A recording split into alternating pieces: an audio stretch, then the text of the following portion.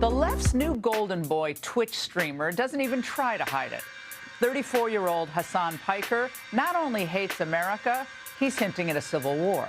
A noted far-left influencer is declaring the Republican Party the biggest terrorist on earth. Brett, good evening. Hasan Piker is unapologetic for his controversial comments on a range of issues. An anti-American far-left commentator who is named Hasan Piker. Now that he's being highlighted, Democrats are flocking to him. She's not out there on Hasan Piker's show, right? For example, right? The man to his left is a very controversial guy. Hasan Piker insults just about everyone. Where if you go back and listen to some of the things that he says, Carl, this guy's not going to wear well. Their so-called Joe Rogan of the left, Hasan Piker, is back in the headlines, this time for calling Republicans terrorists. Piker has a controversial history, and we've been showing you this all week. You don't give somebody like Hasan Piker this kind of attention, this kind of platform. It only rewards the kind of rhetoric that I just described. Hundreds of students lined up and packed into these rallies, and they ate up the anti-war, anti-capitalist, and anti-establishment messages. That's him,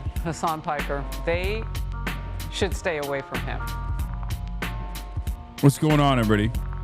I hope everyone's having a fantastic evening, afternoon, pre-noon, no matter where you are in the world. I'm Hasan Piker, and this is the HasanAbi broadcast coming to you live from sunny California, Los Angeles, folks. We're live and alive, and I hope all the boys, girls, and MBs are having a fantastic one because today's a beautiful day. Today's a wonderful day. Today is Saturday, folks. That's right. It's 74 degrees and sunny here in Los Angeles, California. I'm alive coming to you straight from Stolen Tonga Land. It's 11:26 a.m. It's Saturday, April 18th, 2026. You already know what it is. And we're live. We're alive on this beautiful day. Happy Saturday, everybody. This is going to be a fun day, I think. We're going to be... Here goes Unc putting fun in the title again when he only does politics. Nah. You're wrong. We're going to be doing some funny business, okay? We're going to be doing some fun. We're going to be doing some fun today, I promise, okay? Ain't no such thing as halfway political Twitch commentators. True. Anyway, you already know we believe in gaming. Okay, I wouldn't go that far, but I wouldn't go so far as to assume that there will be gaming. But you know, OKBUDDY, maybe some other fun stuff.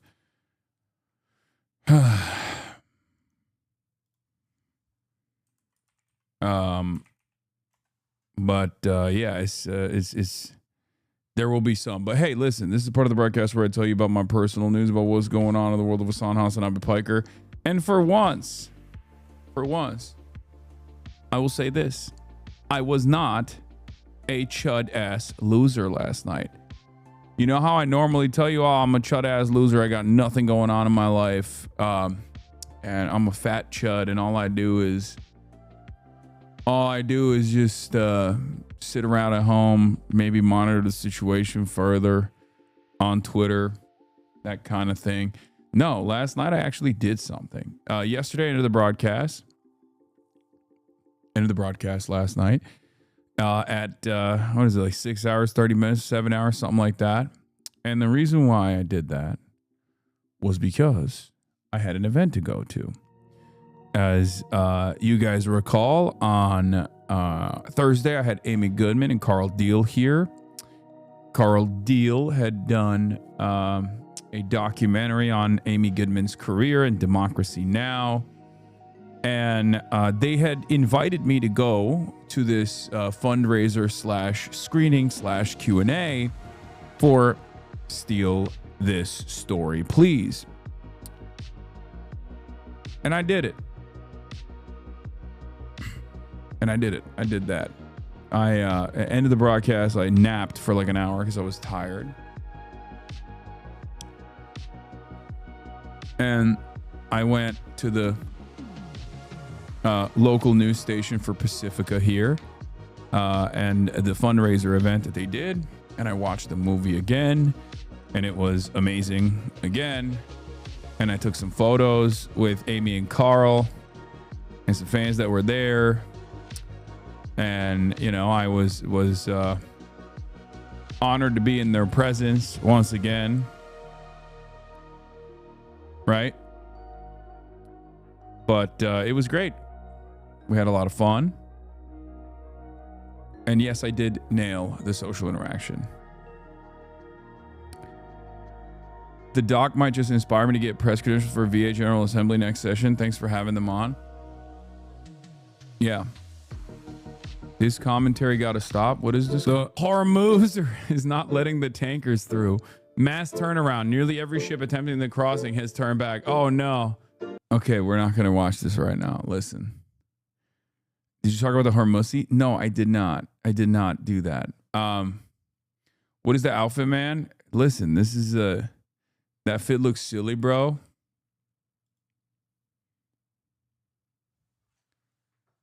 Sometimes you got to fucking put that shit on.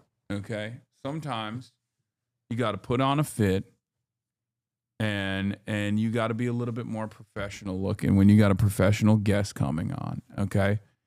That's it. In any case, what was I saying? You look like Brian Griffin. Okay, I'm Brian Griffin. I'm Brian Griffin. I'm Brian Kilmeade. Yeah. You can't just wear double capital denim and call it a day. Yes, I can. Dude, that clip of you hogging out uncontrollably is the funniest thing I've ever seen. Yeah. Why are you dressed like Tony Soprano? This is not a Tony Soprano fit. The 1970s movie reporter costume is pretty solid. Wait, here, hold on. I'll finish. I'll complete the look. Hold on.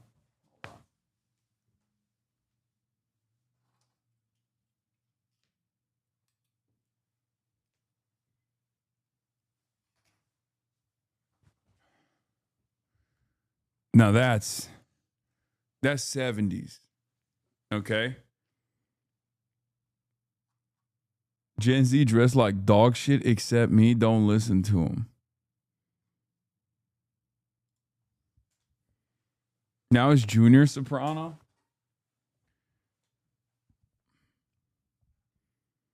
Anyway, I won't be wearing these glasses. They fall off my face sometimes. But I can't see shit. All right. But yeah, I saw Him for Job National Tour vehicle replica in Edinburgh today. It was devastating. Yeah. You're aging yourself? No, I'm aging in. I'm aging into my age. Okay? I'm acting my age. Bros, about the report on the Watergate scandal. TikTok doing numbers defending your Soviet Union take. Yeah. Nice. Okay. But as I was saying, yeah, no chud ass loser here. I went to the event. I came back, passed out, woke up early, worked out, hit the weights, and I'm here. Had a call with a reporter, and I'm here. You look like you're about to be the main character of a sleuth novel that starts. It was the fall of 1973. Okay, guys, chill. Did you meet the Pitcast? No, but I did reach out to the lady from the pit.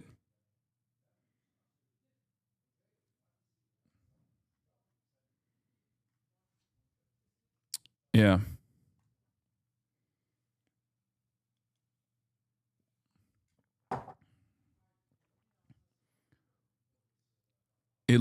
It's a good look, but it does have another era feel. It's fine. Bro's a 1950s psychiatrist. Okay. You look like an 80s porn director. All right, guys. All right. Get it all out. Get it all out of your system. Get it all out of your system. Okay. Isn't Amy Goodman a decades-long fixture of NPR, the federally funded news program organization that the left has sworn for years was unbiased, fair, and balanced? I guess no, mask less forever. You're literally not. Dude, Twitter replies are such a fucking cesspool. It's crazy. Okay? It's just, it's so unbelievable, dude. Everyone is so angry all the time on that fucking website. It's crazy. I just don't even understand it. The crazy son of a bitch actually did it. I'm not sure what to make of this. A cruise ship is zooming through the Strait of Hormuz. Northern Lion, what are you doing? Oh my God, he did it. He did it. He's doing the damn thing. I love it, dude. I fucking love it. So many people are agenda posting in your QRTs. You're angry all the time yourself, though. Yeah, I guess you're right.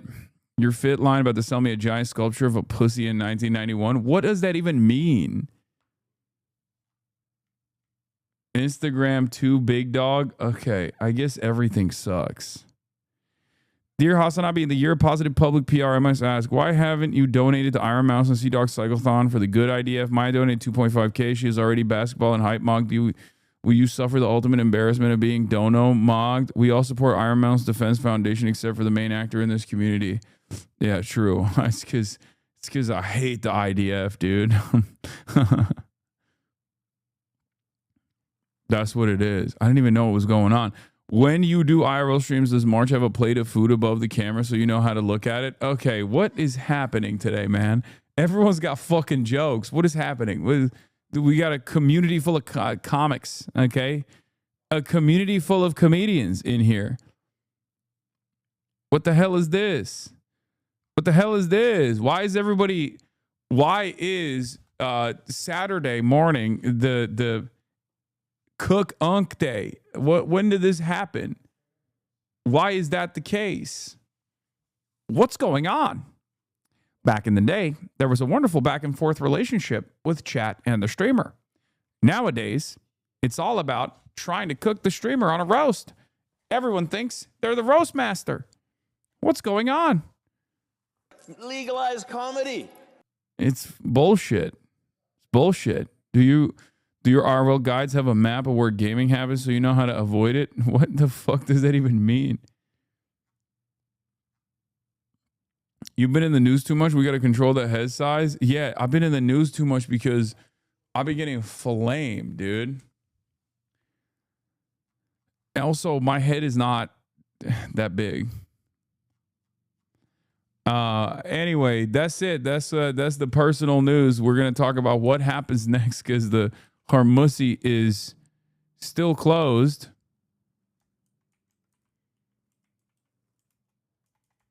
Hormuz still closed. Situation monitored. Epstein's Fury Day 50. Gaza doctor Adam Hamawi running for Congress. Saturday FUNDAY, OKBUDDY, and more. Get in and now. Did you watch any of Austin's Master Bakering? No, I haven't seen shit, dude. I've been so tapped out of like what's going on in the world, like what's going on in my own goddamn backyard. I'm just so oblivious to it because I've been in the world's backyard, way more focused on what's going on in the backyard of Iran at the Strait of Hormuz. That's what I've been dialed in on. So I haven't seen shit.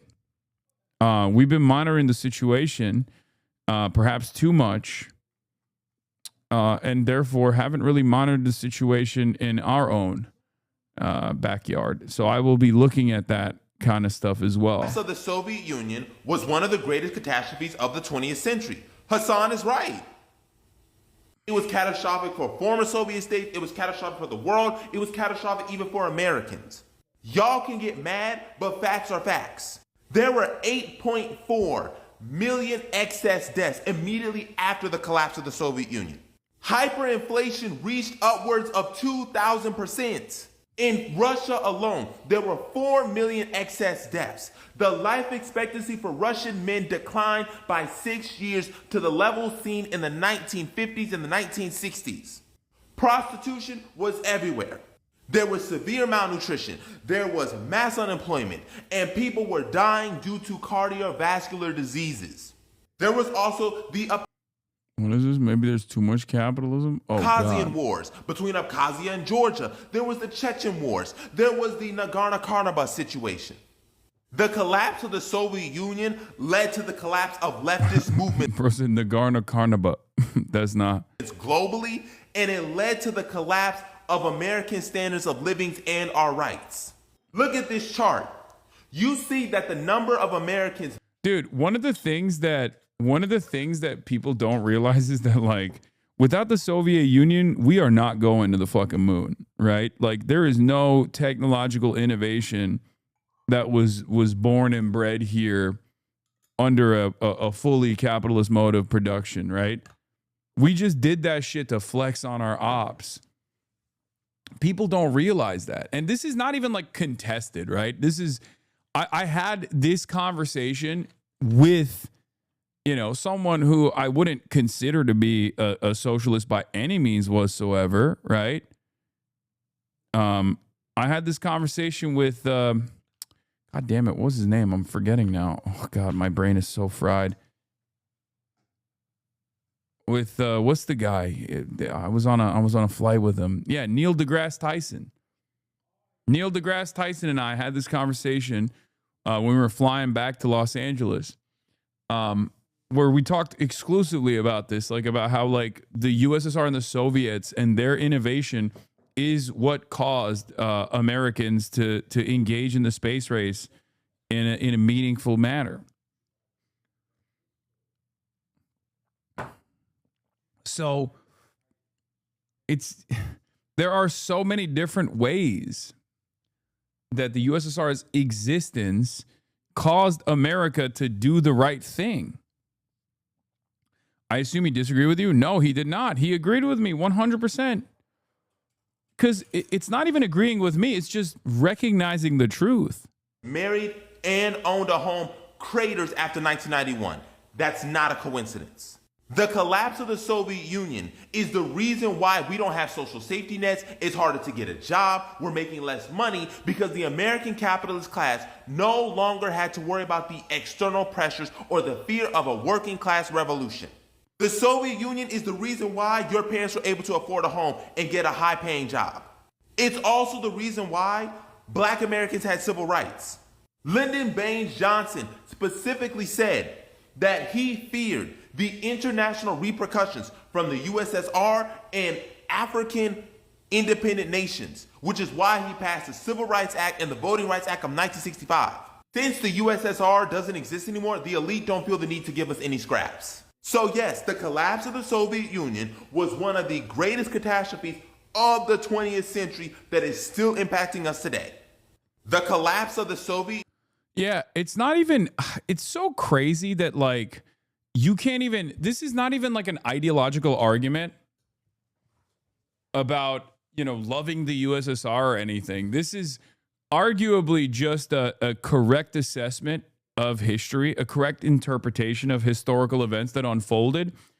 And Americans are so unbelievably propagandized that this objectively correct statement is seen as a bridge too far by so many, is seen as like an unbelievable statement to utter. Like there were people that were yelling at me saying that I'm Vladimir Putin, that like Adolf Putler is the one who actually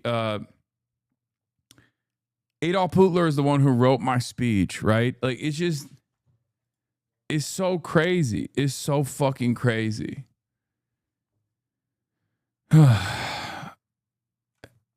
It's wild that that's like the world that we live in is one where you can't even make like a objectively correct assessment of historical events that have unfolded without people just being like, actually, you should just say America's enemies are bad and there's no positive repercussions that Americans could have ever experienced as a direct consequence of ideological competition against a foreign adversary.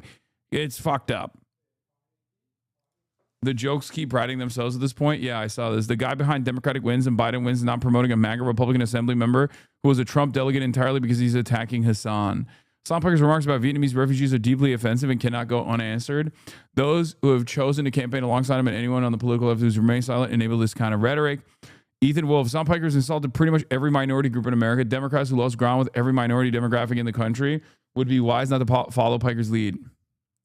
Yeah, this guy, Big Buddy over here, is almost entirely against me. This Ethan Wolf guy. His whole argument is just like, I don't care about anything. I just want to make sure that Hasan Piker fails. Also, Harry Emden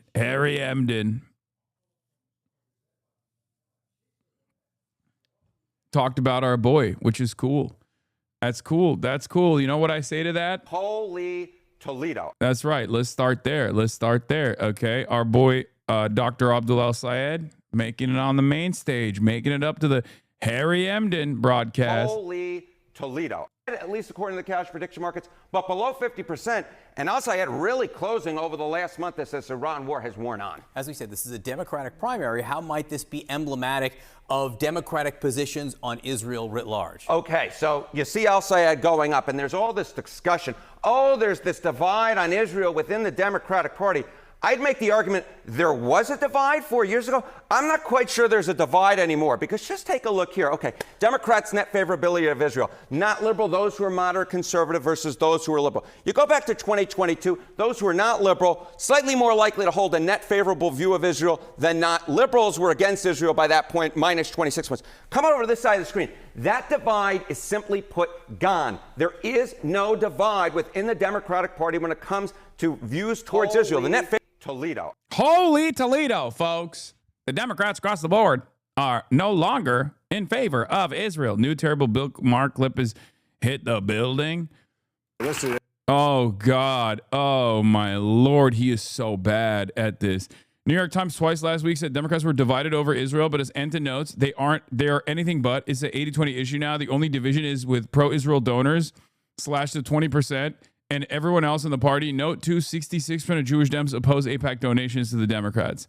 Yeah. Favorable rating amongst those who are moderate conservative, not liberal. Look at this. Minus 55 points. That's a shift of 58 points in just 4 years' time. Those who are liberal, it's nearly a 50-point shift, minus 74 points. But now moderates and conservatives as well. Seen a lot of Hasan hate online. Why is this? I don't think this is deserved. Why do people dogpile? They are... They're agenda writers. They got their own agendas. And the agenda is, I hate Hasan. And it's one that obviously is rewarded in the algorithms. I mean, think about how right-wing YouTube is. Think about how right-wing, obviously, Twitter is. I got ops for days. I've been doing this for a decade plus. So there's a lot of bandwagon haters because... they've been conditioned to assume that better things are not possible.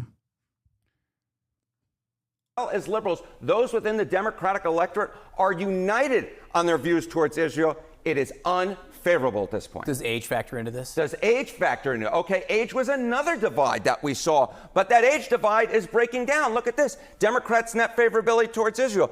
Age 50 plus back in 2022 was plus 10 points. Those under the age of 50, age 18 to 49, minus 25 points. Come over to this side of the screen. Again, these are just dramatic. Come over to this side of the screen. Dude, age 50 plus at minus 54 for net favorability of Israel is over. It's done. It's unbelievably done. It has never been more done than it's been on this beautiful day. Okay, on this glorious day. And as I like to always say, this is the most popular Israel will be in the United States of America going forward. Tomorrow, Israel will be even less popular than it is today. And yesterday, Israel was more popular than it was today. So it's done. It's a downward trajectory. There's no way to salvage it. There's no way to recover it. And Democrats need to fucking recognize that and get ahead of this wave and be the leaders in this wave. Shifts. Look at this. Age 50 plus now, minus 54 points. That's a shift of what, Johnny B? That's a shift of 64 points. 64 points in the negative direction. Under age 50, it's a shift. And normally this would be a huge shift, but it's 45 points as compared to what, 64 points? But the bottom line is this. The age divide that there was on Israel within the Democratic Party, that has gone again, basically uniformly negative views towards Israel among Democrats. And that, in my mind, is playing out in Michigan right now as Al-Sayed's chances are going up. If only there was, I don't know, someone doing political commentary who saw this ahead of time and kept repeatedly saying, like, this will be a major issue in the upcoming election, you know? Which it was, by the way, and the Democrats successfully buried that conversation, and they no longer can bury that conversation, right? It's over. So Major shifts. Harry, and thank you very much. We got a lot of breaking news. Yeah, Harry, thank you. Holy Toledo. This morning. He said, holy Toledo. People hate Israel. Meanwhile, the media is still trying to do their silliness here, right? Like the New York Times is still trying to make it seem like Democrats are divided on Israel. They're not divided on Israel. The division is not happening within the base. The division is not happening amongst the voters. The division is happening amongst the Democrats who want to keep getting unlimited funds from Israel, okay? Blood money. That's it. And maybe some in the party that love Israel too much, like that are still like Israel first, you know? Breaking news, Chiose comes out as straight. This is an inflammatory insinuation from an LGBTQ plus consultant likely involved. Wait, what? Chiose comes out as straight?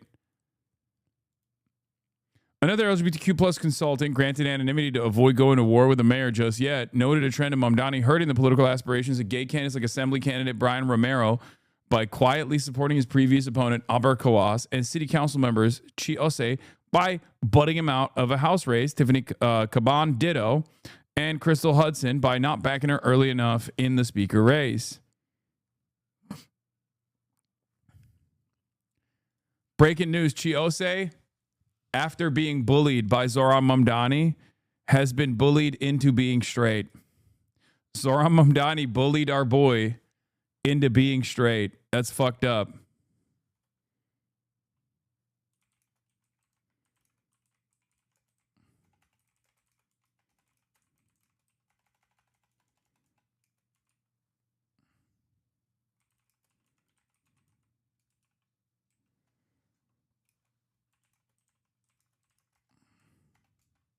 Shakira law in full effect.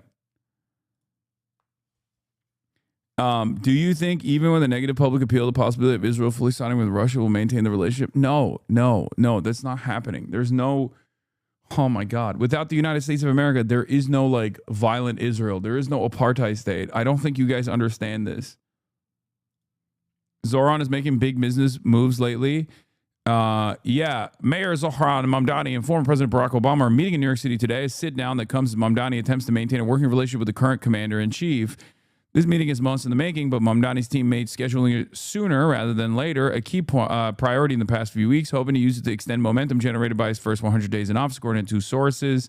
Plans for the meeting with Obama, a longtime target of Trump attacks, came together at a time when Mamdani's surprisingly chummy relationship with the current president is showing signs of strain. I mean, Obama is probably just promoting his Netflix show. My assessment on this is Obama should play a more active role in the party and not in the direction of whipping votes against the striving left flank, but instead in defense of it. That's what I think. How much is Obama charging for the meet and greet? Who knows?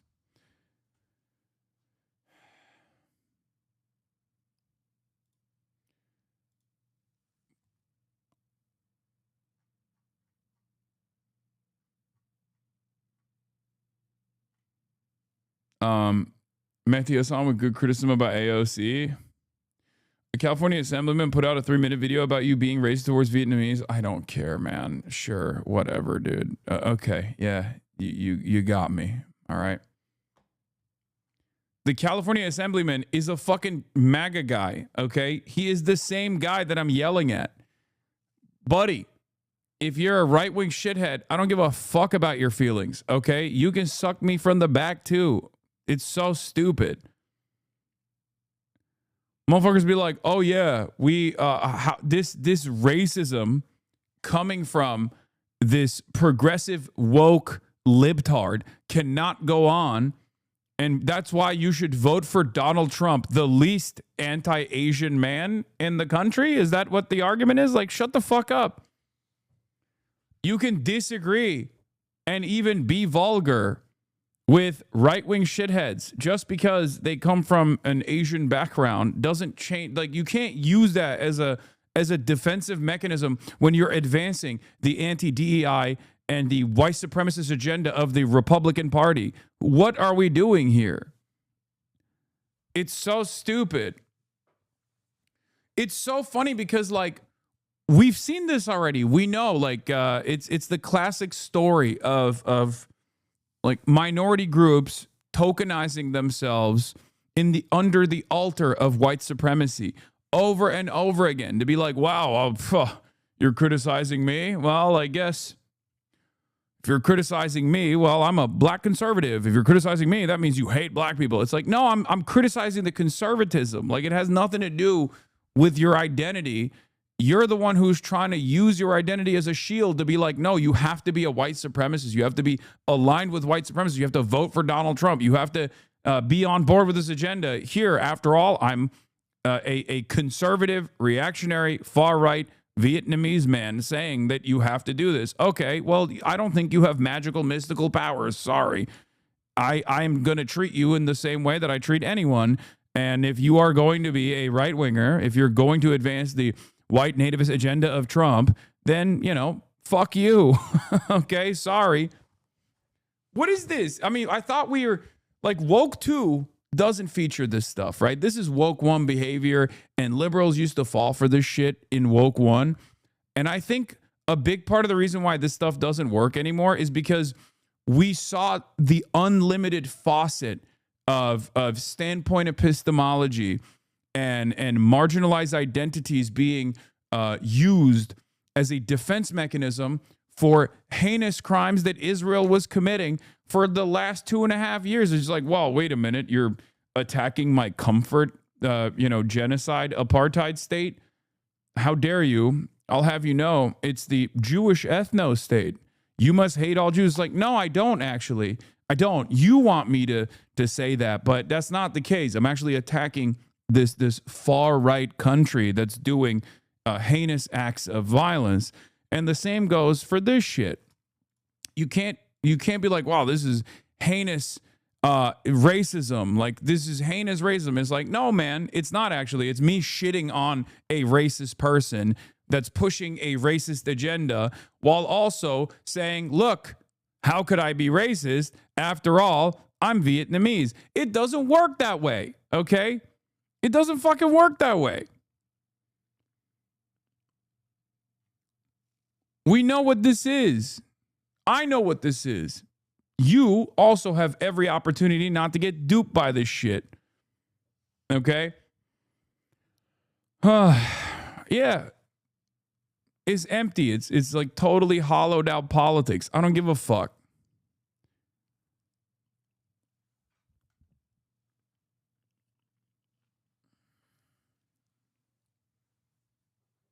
Yeah, you want to know? Yeah, here's a great example of this, okay?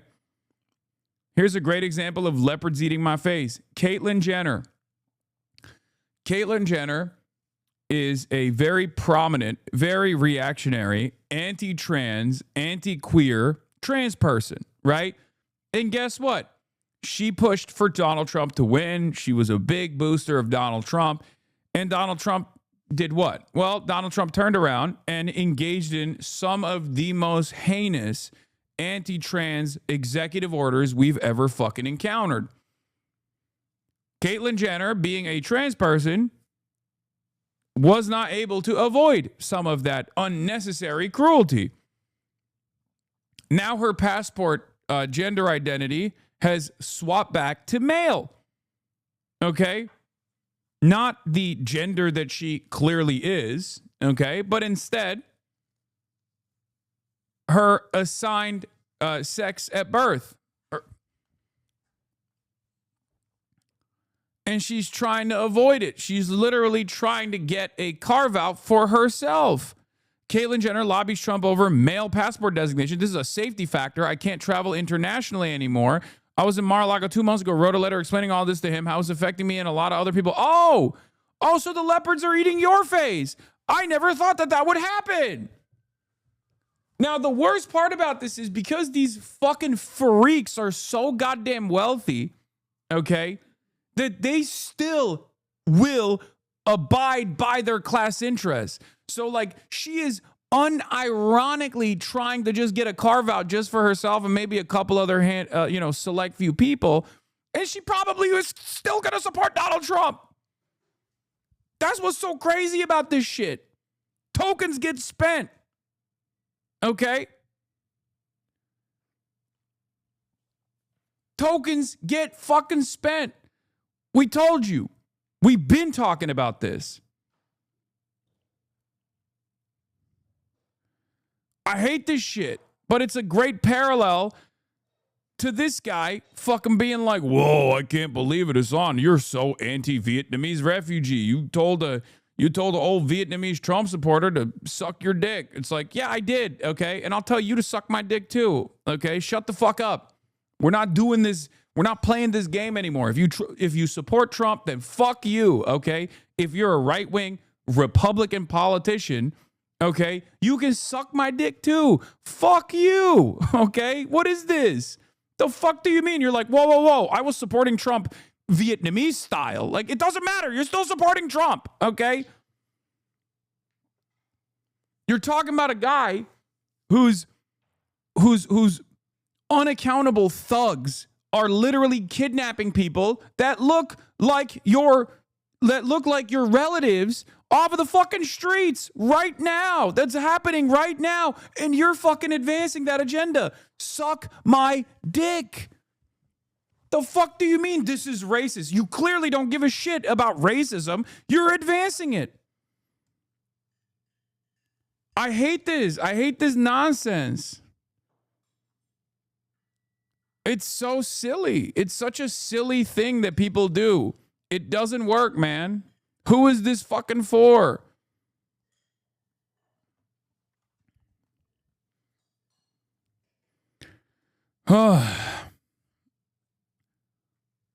Anyway, and yeah, this is the alternative. This is exactly what takes place when you actually so aggressively petition for Trump, so aggressively push for Donald Trump and his reactionary fascist agenda. Okay? They take your rights away. Wake the fuck up. Recently, I had my passport. I had to get it renewed. I sent it back. Comes back gender marker M. Screws everything up. Mm. So there's a form in there. If they made a mistake, you can correct it. So I fill out all the proper forms. I'm not calling anybody. I'm not calling the president. You know, No, they didn't. They did it on purpose. The cruelty is the point. That wasn't a mistake. That's actually what you voted for. That's actually what you petitioned for. That's actually what you aggressively demanded. Okay? That's what happened. That's what happened. You got what you wanted. You got what you wanted. The problem is the overwhelming majority of trans people did not want this. As a matter of fact, you might be one of like the 10 trans people in the country that was like, I'm going to vote for and actively demand others vote for the most anti-trans campaign and the most anti-trans administration that has existed in American history. And you got what you fucking wanted. It's unbelievable. It's unfucking believable, dude. Oh my God, how could the lepers eat my face? Got his personal cell number. I'm not calling anybody. I like I'm see if I Hasan, can but sometimes he needs myself. to wrap it up, take a week it's off, not bitch. just about me. It's about all people in this situation, you know? So I even sent a hard copy of my birth certificate, Caitlyn Jenner, gender, sex, female. I did everything. And they sent it back M. They didn't change it at all. So now I'm in a position, Tommy, that what do I do? Right. This is a safety factor, okay? I can't travel I've seen too many liberals being so excited to misgender Jenner. Yeah, I mean, that's also bullshit. I don't do that either. Like, that's the thing. I won't attack someone on their background. I will expose the contradictions of being, you know, someone who uses their like Vietnamese refugee status or someone who uses their trans status to hype up a dangerous right-wing anti-trans or anti-migrant agenda. Okay, I don't think it's an opportunity to, you know, it's not expanding the permission structure where you get to engage in the same kind of right-wing maneuvering, right? You can, however, talk about you know, what it looks like to be a token for such a dangerous right-wing agenda. And how that harm inevitably comes back to you. Yeah, this is the real chickens for KFC moment. Okay? Yeah, Vietnamese diaspora in Orange County, by the way, Charlie Kirkway and Day, Westminster. They got conservative Viet diaspora got a street named Charlie Kirkway. Yeah.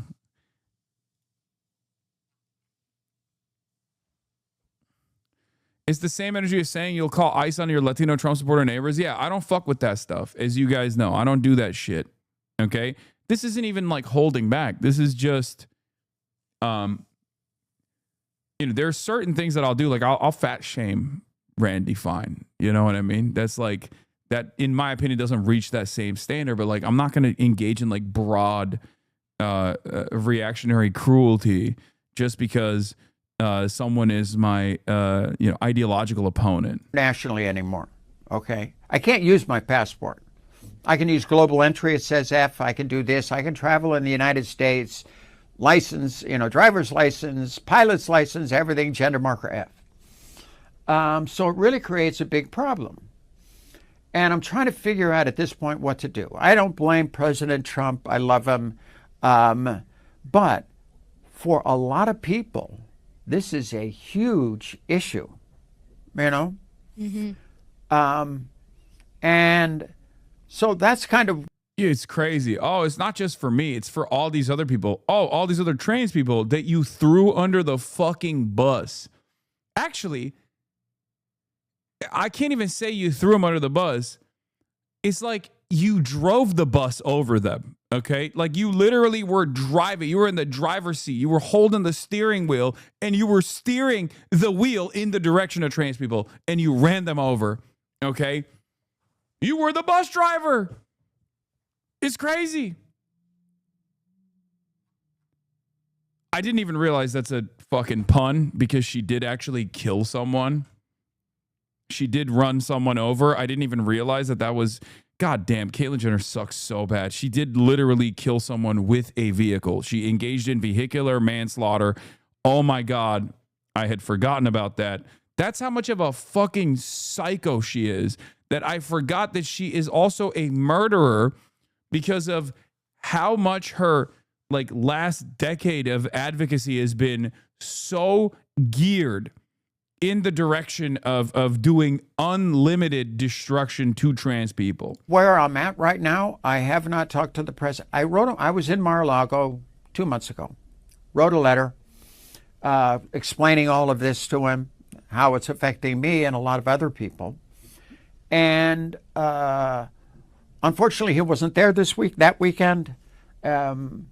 Actually, the Secret Service guy said he could get it to him, put it on his desk and stuff. I haven't heard from him. He's kind of busy right now. Oh, ha ha ha ha ha. Yeah, no, I'm working on it. It's like, yeah, okay.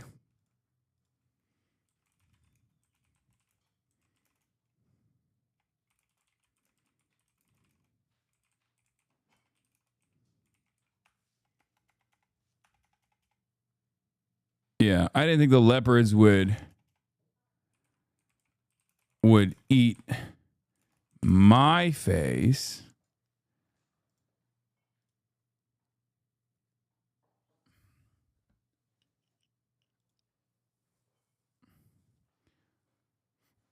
I really don't get the point of fat shaming Randy Fine. I don't give a fuck what size he is. No one else gives a fuck that actually cares about Randy Fine. Like, they care that he's a sick fascist fuck. Okay, guys, stop.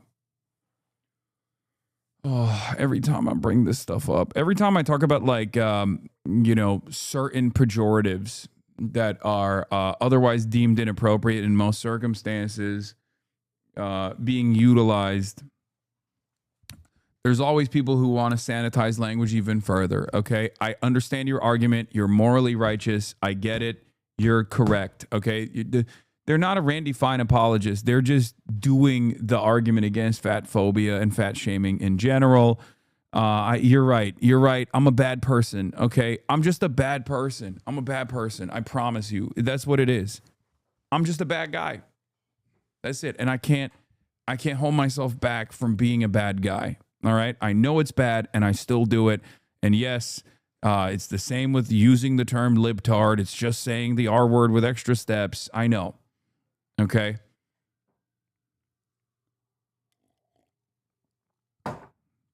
You got me. I'm a bad person. And I also eat meat. Okay. I eat meat. I'm not a vegan. And that's also bad. It's immoral. I'm an immoral and bad person. Please. I'm imperfect.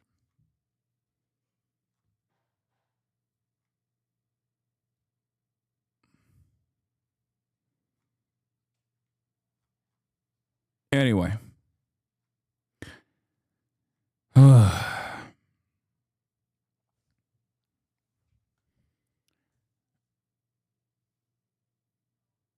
I miss the time when insults only apply to the target. Yeah. This is ironically what Republicans exploit with regular frequency, by the way. The constant need to sanitize language, the constant demands from the left to hyper-focus on aesthetics.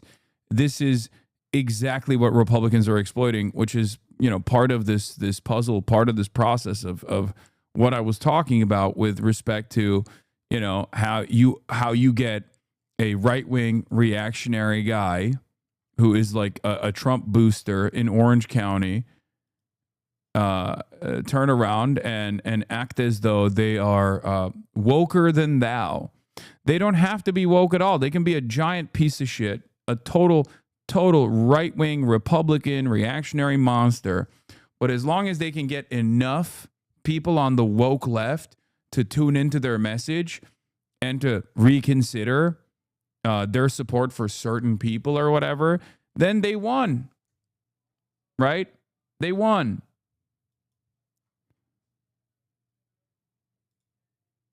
They won. They were able to successfully get you on board even for that moment, right?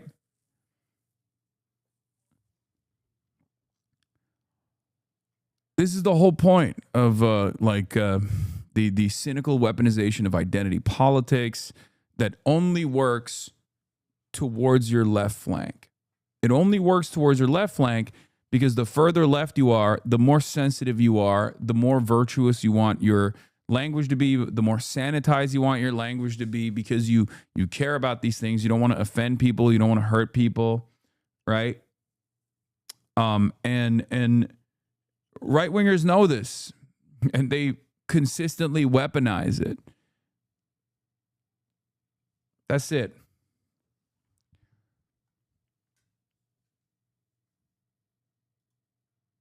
They use it as a weapon.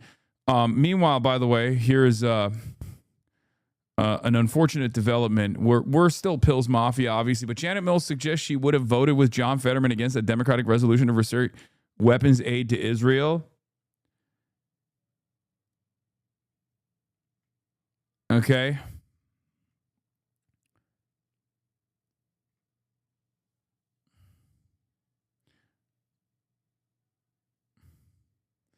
I've heard people say that that's why you're a liability to the Democratic Party, but I'm like, if you can't stand up to criticism of people who mostly agree with you, how will you ever survive in politics to begin with?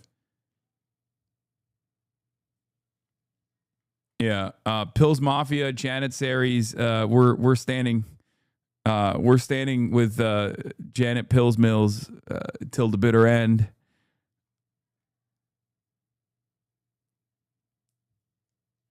I know the expectation here is that if you're a Mainer, you vote not for like the anti-Zionist, pro-Medicare for all candidate. He is, after all, he's got a bunch of red flags. It doesn't matter who he is now. It doesn't matter what he advocates for now. Obviously, we're still Pills Mafia all the way. We're pilled. We're Janet pilled. But yeah, it seems blue sky liberals have actually decided they're done with Mills as well. With Mills flaming out, blue skies rallying behind a write-in candidate for the U.S. Senate, Andrea LaFlamme. Andrea LaFlamme is running to replace Susan Collins in Maine. Hashtag Daily Beans Pod. Hashtag MSW Media. And the hosts are MullerSheWrote.com. And they're now trying to do a write-in candidate. Blue Sky liberals have decided they have an excellent write-in candidate who people should really consider. Andrea Laflamme, qualified, enthusiastic, and no baggage. Can someone inform the media in general that Laflamme exists and seems to be an authentic progressive without known baggage? It's amazing how his apparent stupidity is a saving grace, ... for a Senate seat, ... for fuck's sake. Anyway, whenever he comes up, I'd like to mention Andrea Laflamme instead, who's also in the race. I believe the really good one didn't qualify, Andrea Laflamme. She may be running as a write-in. There's Andrea Laflamme. She was on Daily Beans pod and sounds good. Background in public health and union activity. Plattner has so many flashing red lights. The Nazi tattoo, the lying about the Nazi tattoo, the offensive comments about sexual violence, the use of the R word. If Mainers want authenticity, maybe vote for someone who is authentic and not an asshole. This is where Andrea Laflamme says, me. Also, she's too old. Seems convenient when Mills is serving in office and no one has raised any alarms that her performance is affected by her age. Andrea Laflamme is right there also. If Mills' age is such an impediment, vote for the other not a Nazi candidate then. It's not one or the other. She can win if you vote. He's getting ready to meet Hasan in the studio. Yeah, he is.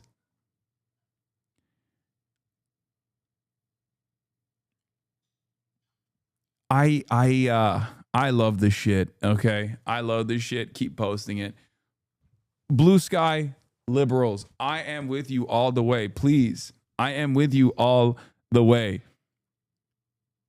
Don't make fun. I mean, come on, man. Like, there is definitely a blue sky liberalism, right? There is definitely a real blue sky liberalism, like a slant of liberalism that's out there that's just like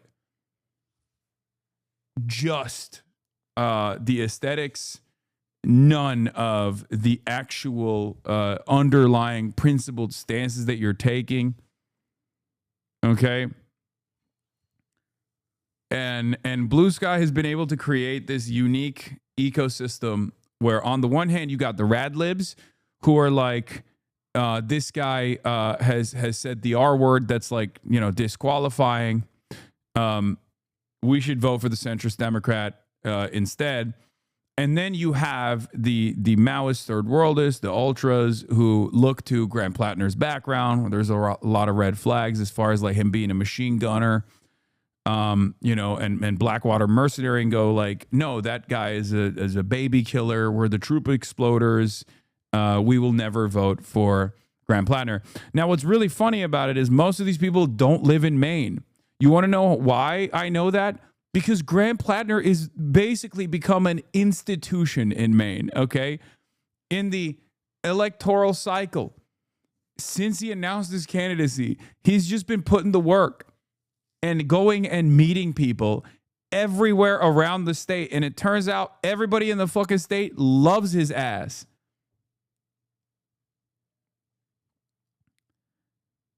So it's really funny that everyone is just like chirping in the wind from outside of the state. And everyone inside of Maine is like, no, we love this guy.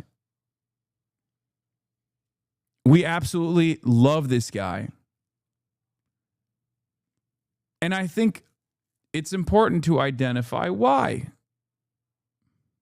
Okay? And I know why.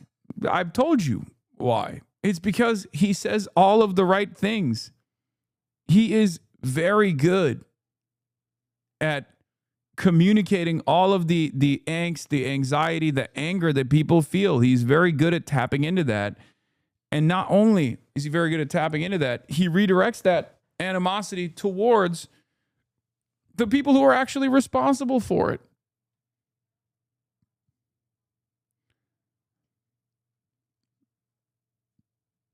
This is what people said about Fetterman. I know. You can't get over it. Yes, he's John Fetterman. Yes. Who knows? What if he has a stroke? What if he actually has a stroke that makes him unbelievably conservative? Like John Fetterman had a long track record of advocacy for virtually every progressive cause, okay? And then he had a stroke and he flipped on it to such a degree that his fucking wife was an undocumented immigrant and now he's pro-ICE. And you guys are like, what if that happens again? I don't know, man. What if every single person that you vote for turns out to be a fucking white supremacist, and that like all of the left flank candidates that you're voting for, they all get hit with the CIA stroke gun, and every single one of them become unbelievably reactionary? I mean, I guess it could happen, right? It happened one time, so I guess it could happen again.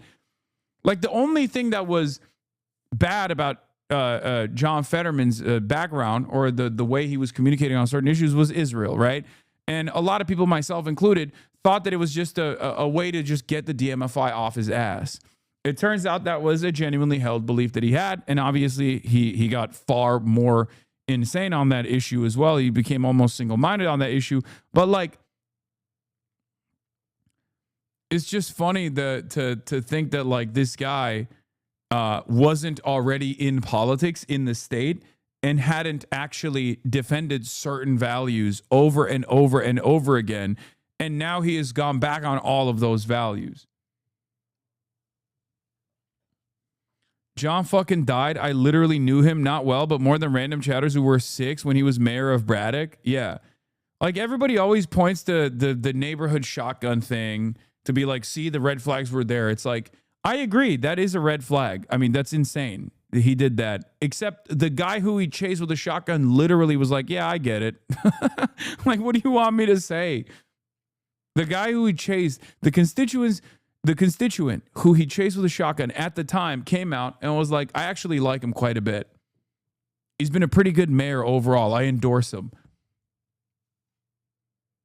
No offense, but you're a terrible judge of character. Yes, you guys, on the other hand, are excellent judges of character. You got it. You're right. The point I'm trying to make is it's an impossible standard to apply, or rather, it's a universal standard. It's a universal standard you can apply to every politician. You should just never vote ever again because, God forbid, a person that you vote for, a person that you door knock for, could turn out to have a stroke and become unbelievably reactionary. One of the worst, most right-wing candidates, you know? You should just never vote, right? Like, that's the whole point. The most ethical thing to do is to never vote and to also get other people to not vote either, right? Like, that's the argument you're making.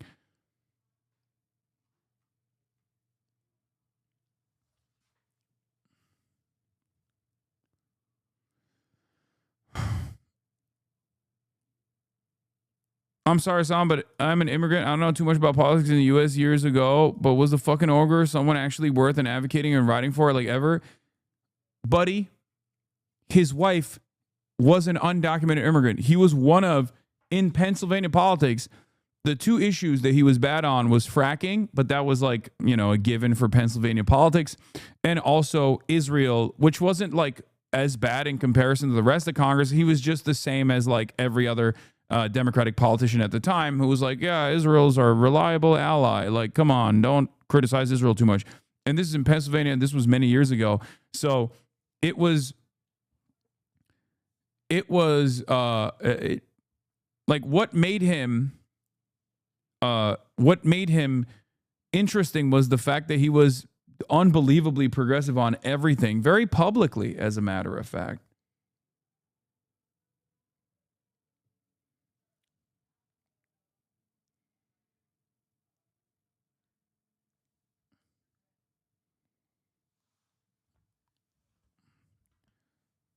Ossoff is kind of spitting right now, but I've seen that he's all over AIPAC Tracker. He's saying a lot of the right things, and I know he expressed interest in him as a political figure. Thoughts? I don't even want to talk about Ossoff right now.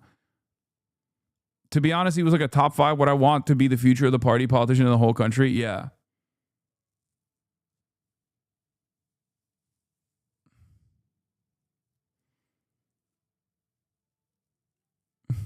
It's also really funny because, like, everyone does this, and I don't even fault you for it. Okay, I don't even fault you for it, but like we all do this thing where we look at things with today's vision. Okay, we look at things with a lot of hindsight, and it's very funny to do this all the fucking time. It's very funny to do this all the time, especially to someone who was there when these things were happening. And you know, I covered a lot of this stuff, right? It's just, I was there. I had the same politics that I do now. You probably didn't. You probably weren't even fucking tuned into what was going on at that point. Every time people compare someone to like a John Fetterman, it's an irrational fear because it's a standard you could apply to every single politician. Chatters are so desperate to believe they're in control of their own thoughts, and a stroke couldn't just turn them into a right-wing ghoul. They're wrong, and it's too scary to accept. Yeah. I don't even like Plattner, but saying Plattner's going to be a Fetterman while his opponent is like, I love Fetterman, and he's saying, yeah. We don't need another Fetterman in the Senate. Janet Mills suggests she would have voted with John Fetterman against the Democratic resolution. And Grant Plattner's like, I don't think we need another John Fetterman in the Senate. And everyone's like, he's going to be a John Fetterman. This is a classic John Fetterman move.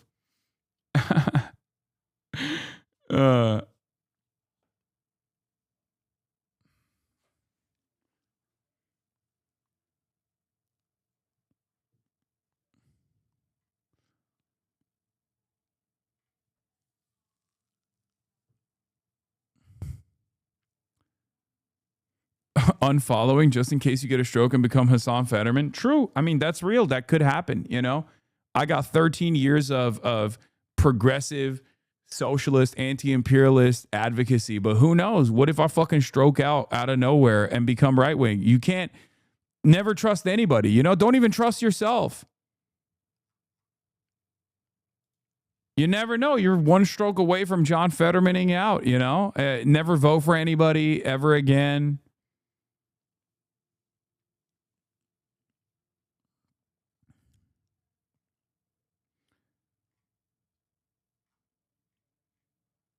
Anyway. Yeah, where was I? What were we talking about? All right. So, do I trust the voices in my head? Don't even trust the voices in your head, chatter. Don't trust nobody. Not even the voices in your head, okay? I'm shivering. That's true.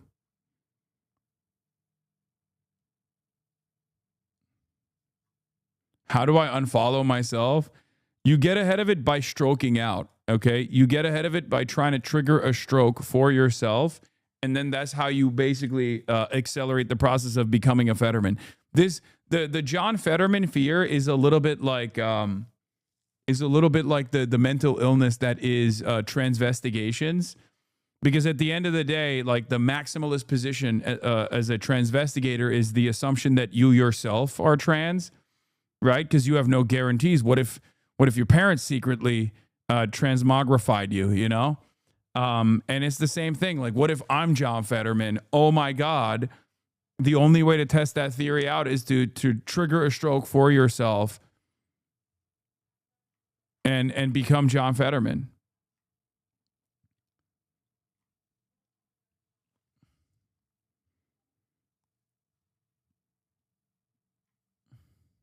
Yeah, Fetty Wap Man, John Fetty Wap Man. All right. Speaking of, I don't know. I don't have a good segue. Let's just get to the Strait of Hormuz. Okay, the Hormuzi is tight. It's impenetrable. Many people want to penetrate it regardless, and Iran is saying no. You shall not cross. You shall not cross. Okay, that's where we're at. Let's get started. It turns out everything that Donald Trump said yesterday was a lie. It turns out that the Hormuzi is still closed. The Strait of Hormuz is back under its strict control. Just one day after Iran announced the strait is completely open, Tehran now claims control has returned to its previous state until the U.S. ends its blockade on Iranian ships. But Trump has said that blockade stays in place until a deal is reached. Will remain in full force and effect as it pertains to Iran until such time as our transaction with Iran is 100% complete. This comes as President Trump warns attacks on Iran may continue if a deal isn't reached by the end of the U.S.-Iran ceasefire. It expires in just 4 days. Maybe I won't extend it. So you have a blockade, and unfortunately we'll have to start dropping bombs again. The president also walking back his claims that the strait is completely open, posting the waterway as, quote, open and or rapidly opening. This critical passageway for 1/5 of the world's oil has been closed for weeks, sending oil prices surging. This satellite image showing some of the 700 ships and tankers stuck in the Persian Gulf. After these announcements, the situation is unclear. Data from Friday showed about 24 ships started to make their way through the strait, then most of those ships turned around. Trump is also claiming Iran has agreed to give up their enriched uranium and work with the U.S. to bring the material back to the U.S. We're going to get it by going in with Iran, with lots of excavators. But Tehran flatly rejects that, saying Iran's enriched uranium is not going to be transferred anywhere under any circumstances. Late last night, Trump said negotiations will be happening with Iran over the weekend, but even if a deal is quickly reached, Gio, economists warn it could take months for gas prices to come down to where they were before the war began. All right, Selena, thank you for your reporting from Washington. سخنگوی قرارگاه مرکزی خاتم الانبیا اعلام کرد در پی بدعهدی مکرر آمریکا وضعیت تنگه هرمز به حالت قبل یعنی کنترل شدید برگشت و این تنگه راهبردی تحت مدیریت و کنترل شدید نیروهای مسلح قرار دارد. بنابر اعلام سخنگوی قرارگاه مرکزی خاتم الانبیا، ایران پیرو توافقات قبلی در مذاکرات صورت گرفته و با حسن نیت با عبور شمار محدودی از کشتی‌های نفتکش و تجاری از تنگه هرمز به صورت مدیریت شده موافقت کرد، اما آمریکایی‌ها با بدعهدی‌های مکرر مسبوق به سابقه همچنان به راهزنی و دزدی Yeah, it's because America did not stop its naval blockade outside of the Strait of Hormuz. And that's the reason why they were saying, like, okay, well, you're not abiding by the ceasefire, so it's back on. There was also a little bit of drama between Abbas Sayed Arakshi and the IRGC in the way that Abbas had communicated, the foreign minister of Iran had communicated that the Strait of Hormuz was open for business, unimpeded. Everyone could go through as long as they, as long as they went through the IRGC standards, which caused a little bit of chaos internally as well. The IRGC said you have to think before you speak. You can't be talking like this. And that the Strait of Hormuz is not open, all this stuff. Because he said completely open. And that was what was frustrating for the IRGC. So I think it was Tasnim maybe that kind of scolded him very publicly. دریایی تحت عنوان به اصطلاح محاصره ادامه میدهند. سخنگوی قرارگاه مرکزی خاتم الانبیا همچنین گفت تا زمانی که آمریکا به آزادی کامل تردد شناورها از مبدأ ایران به مقصد و از مقصد به مبدأ ایران پایان ندهد، وضعیت تنگه هرمز به شدت کنترل و به حالت قبلی باقی میماند. I think on an objective level, the worst thing the strait being closed has caused, the world cause, is the fact that Northern Lion said he canceled the Super Cruise in part because of the strait's closure. Just keep it closed. There's no point in anything anymore. I agree. Guys, I know a lot of you were very excited. I myself was very excited as well. As I told you over and over again, I was one of the secret guests on the Northern Lion Super Cruise. And yes, this has devastated me, as I'm sure it's devastated many others. That we were going to transit the strait. Like, we were planning on pushing through. And now, I mean, what can you even trust at this point, right? Like, if you can't trust to get MPreg at the Northern Lion Super Cruise, like, what can you even look forward to, right? در صفوفی متراکم و مستحکم دوشادوش دیگر مجاهدان نیروهای مسلح با دو ارتش رأس جبهه کفر و استکبار. Call your reps chat for the cruise. Yes. Call your congressional representatives. And also call your politicians in Canada. Call your politicians in Iran. I mean, these are the key countries that are responsible for the Northern Line Super Cruise. You know, Canada, Iran, the United States of America. Let's try to make this happen, y'all. Let's do it. Let's try to make this happen. Obama just heard about the cruise. Michelle and the girls are gutted. Hope everyone's having a great day. And pussy too. I hope you people are fucking happy. You just couldn't keep your little jokes and memes to yourself, could you? Now, the one thing I was looking forward to most has been canceled. I'm never going to get my Super Cruise t-shirt. I'm never going to lose my virginity. This is fucked.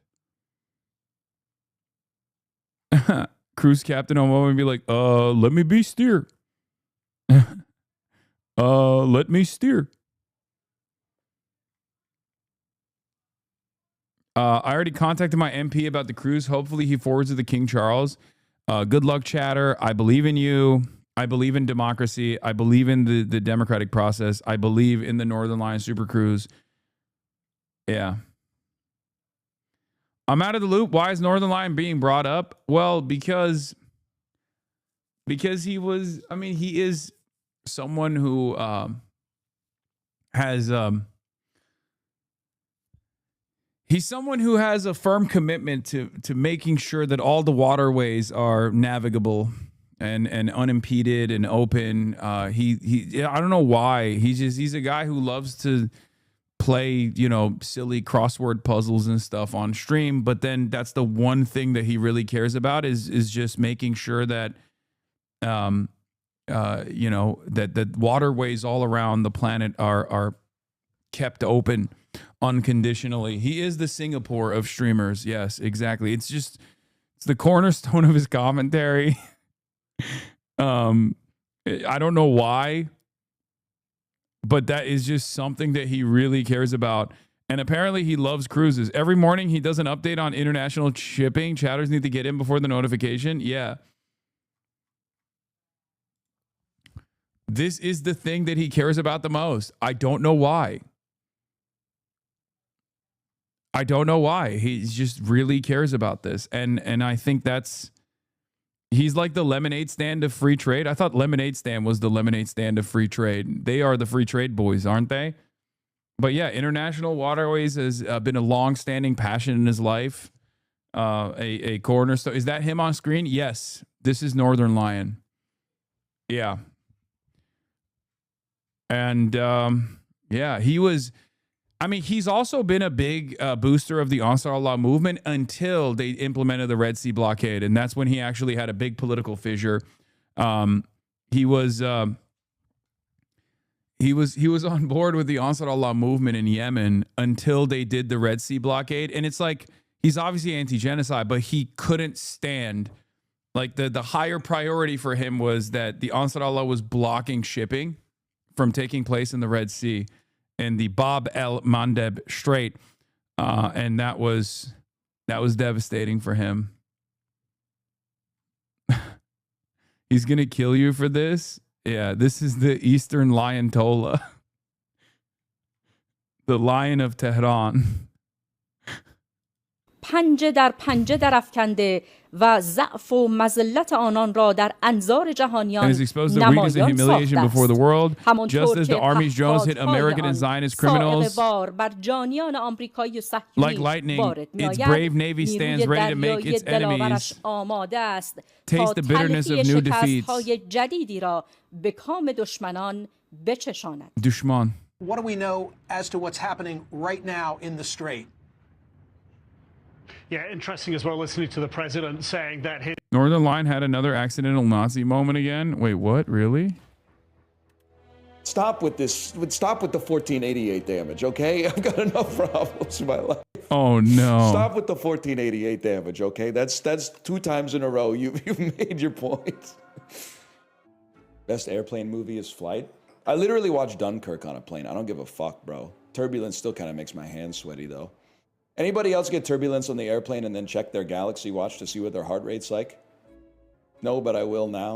Yeah. Ladies and gentlemen, if you could please fasten your seatbelts. We're encountering a little bit of choppy air. Me going into my settings. Okay, turn on continuous heart rate monitor. Turn on. He's getting Blue Sky canceled. Oh no. I do feel like Northern Lion has a unique audience where his audience is almost entirely aligned with my commentary ideologically, but they don't fuck with me at all. Half of them are HasanAbi heads, and then the other half are people who are like, Hasan is the most dangerous reactionary that has ever existed in American politics and perhaps around the globe, and must be shot and killed in order for us to have to continue having normal conversations on the internet. Like, straight up, like, half are just like, oh yeah, Hasan, I love that guy. I watch him after you're done, Northern Lion. And then the other half are like, if you watch Hasan, you should go to jail. You should literally be in prison for watching the most dangerous person in American politics. Same with what's his face? There's a couple different communities. Yeah, like Germa's audience. Germa's audience, 100% trans, 50-50 split on whether or not I should be thrown in prison.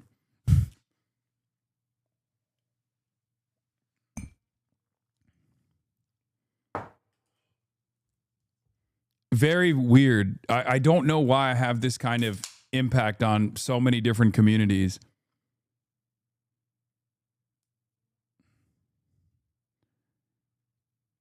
Squeaks fans fuck with you heavy. Yeah, Squeaks fans 100% support though, I think.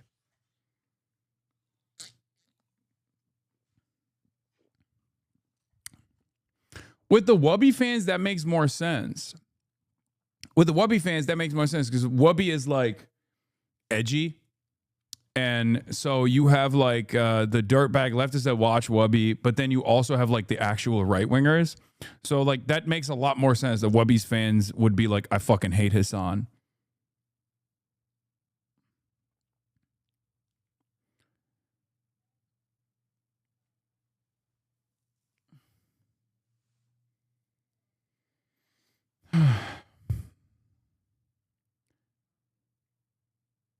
It's because so many people in this community love norms. If you're not a norms lover, they're going to hate you. So many people in this community love norms.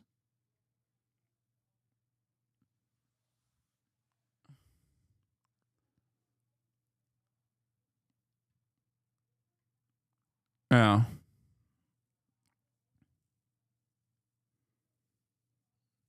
I have a very leftist friend that I can quote you to and she'll agree on every issue. But if I tell her it's your quote, she'd go into a psychotic breakdown.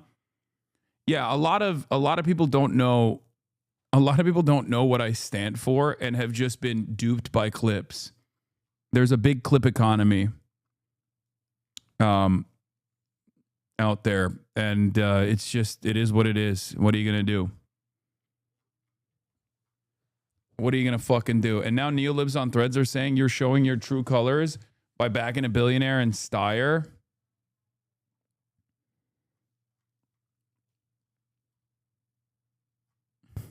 Is not going to be held hostage by Iran. He did say that he thought things were going along well. I think everyone thought about 5 or 6 hours ago. Since then, the Iranians have appeared to attack 2 shipping vessels in the Strait of Hormuz. One tanker just off the coast of Oman, so very close to the Strait of Hormuz, said 2 IRGC Iranian gunboats came at it and didn't talk to it on the radio, literally opened fire on this tanker.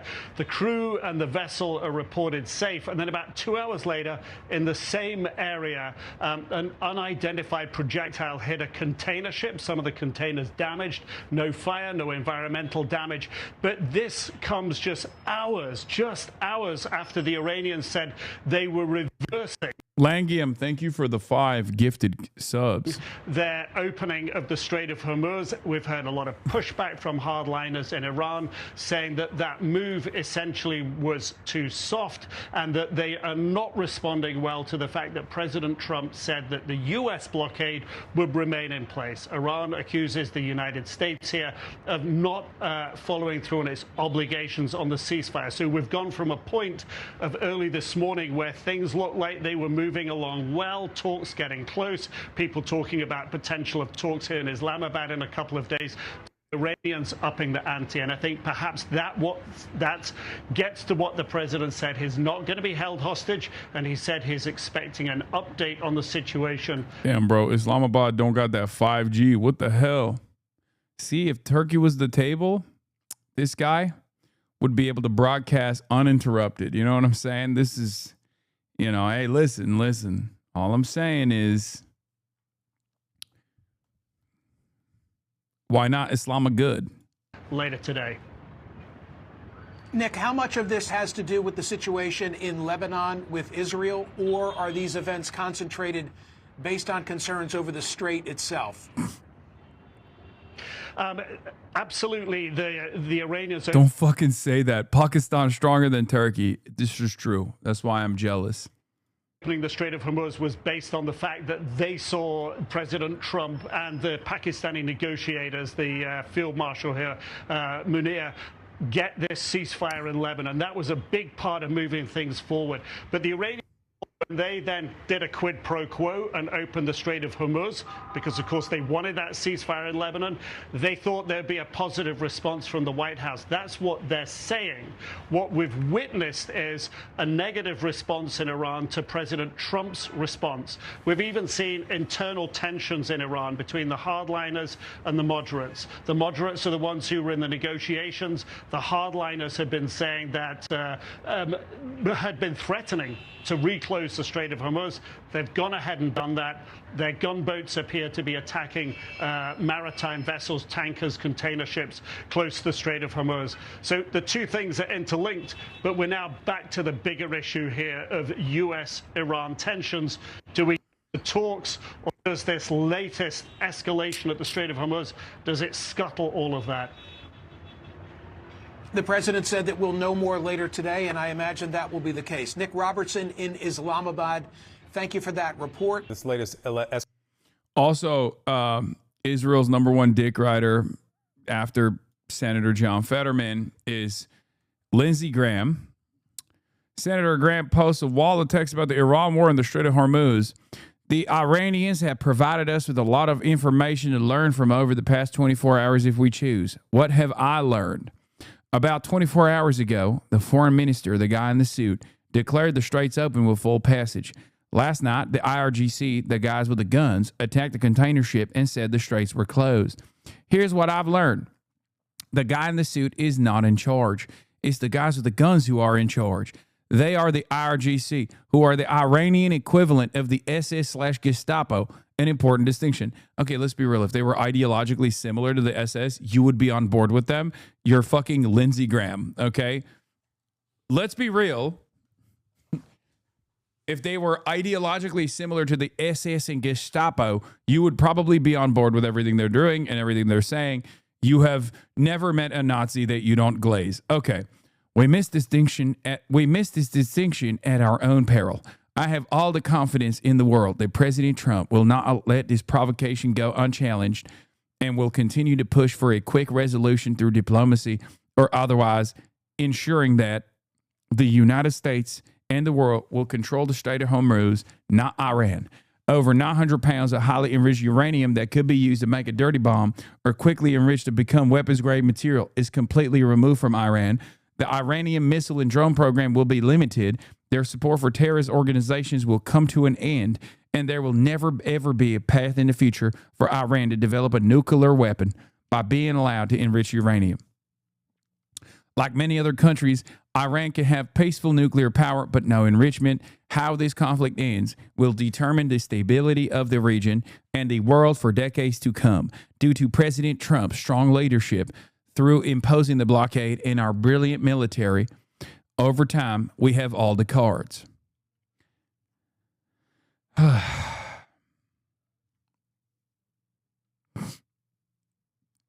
Do you think Donald J. Trump is doing this back and forth and lying about the Strait being open because he wants somebody to get sunk so he can guilt more EU parties into the fold? Or do you think it's dementia? I don't fucking know, dude. It's impossible to make an assessment on Trump's mental faculties, okay? He is just an unstable moron.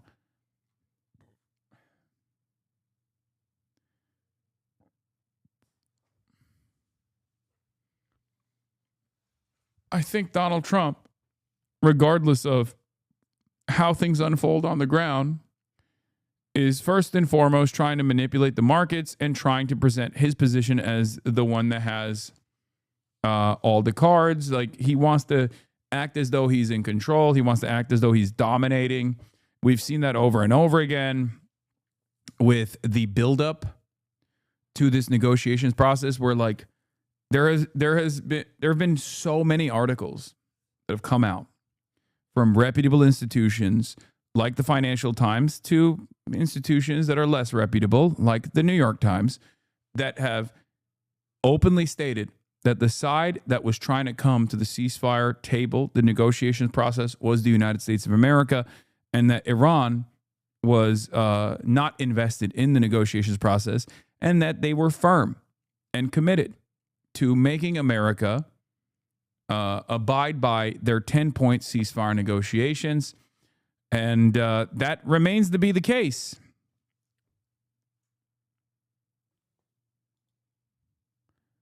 If the U.S. was not realistically planning to end the war during that time frame, the 2-week ceasefire was a huge mistake. The Iranian strategy has always been to rely on time to leverage its impact on the global economy, even if it meant having to endure attacks while that happened. If the issue is not resolved, the ceasefire just gave Iran an additional 2 weeks of leverage for free.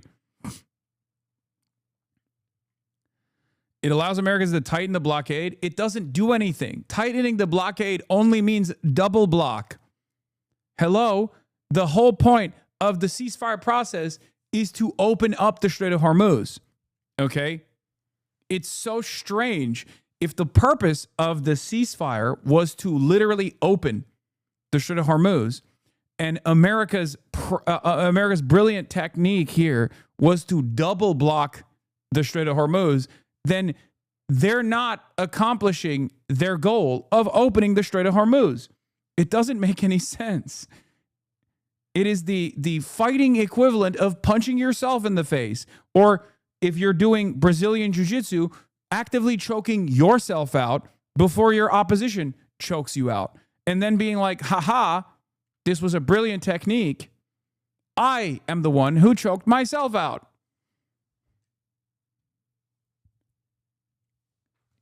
It doesn't make any sense. Escalation could mean big issues for oil and gas prices. So let's discuss now with Yahoo finance correspondent Ben Worskell. Ben, good morning to you. Obviously, the impact, the consequence of these Iranian gunboats firing on a tanker go beyond that exchange. It's the chilling, as Nick said, of any willingness of any of the other companies to send their vessels through. Fit this piece of the puzzle into what has been clear as mud over the last 24 hours about the Strait of Hormuz. Yeah, I think chilling is the right word here, and this is a chill that's been in evidence even through all these ups and downs from the shipping industry, even with this announcement of an opening of the Strait of Hormuz. These latest developments in the last hour will clearly amplify that further, but the shipping industry has been very wary, even as oil prices have come down, of increasing their shipping through. We've seen ships start to come through and then turn around. We've seen a few, as Nick mentioned, a cruise ship getting through, but that is kind of more of the exception rather than the rule at this moment. Prior to the war, it was over 130 ships that would pass through the Strait of Hormuz on a given day. Now we're hoping for sort of 20 on a given day, and we're not even there yet. So what I'm hearing a lot from the shipping industry is that this is going to be a long road back, even in a best case scenario here of a Strait of Hormuz, some sort of level of reopening. Obviously, the last couple hours have made that even more difficult, but this is going to be a long road back with hundreds and hundreds of ships still stuck on either side of the strait. Yeah, those vessels, and we can put the map back up, they're not moving on rhetoric. right? They need some proof. They need some security. The oil prices yesterday certainly moved on rhetoric. Brent crude down 9%, around $90 or so a barrel. I wonder, is the expectation that after what we saw today, that the inverse is going to happen? Could be, yeah. We will. The oil prices, we won't know sort of how the oil prices move for a little bit, given it's the fact that it's the weekend. But the ships are simply not going to move until there's a lot more clarity on this. Another aspect of this that's important is that even this opening of the Strait of Hormuz from the Iranian side has been couched as towards the end of this ceasefire. That ceasefire is set to end on Wednesday, and even President Trump has talked in the last day about resuming bombing after that. So these shippers need a lot more certainty here about whether they can pass through, whether they can get the insurance to get through, and kind of increase the oil flows that were to pre-war levels. We're a long ways from that, and even if we see a lot of good developments in the last week, it's going to be weeks and weeks after that before we kind of see markets fully stabilize on this. All right, Ben, let's talk gas prices. The president was in Nevada talking up the economy. By the way, $4.99 a gallon in Clark County. Nationally, the average this morning, according to AAA, is $4.06. Here's the president talking about the economy, his narrative on gas and the economy at large. Well, they're not very high. If you look at what they were supposed to be in order to get rid of a nuclear weapon, with the danger that entails. In the report released last week, core inflation was down to the lowest level in 5 years, and very shortly we're going to be probably 8 or 9 years. Don't forget, we're having some fake inflation because of the fuel, the energy prices. We had the best economy in the history of our country in my first term, and we're blowing it out now. We're blowing it away now. And despite our little diversion to the lovely country of Iran. Yeah, and the president also saying that, prices on gas are going to come falling down. The initial narrative from the White House was short-term pain for long-term gain, and now it sounds like it's shifted to what pain? Yeah, and exactly. And I think that the price of coming down of gas is going to be a long-term process here. There's an economics terms called rockets and feathers, where prices at the pump shoot up like a rocket. I think everyone who's had to fill up their car in the last months has seen that aside, but then it comes down much more slowly, like a feather going down. That's been a problem for presidents for years.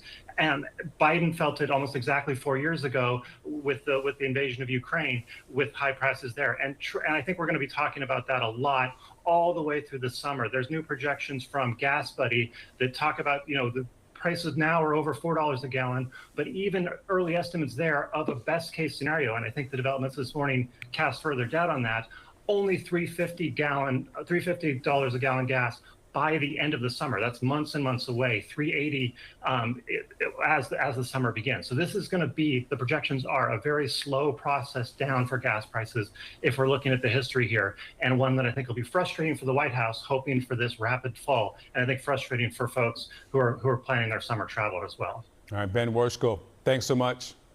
Well, our military analyst, Sean Bell, is here to provide a different perspective on things. Hello again to you, Sean. It feels like significant developments over the last hour. We knew before we came on air this morning, Tehran was closing the strait. You're tired of winning so much? Me too, man. I loved winning until Trump started winning so hard that I was like, please, sir, no more winning. Wait, is this like AI or is this actually Galibaf speaking directly? Speaker of Iran's parliament, Mohammad Bagher Ghalibaf, it is impossible for others to pass through the Strait of Hormuz while we cannot. In a televised conversation, he said, "Dear people of Iran, the Strait of Hormuz is under control of the Islamic Republic. We responded decisively to the U.S. attempt at mine clearing and consider it a violation of the ceasefire. The situation escalated to the point of conflict, but the enemy retreated. In Islamabad, I told the American delegation that if their mine clearer moved even a bit forward from his position, we would definitely fire upon it. They requested 15 minutes to get orders and then retreated. If there is traffic in the strait today, control of the strait is in our hands. The Americans have declared a blockade for several days. This is a reckless and ignorant decision. It is impossible for others to pass through the Strait of Hormuz while we cannot. If the U.S. does not lift the blockade, traffic in the Strait of Hormuz will definitely be restricted. A note on Galabaf's Telegram account said the full details of this conversation, which addresses various aspects of the country's situation, will soon be broadcast on the news network.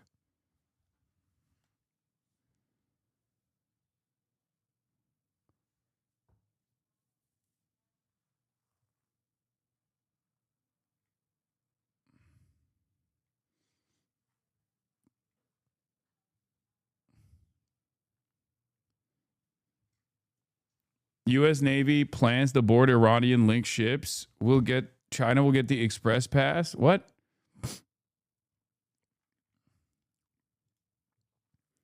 What the hell? U.S. military prepares to board Iran-linked ships in coming days, official says. Seize commercial ships in international waters? The planning comes as the Iranian military continues to tighten its grip on the Strait of Hormuz, attacking several commercial vessels on Saturday as it declared the waterway being strictly controlled by Iran. The development sent shipping companies. I thought it was open. America engaging in more piracy to force open the Strait of Hormuz is crazy. I don't know, because most of the Iranian tankers, both in its shadow fleet and also openly flagged tankers that are going through the Iranian ports, are going to China. So, not exactly certain as to how this is going to work without America directly attacking China. But having said that, they are pretty crazy. So, America's pretty crazy, man. We've gotten increasingly more crazy. If the war restarts, likely, do you think there's a possibility that Jordan gets invaded by Iraq on their way to Israel? Jordan is playing quite an important role, housing both Israeli and U.S. Troops. I don't know about that. I don't know how much smoke the Iraqi militias have. But what I have to say is this. Not war, not war, not war. Just peace, just peace, just peace. Forever, forever, forever. Peace forever. No crazy war. No crazy. Yeah, that's what I have to say about everything that's going on. But America is taking the exact opposite stance, where they're saying, no peace, just war. Just war. Just guerra. Si guerra. Just war. No crazy peace. We're getting reports that last hour that some of the vessels were coming under gunfire. We understand that to be IRGC gunboats firing on vessels, and the Supreme Leader, who we haven't heard very much from, now posting on Telegram that Iran's navy is going to be inflicting bitter defeats on its enemies. What's militarily, how does this feel to you? Does this feel like a significant escalation? Well, the short answer is no. And the danger of saying that when there's gunfire and everything may mislead people. But by context, I mean, the Strait of Hormuz was closed by the Iranians, then America's trying to open it, then Iran's opened it, and America is sort of still closing it. Because the Iranians have said the blockade that America has in place really isn't part of the deal. And therefore, when it was open, we were seeing a flow of traffic around the Strait of Hormuz, this live tracker, which we've regularly been following. But of course, when, as you say, the Iranians said it was going to be closed, you're now the Iranians.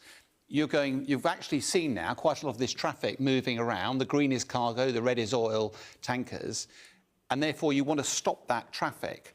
Now, the way to do it, rather than just say something, some of these vessels are really big. They've got a lot of momentum, $100 million worth of oil. You can't turn around. You can't just turn them around quickly. Some of the vessels can, but some of them can't. And therefore, you've got to make sure that you believe there's a credible action. Now, there's lots of different reports coming out, but the common ground at the moment is that one vessel has reported that 2 IRGC gunboats opened fire and potentially hit the ship. Now, that in itself If they were genuinely serious about taking down shipping, you'd have anti-ship missiles and all sorts of other things. This feels much more like a very overt threat that we are serious, so that vessels that are on their way through just get out the way. Any other vessels turn around, and we're already seeing evidence of that happening.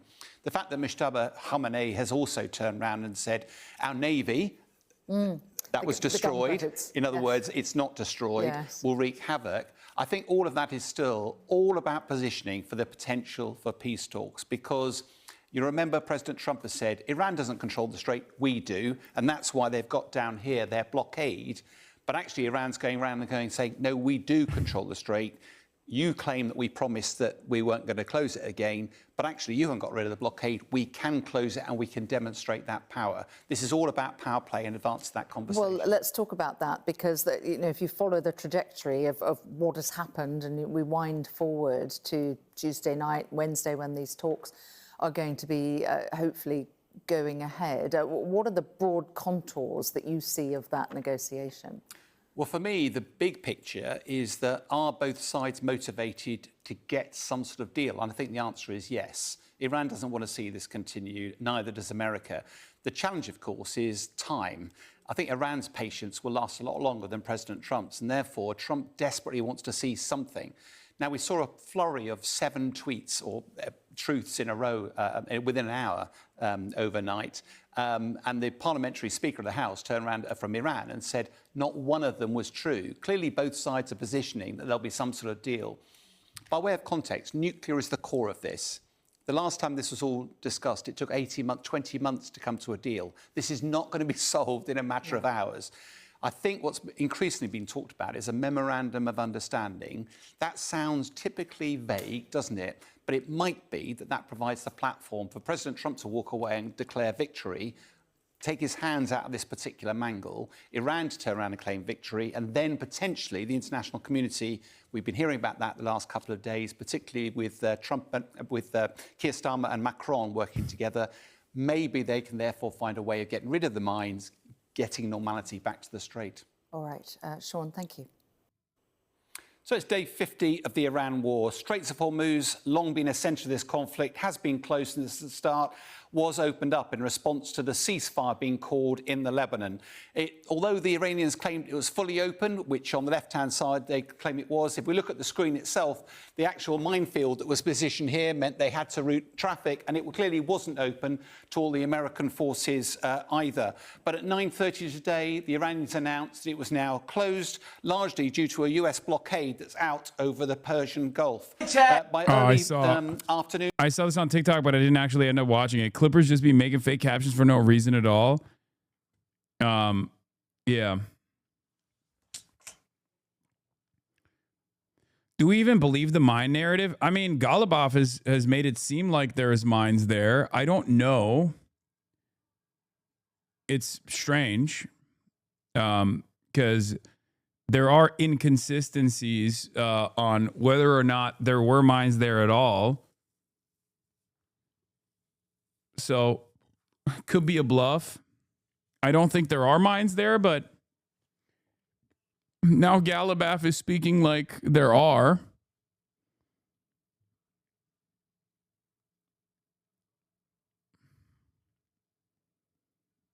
Golubov sounds like a wise old wizard. In some ways, he might be.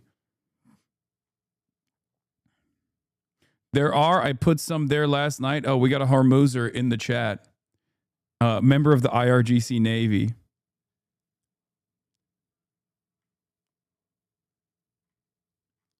Today, there were reports that a tanker had come under fire in the Straits of Hormuz. 2 IRGC gunboats were allegedly responsible for that. We understand that there were no casualties and no damage to speak of from the vessels. But it was clearly a demonstration of Iranian threat. But of course, some of the vessels, when you look at the strait not being open, there's still a few vessels around. Some of these are pretty large. They've got some momentum, and it would take a while to clear. But the Iranians just making very clear that their threats are sincere. It was followed by an announcement by Mujtaba Khamenei to say that the Iranian Navy would inflict a bitter defeat on any vessels going. Do you think Mujtaba is still alive? I don't know. What I do know is the Patriots are in control. Okay. Whether Moshtaba is alive or not doesn't necessarily matter here. The Patriots are in control, okay? That's what is something that even Lindsey Graham has openly and readily admitted. The guys who have their hands on the guns are the guys who are running the show. Going through the region. All of this, though, is a demonstration that Iran controls the Strait of Hormuz, not, as President Trump had claimed, America, and also not, as President Trump had claimed, that actually Iran had said that they wouldn't close the strait again. So where does this leave the prospect of peace talks? Well, the ceasefire is due to end on Wednesday. Negotiations will probably be conducted over the weekend, but unless the peace talks start again on Monday, very little prospect. Are you saying Americans are Iranians when you say Patriots? No, I mean the IRGC is in control. I'm making a joke.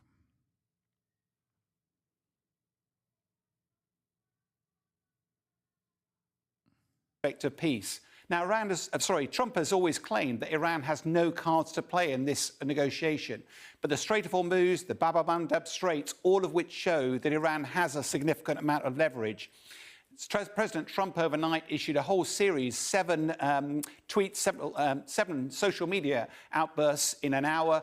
That prompted the Iranian Secretary of Parliament to turn around and say none of those were true at all. So on face value, it looks like there's a significant gap between the two sides, between Mujtaba Khamenei and President Trump.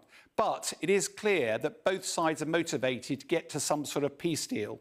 America will be focused on the nuclear program and also the enrichment of uranium, and will probably use unfreezing Iranian assets and also the prospect of sanctions relief to provide some time. But from the Iranian side, time is clearly on their side. President Trump needs an off-ramp, and much quicker than the Iranian leader does. What doesn't make sense to me, and I guess I'm getting duped by the madman style of posturing that Trump engages in, is that he's acting like time is on their side. Time is on the American side and not on the Iranian side. The way he's moving, the way he's maneuvering, feels to me like he doesn't give a shit if the global economy implodes, and that any kind of respite, any kind of like statement that he makes is enough to engage in, I guess, market correction, which is not market correction, making the market more insane, in my opinion, because like it's not like new barrels of oil are fucking moving and transiting through the strait. They're not.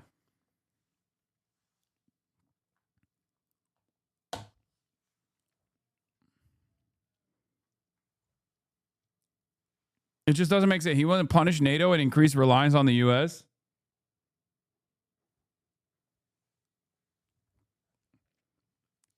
I guess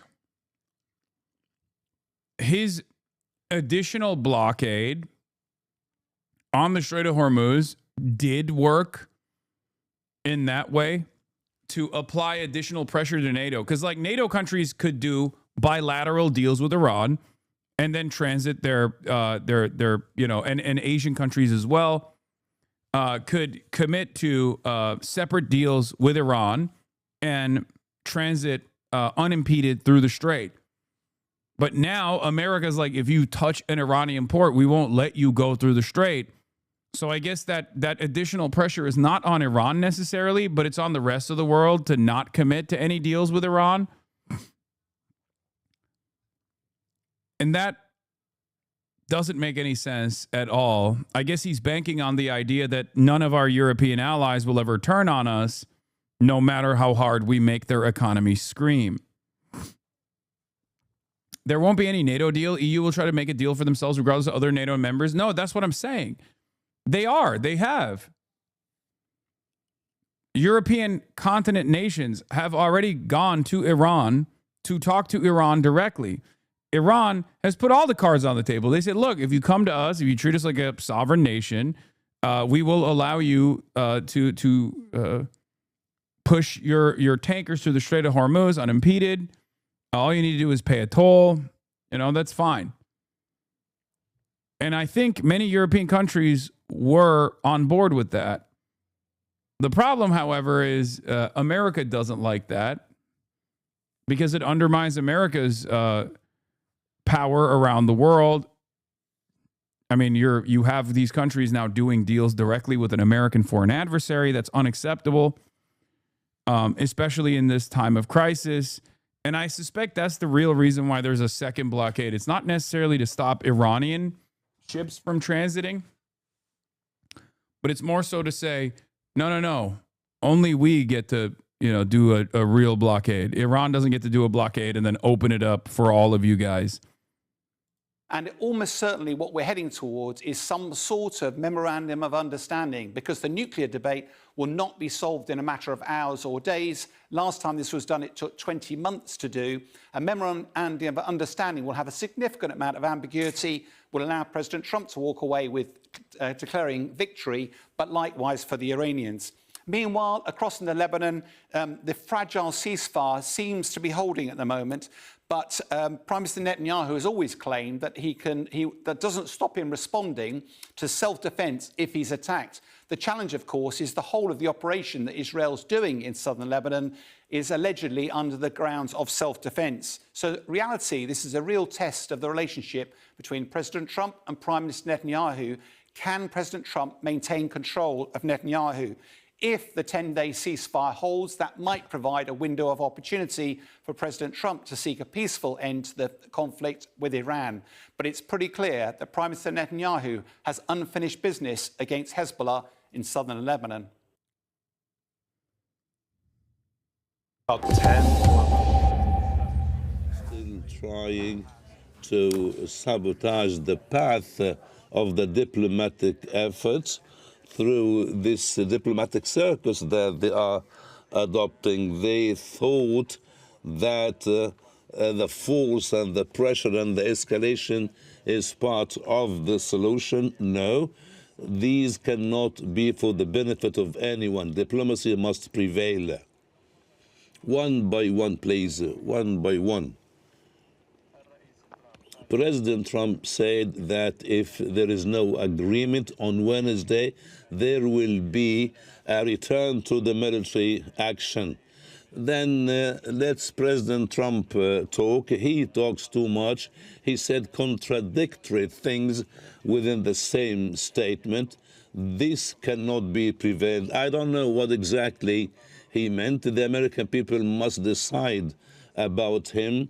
If his statements are aligned and if they are going with international law, then we will continue our defense with all heroism, with all nationalism and patriotism. We will defend Iran, the oldest civilization. They don't know what Trump is saying either. I mean, Trump doesn't know what Trump is saying.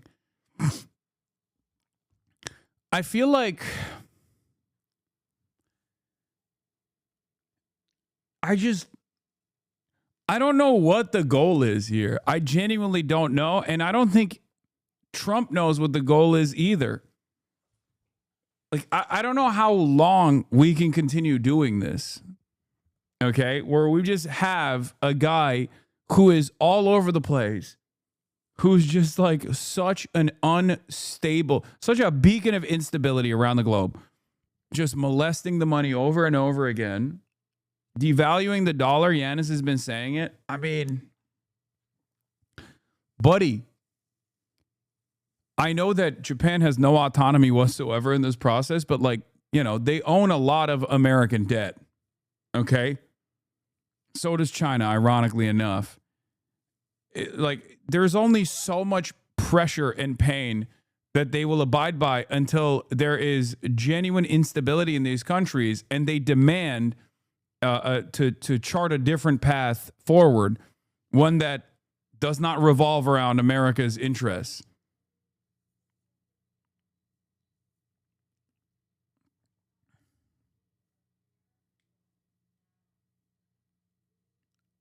It doesn't make sense from this. It truly does not make any sense at all. Like, everything that he's done so far is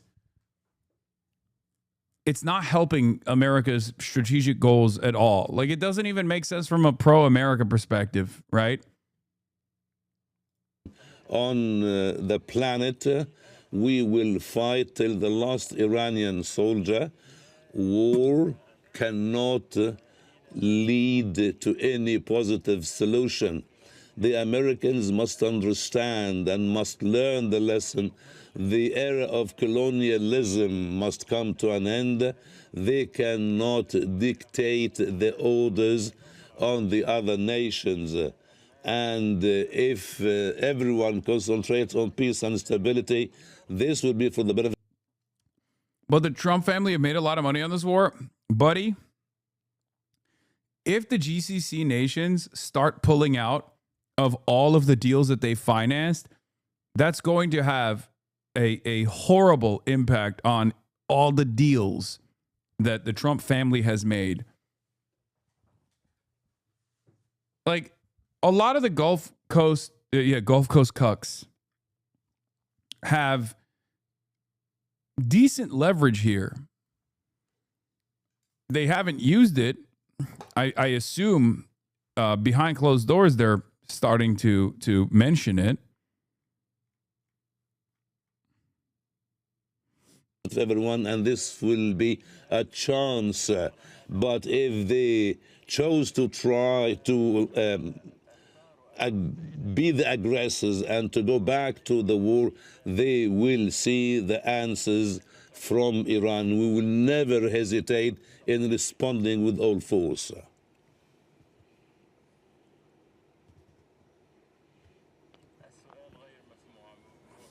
The question is not clear regarding the opening of the Strait of Hormuz. Let me say that it is within our territorial waters, and whatsoever the Americans say, whatsoever the place they are trying to go through, I will say that the blockade will never be valid. And let me tell you, there will never be any blockade in the future. No one can dictate their desires on us, the Iranians. What about the support of Azerbaijan? We appreciate all the efforts of all our friends, including Azerbaijan and Turkey and other countries. All these countries have good relations with... Yeah, he's in the Antalya Diplomatic Forum alongside the Turkish ambassador Tom Barak, who's also there. Turkey is still at the table, folks. Iran and the presidents of both countries have phone calls since the very start of the war. We appreciate every decency from the countries of the region, but this aggression... At least it's like Trump couldn't golf today, I guess. Like, that's probably going to put him in a bad mood. Small victories here and there that we can hold on to. You know? He had to do a situation room once again, you know, convene in the situation room and monitor the situation. Was not legal at all, and the Iranian defense is legal according to the international law. The last question, please. Bro, you were in such a good mood half an hour into the stream. I mean, it's hard to be in a fucking good mood when the entire world is at the mercy of a madman who is making moves that are so unbelievable that it's impossible to discern what his goals are. We're all hostage to the whims of a psychopath. What is your expectation regarding the Pakistani mediation? Like, I you know what I feel like? I feel like one of those medieval peasants, which most likely didn't have the full scope of knowledge on whatever the monarchs were choosing to do at the time. But I'm imagining myself as like a court jester who at least is in the king's court, and the king has like deep syphilitic brain rot, and is just making unbelievably insane moves, and you're just like, I can't say anything. I can just simply joke around. I'm seeing it. I'm seeing the decisions that are being made here, okay? These are very bad decisions, and no one can really say anything about it because he's just the fucking king. Yes, I'm talking about Trump as the king. Yes, I mean, functionally, that's what an empire does. The entire globe, on the other hand, is at the mercy of this tyrant. And we're all just a bunch of court jesters sitting around watching all of this unfold. And we're like, why are you doing this? Haha. Let's crack a couple jokes in the process. We concentrate on putting and developing a memorandum of understanding, a new framework, and we will never go into talks and negotiations that will lead to failure, and we will never accept to be facing another round of aggression.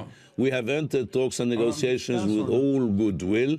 In January, we were in the middle of these talks, but they are treacherous and they have violated the rules of diplomacy. We need to be fully aware regarding the goodwill of every party, particularly the Americans, because of their previous aggression. Hard to call him a king. King, someone give a shit about the populations. I'm not calling him a king because of the way he's moving. I mean, I'm calling him that because of the unbelievable amount of power that he has, and also how unchecked that power is, and also not only that, but I said he was like a syphilitic king, you know, like he's because there's not really much you can do in that situation. If the king has syphilis and has brain rot because of that, there's not anything you can do. You just hope that he, you know, at some point perishes, and you get a more competent monarch in his stead.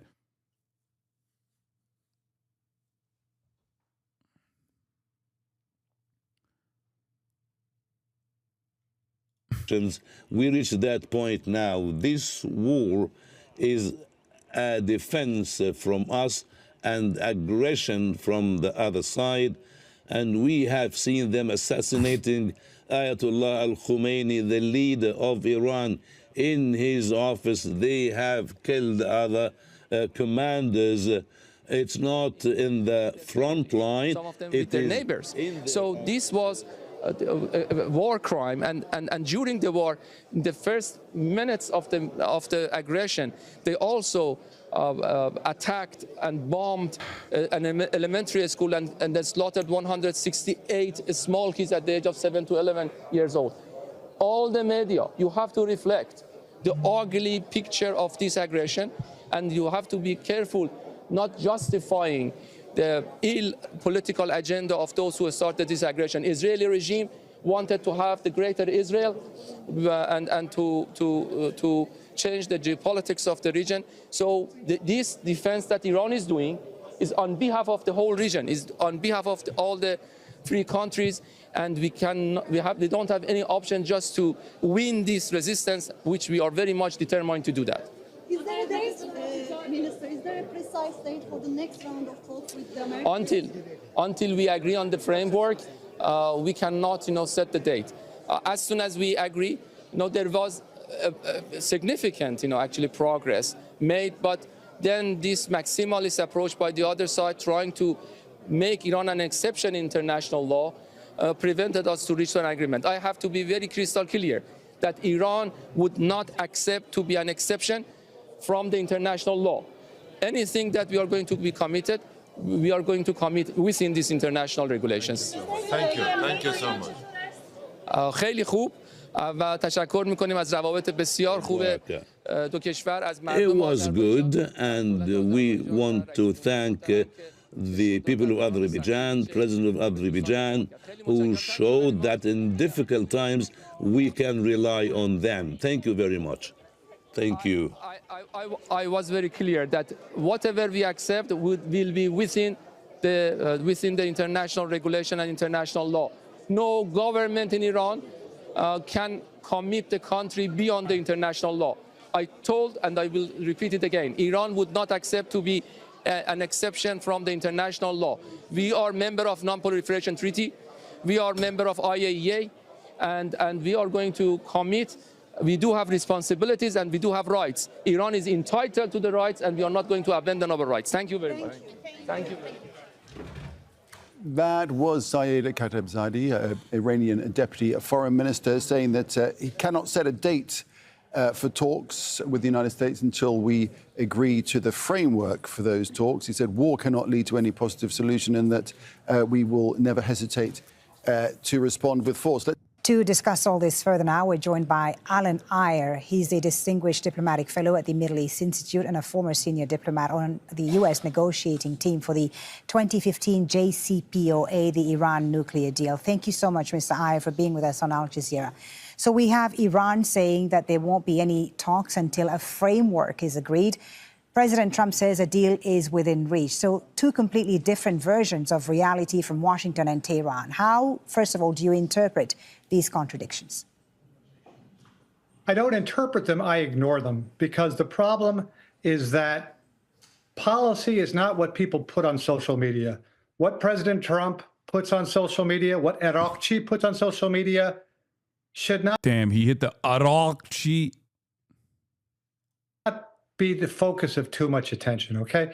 It's not the case that the Strait has reverted back after Iran opened it. Iran never opened it. Iran always said there'll be limited passage, coordinated with the IRGC Navy, and they'll be tolling. What happened was, as a result of President Trump's...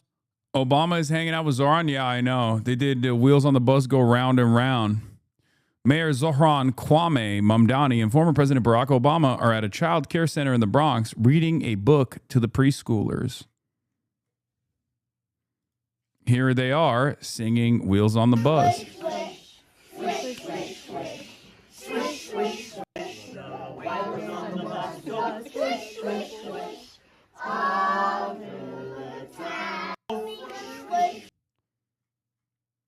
Sir, a second Muslim has hit the preschoolers. A second Muslim, a second African Muslim communist has hit the preschoolers.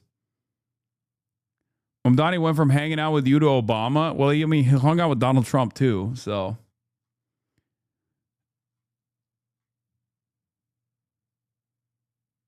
Oh God, we know what happened the last time a president read a book to a bunch of preschoolers.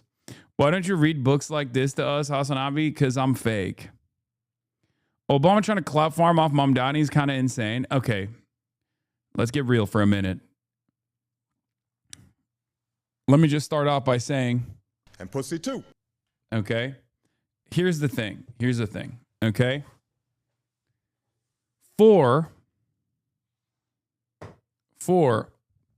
Barack Obama, Barack Hussein Obama, to do this is not a bad thing. It's a good thing. Because it gives credibility to Zohran Mamdani amongst liberals who love him. You have to remember, liberals still love Barack Hussein Obama. Okay? This is not a bad thing. Barack Obama has been noticeably absent from the national conversation for a minute. He every now and then will chime in with like a tweet here and there. For him to physically lend support. What is this? No, chatters are right. Obama's ratings are actually tanking, dude. People are giving him the Hillary treatment lately, but libs love him and Zoran's loved. No, I think liberals still have a lot of respect and a lot of love for Barack Obama. You guys are wrong. They love him. And it's the exact kind of liberals. It's the exact kind of liberals that still have hang-ups about the Bernie-crats, Zoran being one of them. So I see this as lending more credibility for an audience that needs to see it for the likes of Zoran. And, you know, he's whispering lib shit into my DSA King's ear. I'm scared. Yeah, I don't think this is like Obama that is like demanding that Zoran become more corporate friendly. And instead, it is Obama reading the room and finally making a decision to lend more liberal credibility to someone like Zoran. Even though liberals already love Zoran, it's still good. Yeah, the who's going to pay for all this healthcare libs that need to see this kind of stuff.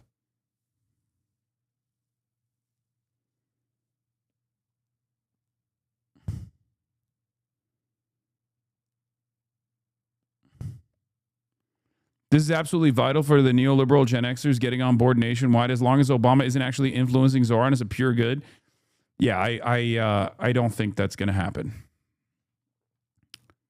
I don't think Obama is going to influence Zoran. But we'll see.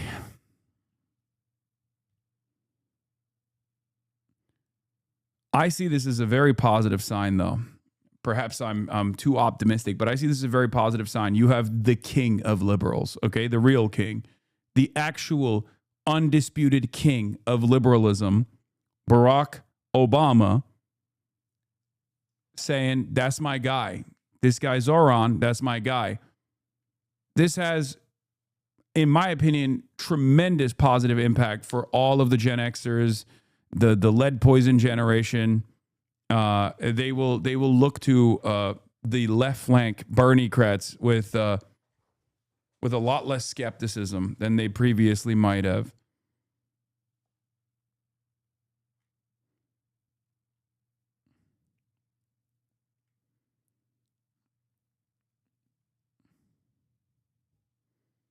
He's hitting him with the Fettermizer, Ray. Yeah, Zoran's going to come out and be like, M is real high tomorrow. I don't think you guys see what's going on. I mean, it's kind of funny to be in this community of all communities and not recognize that there is like internal trouble brewing amongst the establishment Democrats. They are trying to desperately hold on to whatever semblance of control and influence they have over the party at a time when all of the popularity and all the momentum is on the side of people like Zoran, is even on the side of AOC, in spite of the fact that AOC is very rarely putting herself out there. I mean, look at Graham Plattner. Look at what happened in the past couple of weeks with Abdul El-Sayed. There are a lot of left flank candidates that are running in primaries all around the country. Look at Ana Lilia Mejia, right?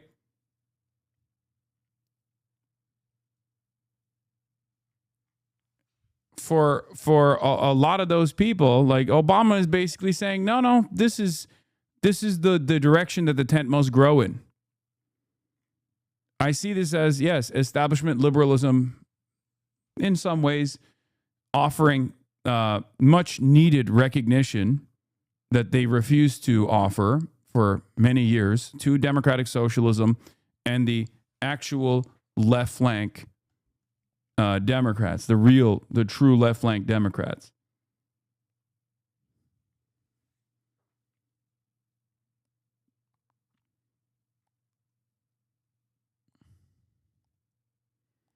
Obama endorsement is like a fatwa for the Democrats. You can see it that way.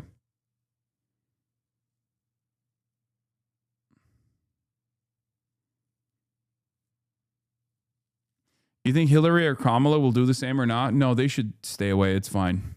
Obama is actually, in many respects, the perfect person because I think Hillary and Kamala Harris have a lot. I would go so far as to say they have more haters in the Democratic Party than Obama does. Obama is more of a uniting figure.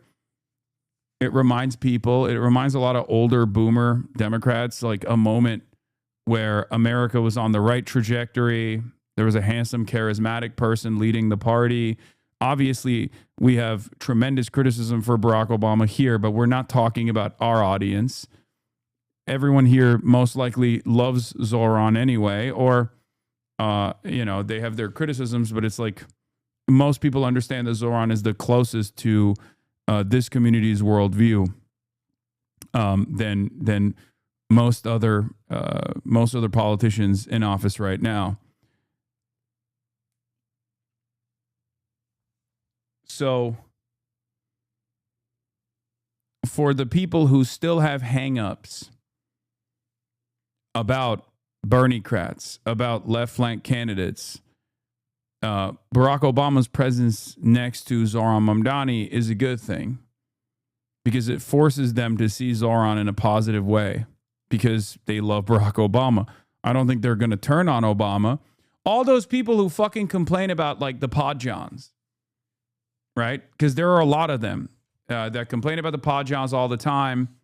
They're all over Twitter, all of the fucking consultant class that say like, oh, these guys are just coasting off of Barack Obama's popularity and all they're doing is destroy the Democratic Party by aligning with the, malignant forces like Hasan and pushing for all these like nasty leftist candidates. Yuck. Like all those people love Obama.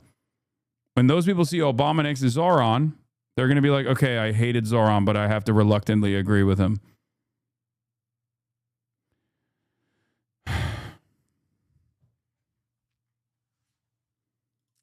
Tweet saying the deal was within reach. The IRGC put a different spin on what actually is the case, and they shut down traffic.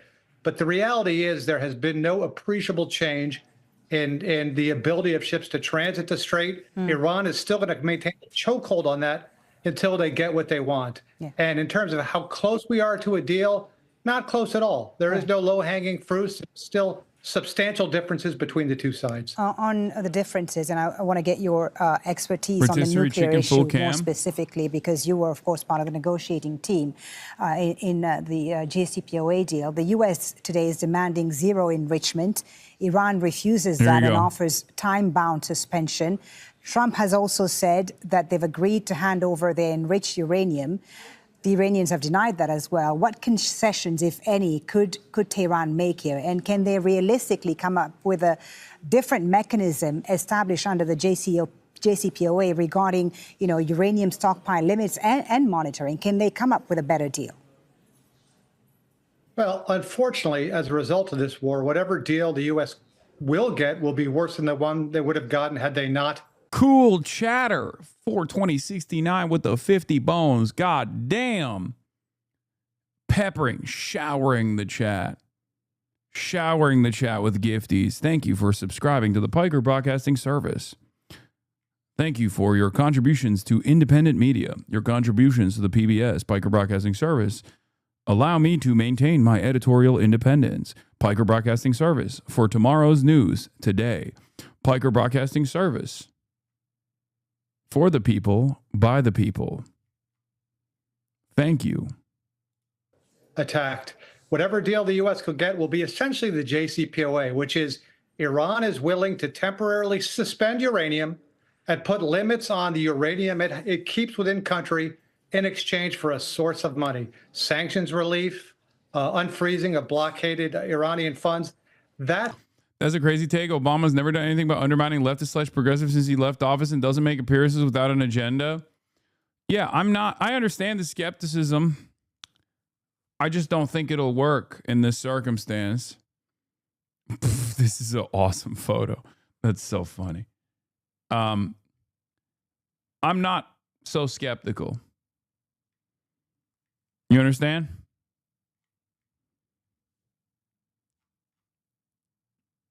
That's the essential calculus that the two sides have to play with.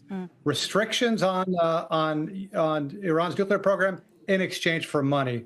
A problem is that Iran's demands, U.S. demands of Iran haven't changed since before the war, which is no indigenous enrichment, which Iran will never agree to. Hormuzi 91. Thank you for the 5 gifted subs.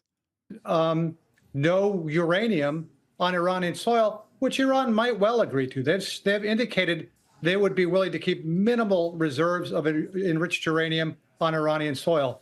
But the key variable is, what does Iran get in return? And what do you think they would want to get in return, especially on the question of transferring enriched uranium? President Trump talked about joint cooperation on that. How would that work practically? Wally, there's two things Iran wants. It wants security, so it's not attacked again 6 months and a year from now by Iran and Israel. That's hard to get verbally, but luckily for Iran. John Sexy Elder. Thank you. What the fuck? Thank you for the 25 get to subs. They found a way to guarantee that, which is the Strait of Hormuz, which is the new equation is you pressure us, we close the strait. And the ability Iran has to close the strait requires so little military power on their part, it effectively can't be taken away from them. That's one thing they want. The second thing they want is money. They've got anywhere from $300 billion to $1 trillion worth of damage. Their economy was horrible even before the war. So they need money, whether that's reparations, which no one wants to pay them, unblocked Iranian funds, which isn't anywhere near enough to pay for that, or relaxing, if not eradication of sanctions, which is politically unpalatable for the Trump administration to give with elections coming up. Right. But that's what Iran is looking for. And so what do you see as the main differences today between the appetite and willingness to get things done by Iran right now compared to what you were dealing with during the JCPOA negotiations? And do you think there are lessons from those negotiations that are most relevant or that are being overlooked today that could be helpful? Well, unfortunately, we've blotted the copybook. I mean, you don't need a lot of trust between two sides to negotiate, but there has to be some. The fact that the U.S. twice attacked Iran. Why do you think Bernie's not endorsing Tallarico? Interesting question. I don't know the answer to it. Maybe Tallarico hasn't gone to Bernie. I'm not super close to the Tallarico team, so I have no idea what their what it looks like what they're thinking of.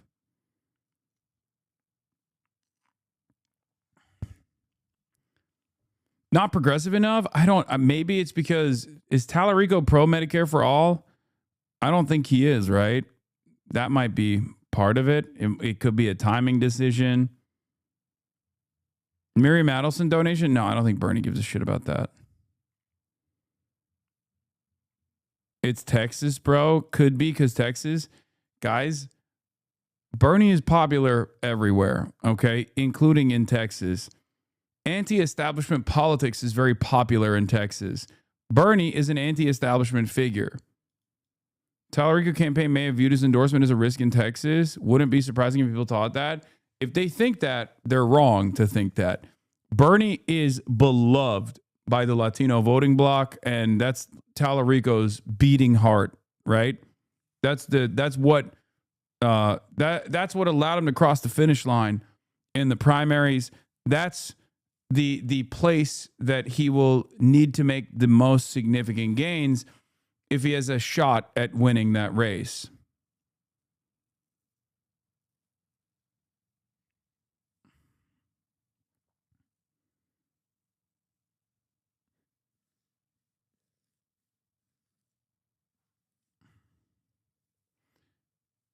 There's a difference between the truth and what people think. I'm just saying it's an easy dog shit take. You would expect to get it from a consultant. I could totally see that, yes. I could see them being, I mean, no, his campaign is competent enough, dude. Obviously, they did a pretty decent job. People keep saying, well, the JCPOA took more than a year to finish, but they're missing the lesson of everything that's happened. Do you really think Trump cares about specific percentages of enriched uranium or centrifuge lines? If Trump insists on surrender, then there's no haggling on specifics. They want to dictate the terms and hear Iran say yes. If Trump is ready to wash his hands of the thing, then likewise, he can take their assurances about no nukes and offer them some price for Hormuz. I think enrichment is a red line for the Iranians, to be honest. They will insist on eventually exercising that right. During negotiations weakens the chance. Plus, there's a new leadership in Iran. We killed the existing Iranian leadership, but the ones that have taken their place are more hardline, more radical, more militaristic. It's the IRGC, the Islamic Revolutionary Guard Corps. So this is not the Obama era where both sides were willing to negotiate. Iran was looking for sanctions relief, and the U.S. was looking to put a cap and put the Iranian nuclear program in a box. Right now, Trump is looking to eradicate. The reason why Tallarico has not appeared on this broadcast is because I didn't want to go all the way to Texas. I didn't have time to go to Texas. The nuclear program, which Iran is unwilling to do. And Iran is looking for cash guarantees or cash, more money that the U.S. is unwilling to give. So it's much, much harder now than it was back then. To say nothing of the fact that the Strait of Hormuz is a new ticking time bomb. Indeed. Alan Iyer, thank you so much for your insight. Thank you for sharing your expertise with us. Alan Iyer. Won't come to the South, come to Atlanta. I mean, I have been to the South. I was in Miami on my way to Cuba. It was obvious yesterday, Trump's declaration that Hormuz is open for everyone. I love how this war is basically a PR campaign for the Obama deal amount. Yeah, which is why I've been annoyed that Obama hasn't even flexed on his haters. Like, it's one of the best things he did. It's very, very annoying. Yes, I know Miami doesn't count as a South, man. Fucking, I was making a joke, chatters. I lived there. I know. Ay, ay, ay. I should have. I know. Bro thought jokes would fly. Not in this community. I fucked up. I should have known better. Except Iran would detonate any deal with Iran. Today, Tehran made good on its promise to close the strait, reportedly attacking a tanker and a freighter. If you are going to violate the ceasefire terms and conditions, and if Americans are not going to honor their words, then there will be repercussions for them. Marine traffic sites indicated increased movement through this key energy artery overnight. But US military also said 23 ships complied with its blockade and returned to Iran. That broke the deal. It's working out very well. They got a little cute, as they have been doing for 47 years. Nobody ever took them on. We took them on. They have no Navy. They have no Air Force. They have no leaders. They have no nothing. In Iran, demonstrations in support of the leadership continue. Even as both Tehran and Washington insist delicate peace talks are progressing, Iran again insisted her enriched uranium is not going to the US or anywhere else. And on the subject of going, anyone for Islamabad? The high-level Iran-US peace talks scheduled for Pakistan appear unsurprisingly on hold tonight. But what of the other war? Again, no firm date for would-be historic Washington peace talks between Lebanon and Israel. Israeli Prime Minister Benjamin Netanyahu ordered to stop his invasion, bombing and occupation of southern Lebanon in its tracks on Trump's orders. A very public humiliation. It's a huge drama because he's been humiliated from both sides, from right wing and from the left wing. Right wing trusted him in beating Hamas, beating Hezbollah, beating Iran. Left wing never believe a word he says, and now he's humiliated from both sides because he lost all his goals. He didn't have a word. He's humiliated in front of the United States, in front of the Middle East, and in front of the Israeli people. Netanyahu inspecting his war in Lebanon recently.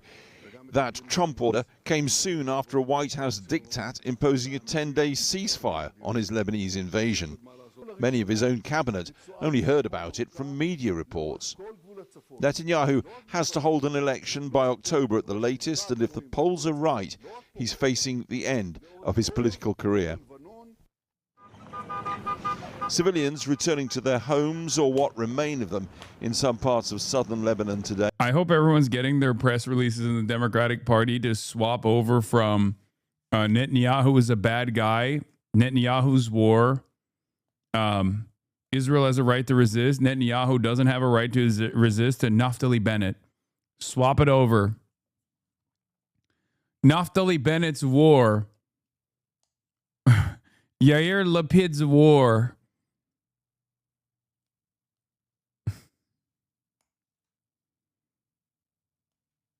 You know, just control F all of the Benjamin Netanyahus and turn them into whoever comes next, you know?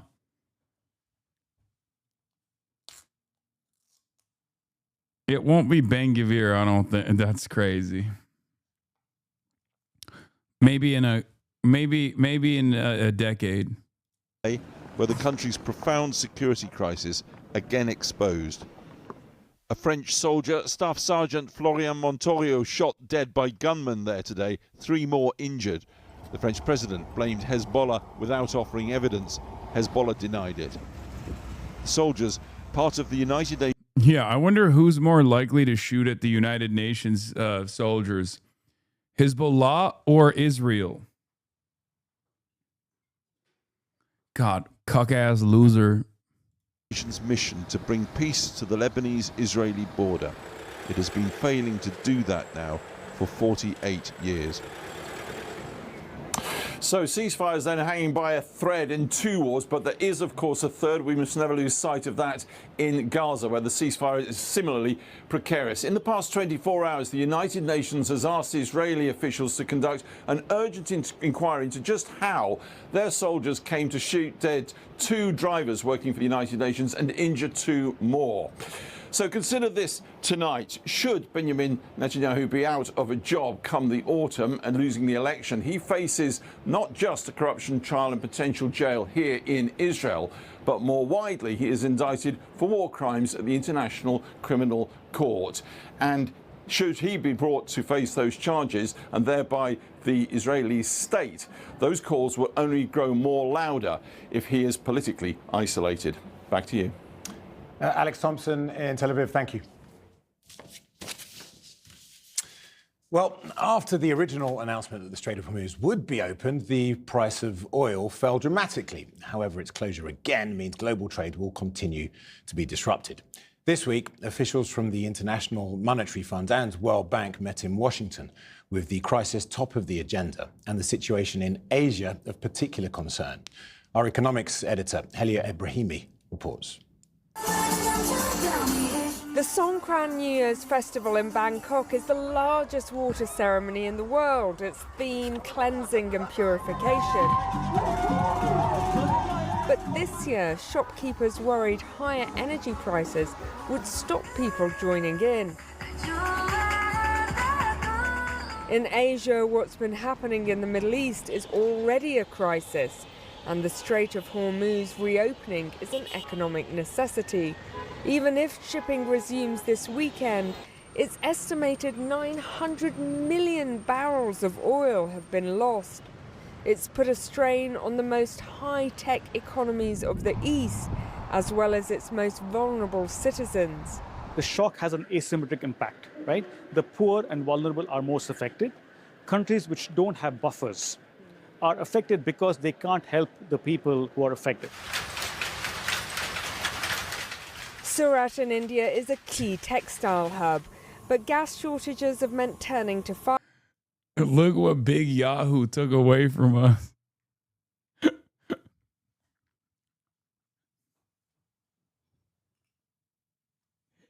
What the fuck? Oh, Jesus Christ.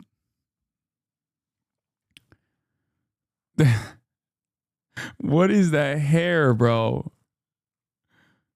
Is this, in my head canon, this is when Corey went to Turkey and got a hair transplant. He got Turkified. He got hit with the Turkification beam.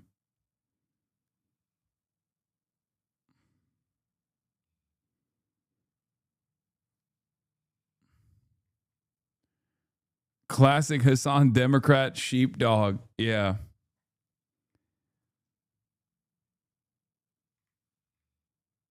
Oh my God. That hair is coming off his forehead. Yeah, he was like, I want a forehead. I want a 2-head. Firewood to get boilers going. In Bangladesh, energy rationing means closing the gates on Dhaka University and suspending bus operations, while in Myanmar you only get to drive every other day. Rationing has been underway from India to South Korea, and news anchors in Thailand try to persuade their viewers to conserve energy, with the government advice urging people to take off layers before turning on the AC. If you're addicted to cold air conditioning, well, now you don't have to be. What is your sense, Krishna, of how deep-rooted this crisis is if you don't have a ceasefire that leads to a long-term resolution? So I'm worried a lot. I just came back from Fiji not too long ago. And the key theme in these small islands, there were 14 countries being represented there, the one thing they talked about was the cost of living, living standards, and all this was just right after the shock. So if you look at these small countries which rely a lot on imports, which rely a lot on the Strait of Hormuz, so they could be affected. The small island countries with no buffers in terms of physical buffers of oil and gas. If this happened in America, there would be an immediate revolution. Yes. But also, the fact that this won't happen in America is the reason why America gets to be the imperial superpower, the hegemon that destabilizes the rest of the fucking world. Gas, not much by way of policy buffers, fiscal space, and so on. I'm most worried about that. And where scarcity meets poverty, it can spill into social unrest as people struggle to buy basic foods and businesses close, forcing people out of work. Only a few years ago, violent demonstrations broke out in Sri Lanka as people balked at the impact of fuel shortages. If you look at Asia, there are many countries where youth unemployment is very high. You look at countries like Bhutan, smaller countries like Nepal, Sri Lanka, youth unemployment is high, including in some bigger countries. So those things are worrisome. The price of oil futures may have fallen on news of peace, but prices in Asia for gas, kerosene, fertilizer and jet fuel have soared. In India, jet fuel is up 76%, while fertilizer in Japan has climbed 37%. In Taiwan, where semiconductors are the economic mainstay, fuel oil has increased 68%. And in South Korea, gasoline has soared 86%. Wait, did Trump fuck up the cost of living world for the world so that he wouldn't be technically responsible for the cost of living crisis in America? He could go, see, America's the hottest country in the world. Everyone else sucks. I don't think he's thinking like that. I don't think he has the capability to think that far ahead or to think tactically at all. I do legitimately think he's just going off of nothing. He's just operating with no care for tomorrow.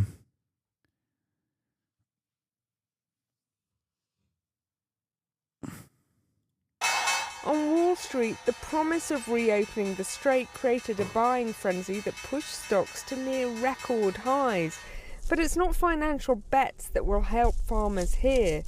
They will have to wait for the physical shipments to get to them. Life shows any signs of getting easier. Hello, everybody. It's a little bit unusual. Did he take questions on this? Scientific, so the committee up ever. Yep, they got used to it. Oh my God. Joseph Robinette Rogan. Oh my God, that manlet standing right behind the high chair of the president. Oh my God.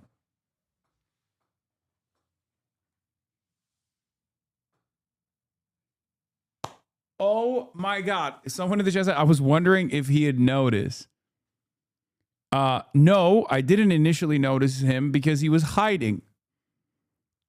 He was hiding behind the high chair because he's a tiny, tiny man. Remember when Joe Rogan was like, oh, why is Trump doing this? Why is Trump doing this? Joe, oh, I feel politically homeless, Rogan. Joe, oh, I'm not actually a Republican, Rogan. Cuck.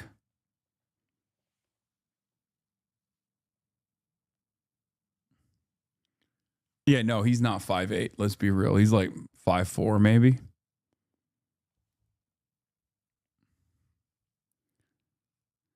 Yeah, now we know why he, whenever he talks about the Epstein stuff, he rarely ever brings up Donald Trump. Breaking Gallup advisor. Just now, there's a warning of a sudden attack by America and the Israeli regime. Incredible work. I don't know if that's real or not, but we'll see.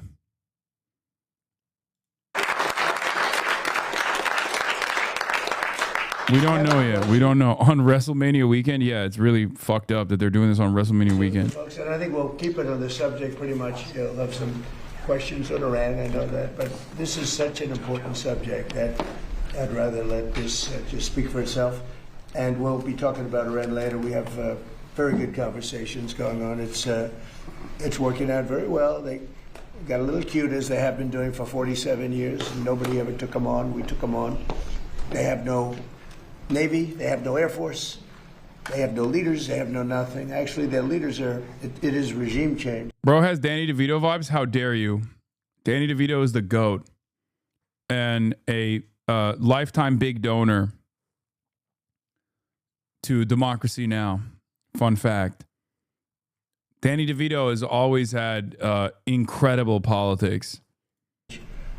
You call that enforced regime change. Big Bernie bro, too. But we're talking to them. They wanted to close up the strait again, you know, as they've been doing for years. And they can't blackmail us. In fact, a lot of the ships are coming up to Texas. I don't know if you know, in Louisiana, the ships are coming up. They got used to it. Maybe they'll keep doing it. It's worked out pretty good. But it's going actually along very well. Would he mind you revealing that? Wait, what? You think that's a secret? That's not a secret. Why do you think I know that? You think I know because I have access to the fucking funders of Democracy Now? No. What is this? Does it have Danny DeVito on here? Yeah, Danny DeVito and Danny Glover on why they support Democracy Now! There it is.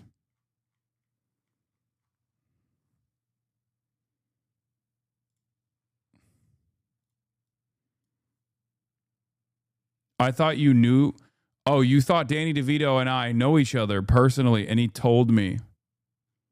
You think Joe Rogan will lose followers because of this? No, man.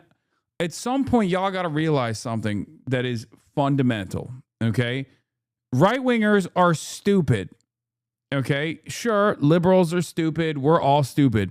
But right-wingers are extra stupid, okay? And when your audience is entirely comprised of extra stupid people, they lack object permanence. They lack the capacity to comprehend who's actually doing them the harm. It's much easier to sell to right-wingers, okay? It's not a secret, and that is precisely the reason why when a beloved content creator is falling out of favor or when someone has done like heinous crimes, they immediately pivot to thumping the Bible and also becoming a right-winger.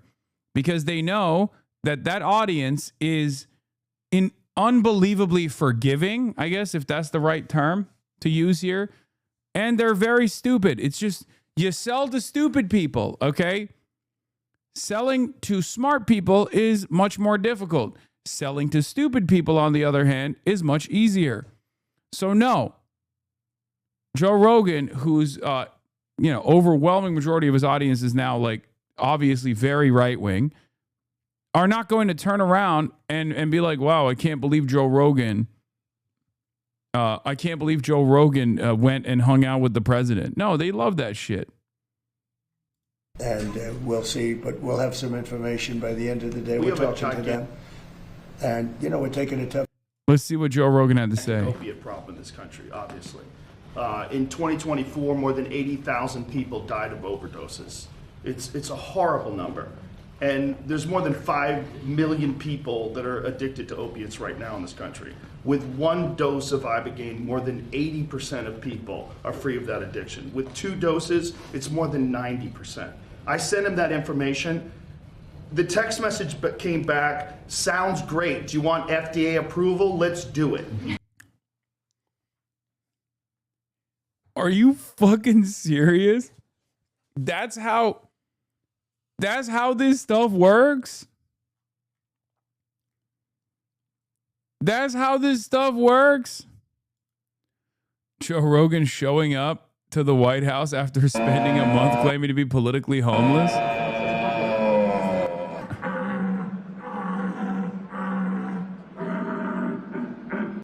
He said, let me put my mouth on that thing. Let me... Also, every time you suck Trump's dick, you're basically also sucking Benjamin Netanyahu as well. So it's a double suck. Because Trump is sucking Benjamin Netanyahu off. So technically you're both sucking Trump off and Benjamin Netanyahu. So good job. It was literally that quick. These drugs are illegal not because they're harmful. They're illegal because of the 1970 Controlled Substances Act that was passed by the Richard Nixon administration. They did it to target the civil rights movement and the anti-war movement. It's not because these drugs harm people. And for 56 years, we've lived under those. I don't know enough about the drug that he's talking about. So I can't, I don't know what the deal is, but Terrible conditions.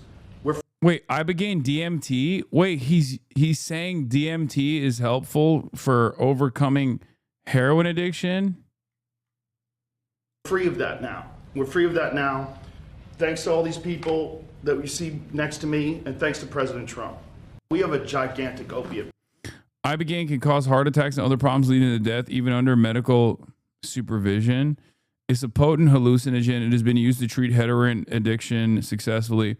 There was a moment here where the FDA people were saying this is great for us to study, and Trump was basically saying the studies are useless because Joe Rogan and his friends said it works at 30 minutes in the vid. Oh, that's unbelievable. I bet. Actually, what am I saying? That's the most believable thing. Drug abuse director. She's been an absolute hero in just developing scientific, so the commitment for American science to focus on this, and in many ways, it's that scientific advance that brought us to this moment. So thank you, President Trump. But if it's good, we want to get it fully approved fast, right? I mean, for the things that have great evidence, and that's because, what these studies, they're going for a long time, and if it's good, I mean, Yeah, get it done. Chop, chop. Start giving people these drugs right now. No need for testing. A witness right here, these two incredible brothers. That to me is a study, right? I mean, just as Commissioner McCary said, there's stuff that we know and we can tell it works. We still got to figure out somehow how it works or why it works. That we got to keep doing even as we move forward fast. But it does work. Some of those, I mean, absolutely. Some of those treatments absolutely work. Yes, it works. Here, it works. I'm trying to get the answer because it either works or it doesn't. I would think. What the hell am I citing this executive order for? Shut the fuck up. Say it works. Say it works now. Joe Rogan told me.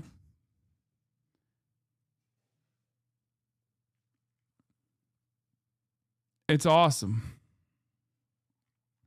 There's been a lot of research already, indirect research, maybe the ultimate research, people that have taken it, because I've spoken to people that have taken it, aside from the trail, both of them. I've spoken to 5 people that Mr. President, works. That had big problems. I've done it 3 times. Yeah, it works. please. It fixed my demonic relationship. This is Rob O'Neill, who's a friend of mine and a great guy. Go ahead. It fixed my demonic relationship with alcohol. It saved my life, and then it saved my wife.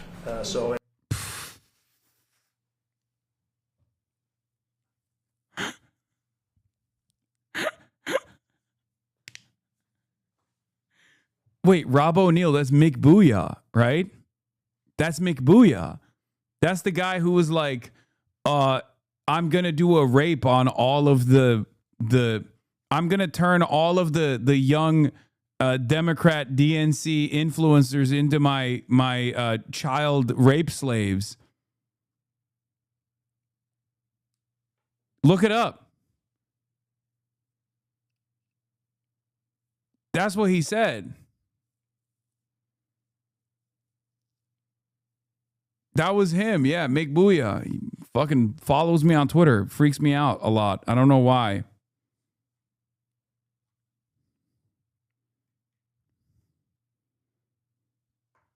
That's how you know it's scientifically legit, when the dude talks about how it scared away his demons.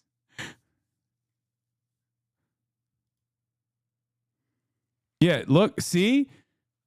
We're Gen Z voters, and we all proudly voted for Kamala Harris. Real men support Harris. You're not men, you're boys. If there was no social media, you would be my concubines.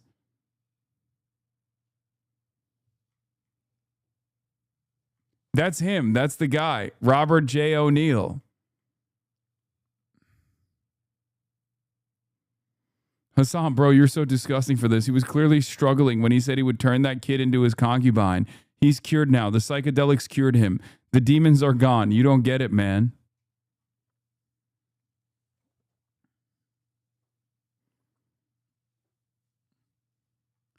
Cures addiction, but not gayness. I think this is something different than being gay. Okay. This is the opposite of being gay.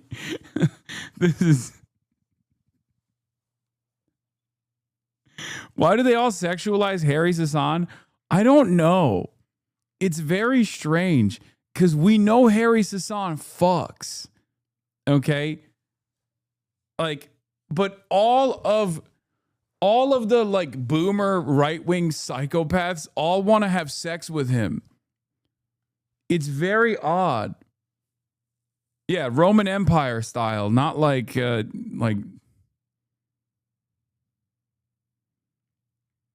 NPR and chill, question mark.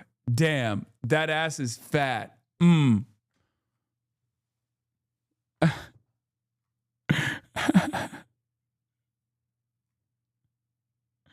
Harry Hasan. God, that ass is fat.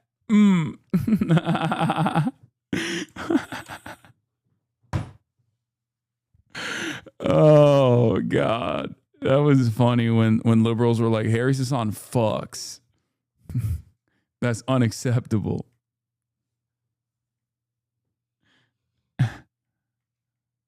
How much longer until the chicken is done? Let's see. No, the chicken has been cooked already. This is literally the chicken sitting on the rotisserie lamp.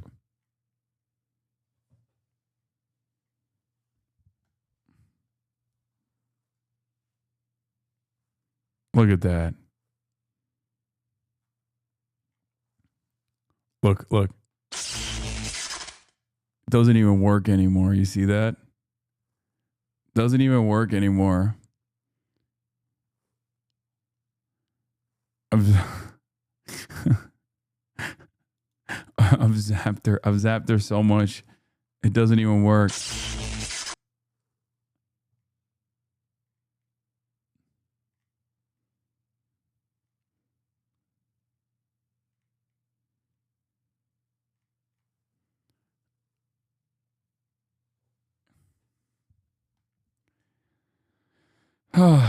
Anyway, I'm glad that guy Robert O'Neill is in the White House right now talking about how this untested drug cured him of his demons. Every day's a blessing. It took about 3 years of, I did it 3 times. It's a different adventure every time. That's not fun. So without it, you would have had problems? I did it with, there was a Green Beret, 28-year sergeant major, that told me when we finished, make sure you tell Amber Capone, the CEO of Veterans Exploring Treatment Solutions, that she saved my life because I was going to kill myself next week. 20% of women are on.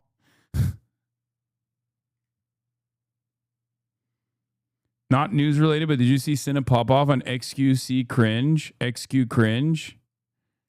Cinna fried XQC after he tried pressing her? Yeah, I saw that.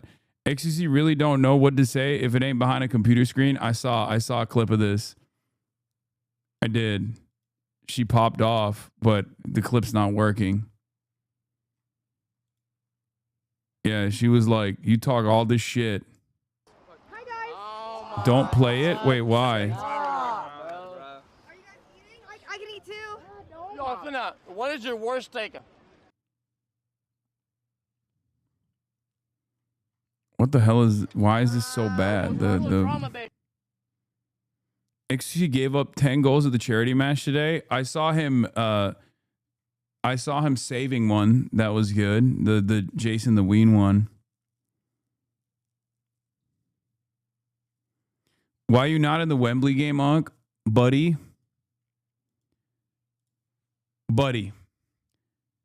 You could be a crypto gambling casino booster. You could have said heinous shit. Okay? But as long as you're not a political commentator, you're always welcome at these sorts of influencer events. Okay?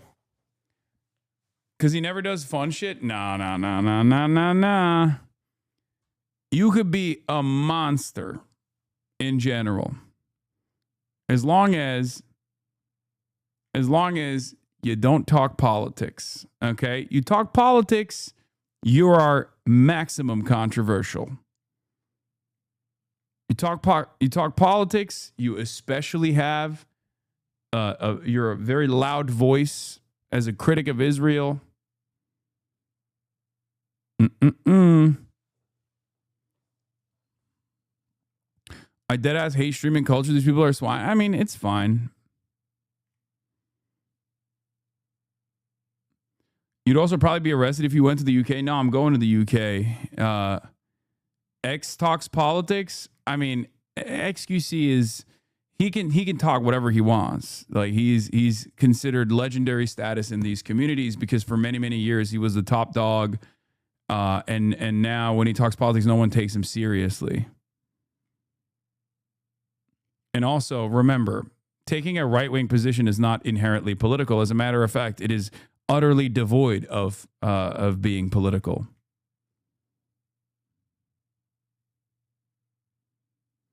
I remember all the shit you used to be at before October 7. Yeah.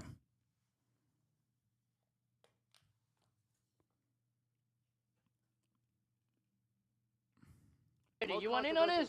Oh, that's XQC's favorite. Yeah, what about Bonnie? Oh! You defend Saikuna. Hold on, did you defend Saikuna because you cheated too?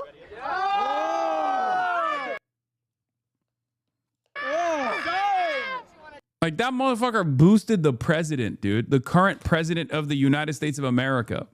Okay? Yeah, so. He's the fucking goat. Yo. You cheated on a dad? Yo! You cheated on Sakura? Yo! Don't ask me. Tara Yummy! You cheated on Sakura. Okay, what? Yeah, start throwing buzzwords out there. Talk about how you threw Aiden under the bus for no reason. Oh, ma'am.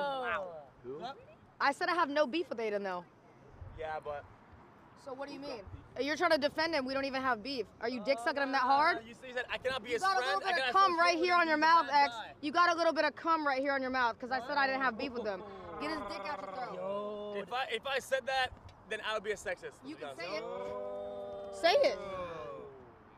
Oh, okay. There it goes. That's his high quality friend. Yo.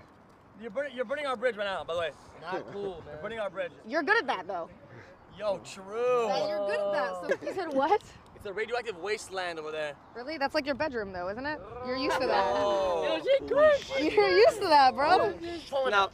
This is like pushing back on XUC in front of an audience like this, and also getting them to cheer you on is pretty impressive, especially as a woman. Holy fuck. Elaborate about your roommates. Mm-hmm. She was 18.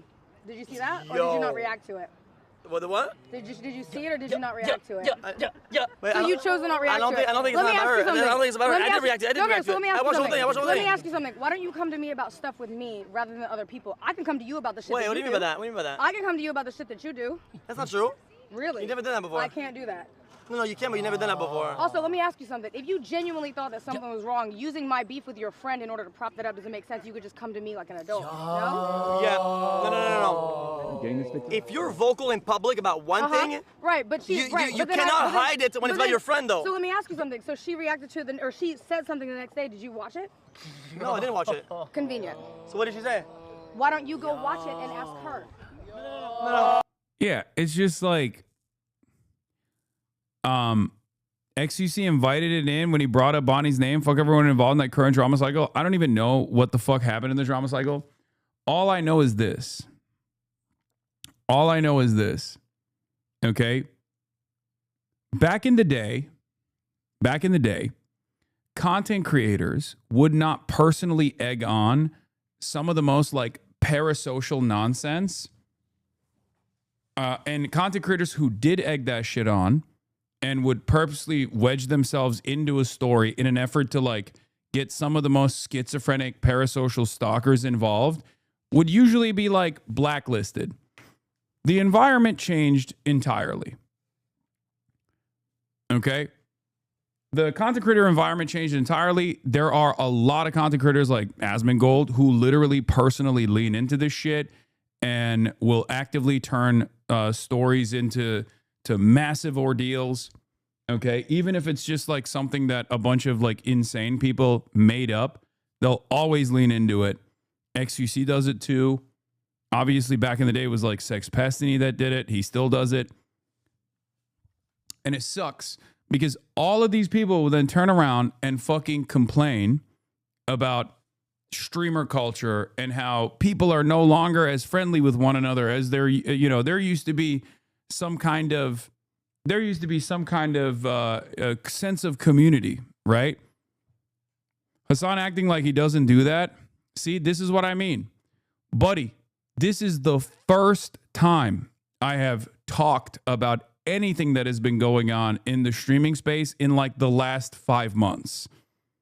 Okay?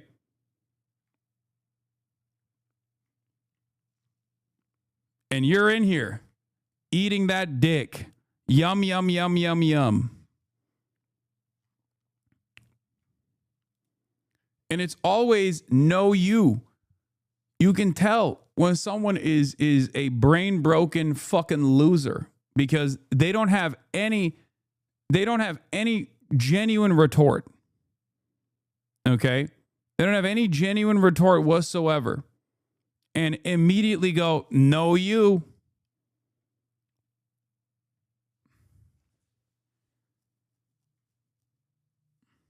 I got government ops, buddy. I have to deal with like, some worse shit than whatever some other dumb fuck content creator said about me. You know?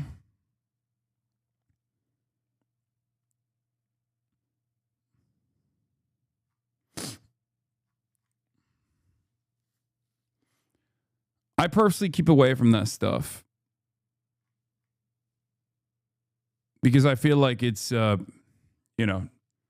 not in my interest. I don't really care about it. I did see this clip though, and I appreciate Cinna for standing on business.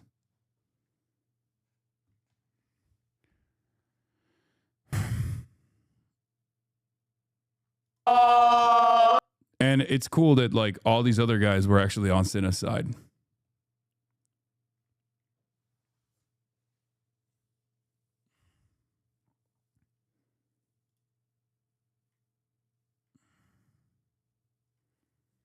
Oh, Sean Hannity left the Catholic Church. I saw this.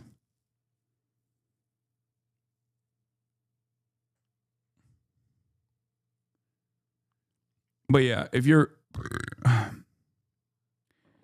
insane, they're not on our side. They're just baiting clips. I mean, sure. But clip culture has also obviously accelerated this drama process, this drama cycle. RDC made a joke about it as well. RDC dropped a skit about how Clippers use fake captions on posts with completely different videos. It's so funny that Fear Buck is the one posting this because ironically, they're kind of talking about Fear Buck and all these other accounts as well. I got some news. I'll be taking a little break from stream. I want to spend time with my beautiful black family, who I love very dearly. I want to give back to the homeless. I'll be back soon, so just wait for me, all right? I love you guys, and I'll see you soon. Wow, he's so articulate.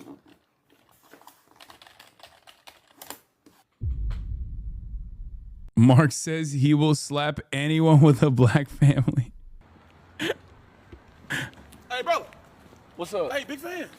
Oh, hey, appreciate it, Wait man. until you said that shit on stream. Oh, man, I gotta do it. I'm sorry, bro. Oh, so you gotta do that? Yeah, I gotta do it, bro. You got to. I got to. Like, on God, you gotta do that shit. On God, I'm gonna do that shit. Okay, bet. Yeah, okay, bet. Slap me. Oh, you don't understand clip culture, bro. Like, so this is what they just be putting captions on shit. Huh? Slap me. No, I'm not calling you stupid, bro. I'm saying, like, Bro, both my mama and daddy are black. Yeah, I know you black, so I do So you assume roasting? that. No, I'm not roasting. I'm saying watch the video. I'm saying can you just watch the video? I just want you to do what you said. No, I'm saying Do what you said. I didn't say that though. You gotta watch the video, bro. Did you watch the video? My attention span is cooked. I'm not watching that shit, nigga. It's so real, dude. Motherfuckers can't even watch 30 seconds of a clip. They just read the fake caption and move on. They develop their opinions on anyone and they just move on. The fuck? That don't make no sense. Okay. Bitch. Okay. There was a clip recently where he told Zoran to tune out the noise, and the large clip account framed it as if you were telling him to ignore the Hasan haters. People don't even bother watching the clips. Oh my God. It's just crazy because, like, no one, I look at the fucking responses to shit like that sometimes, and it's not like no one is even reacting to the things that are happening inside of the clip. They are just bots responding to the description. It's crazy. Here you go, sir. No problem. Get that What shit the out my fuck? fucking face. Let's see what the fuck you said, motherfucker. What is going? Hey, but shit, he tweaking, baby. No, I'm not tweaking. This what you said. This you, right? Bro, they just putting Mark says the only title. What is it? Shout I out to can't beat even my read it. ass. Are you? This what he said. You riding with him. Oh, God damn it. I can't even read it. What the fuck? This what he said. You riding. Mark says the only thing homeless people deserve is an ass whooping. So clip culture is going to be no longer a thing. The new meta is thumbnail culture. I mean, it's just memes. Like, as attention spans shorten and shorten, as things get worse, as we have no consensus reality, what has now taken the place of clip culture, which was like, you know, the meta of the last 2 to 3 years, is now caption culture. The clips don't even matter anymore. What matters is the description. And you can write whatever the fuck you want. I saw a clip that had a caption, Theo Von made the Rizzler cry because he called him fat. All the comments said, fuck Theo for talking that way to a 10-year-old that way. It is insane. Yeah. Eventually, people are just going to stop responding to even, like, they're going to forget how to fucking read. They're reinventing dramatic headlines. Buddy, this is not a dramatic headline. This is an entirely separate thing. Like, back in the day, people used to do clickbait, right? That was the meta was clickbait. Clickbait meant exaggerating what was actually taking place in the video. Okay? This is something different. This is not even clickbait. This is something entirely different. I mean, there are people who think I kill my dogs. Like, there are people out there who sincerely, and they're not like a tiny number of people. There are unironically people who are like, you've killed Kaya. You know? This is just called lying. This is not even clickbait anymore. This is just lying. Yeah, it's this new hip thing, this new fashionable thing that people do. It's called just making shit up. With him. I didn't say that. He beat my ass, motherfucker. I'm not like Oh, that. you got some on your face. No, nigga, what the fuck are you beat doing? my motherfucking Hey, ass. bro, dead ass. Beat my motherfucking ass. I swear to God, beat my ass. All right, bro, watch You better out, bro. stay your ass from around here, Oh my motherfucker. God, Play bro. with your Stop making these motherfucking ass. fucking fake ass titles.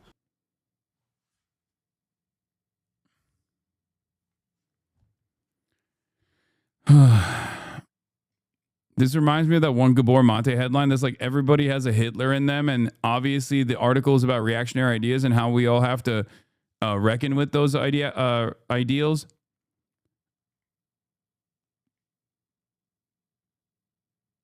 Bro, there's a video in a new study. 40% of Gen Alpha can't read, Hasan. Okay.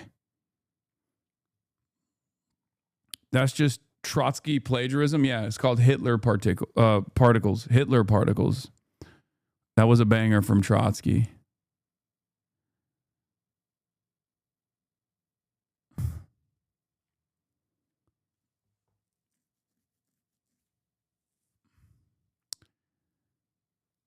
clips don't matter. The important thing is that people get their biases reinforced. Yeah, exactly.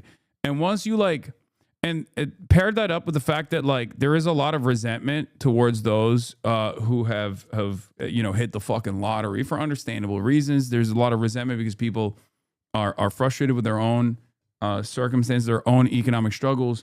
So when they see dumb dipshits like myself or anyone else that's like hit the fucking lottery and are unbelievably privileged, there is already like a pre-established resentment towards that. Just as there is a lot of love too, let's be real.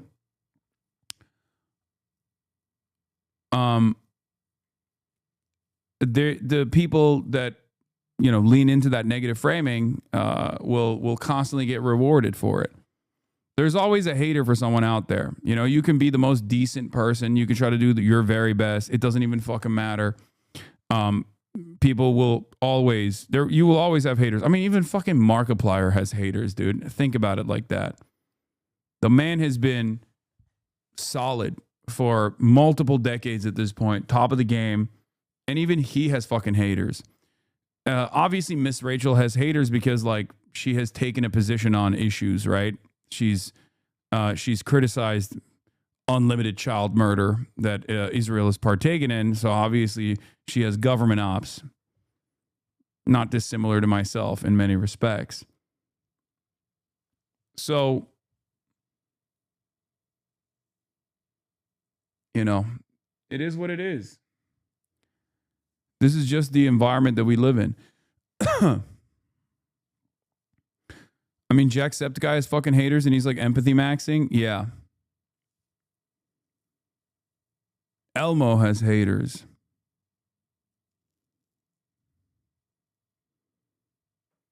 That's the kind of world we live in.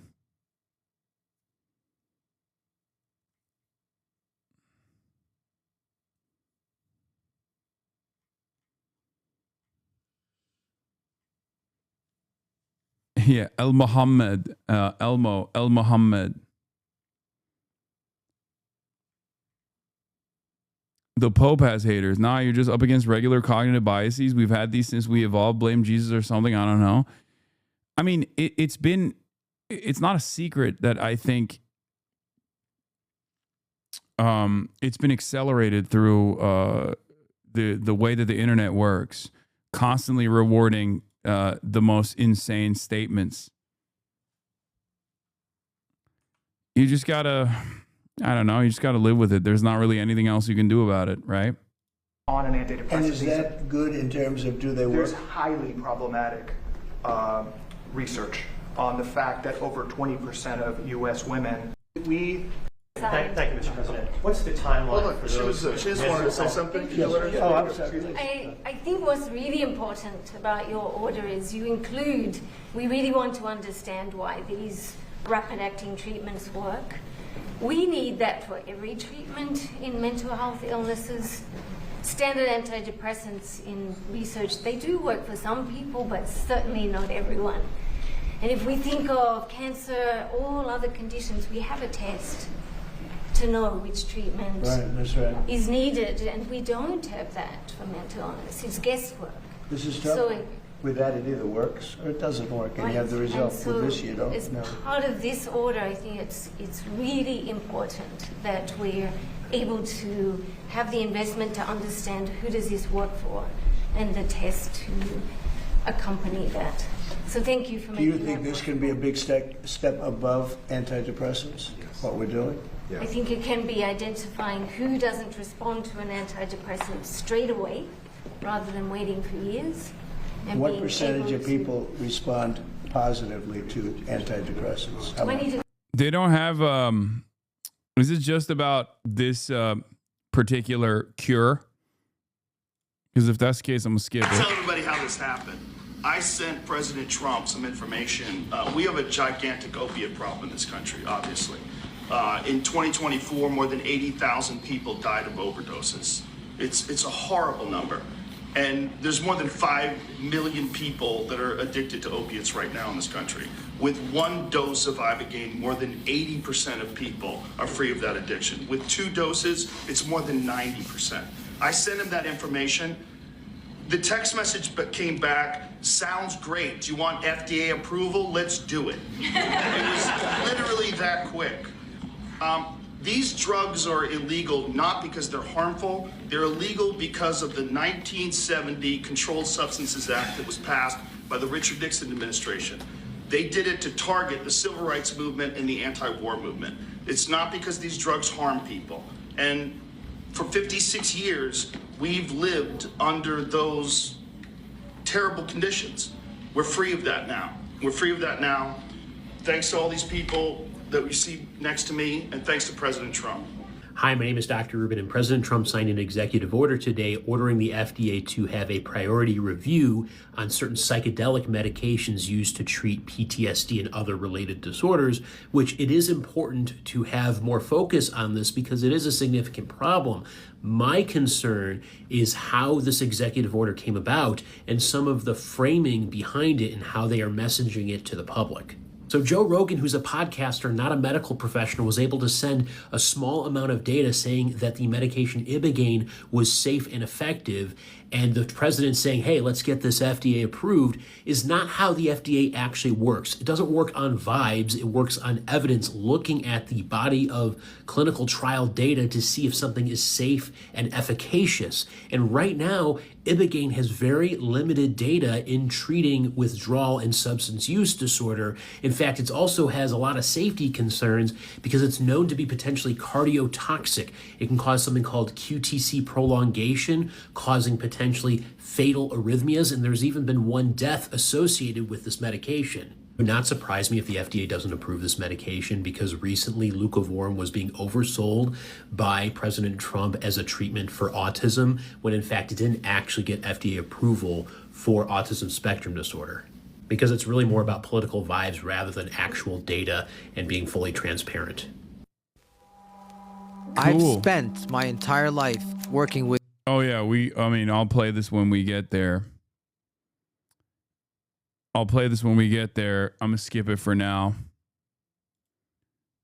I want to play a little bit of a game with you, Hasan. A dangerous game, perhaps the most dangerous game. This was pissing people off on Twitter. If your game, I'll tell you the game. I'm gonna give you. It's a bit of a rapid fire. 2028 candidates. Okay. All right, let's do it. I'm gonna give you a name, and you'll say yes or no. Like we'll go down the list. All right. Yeah. All right. Here we go. First name Rahm Emanuel. No, but also it sucks because he said he would come on the show. He was like defending me, and not that I want him to come on the show, but no, definitely no. Gavin Newsom. No. JD Vance. No, absolutely no. So wait, is this who I'm voting for in 2028? Like, what's this? Is would you vote for it? Okay, let me tell. Based on what you know about them today, would you vote for these people in 2028? Oh my God. JD Vance. No, I will never vote for a Republican ever. Gretchen Whitmer. Maybe. Now we're getting into more comfortable waters. She's too anti-Medicare for all. I think she's like she's linked to the private healthcare industry, but better than others. Definitely more responsive as a governor. But I'm 50-50. All right. AOC. Yes. Tucker Carlson. No. Cory Booker. No. Absolutely not. John Ossoff. Again, interesting candidate, maybe. Kamala Harris. Oh, God. No. Pete Buttigieg. No. You've been, consistently critical of Democrats. What will it take for Democrats to win over Hasan Piker? Oof, so much. I think they have to earn the trust of not only people like myself, but just the American people. They have to become a party that truly represents the interests of the masses, truly represents the interests of the working class. They have to have 1,000 Zorons and Grand Plattners and people that work in their own specific districts in their own states that are still almost single-mindedly and very stubbornly fighting to express the desires of the masses, fighting to improve their lives materially, and communicating that to as many people as possible to ensure that no Republican ever wins another election ever again.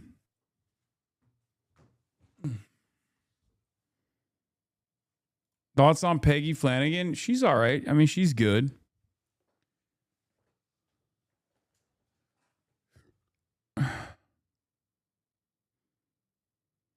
This clip popped up on IG, and I've been arguing with people claiming you'll never vote for a Democrat. All goddamn nothing. But that doesn't make sense. It's a clip of me promoting certain Democrats.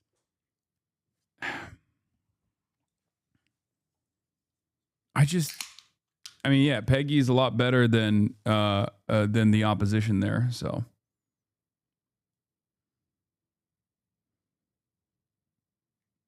Kamala truthers were calling you a racist. Yeah. Tom Steyer could be a very interesting governor for the state.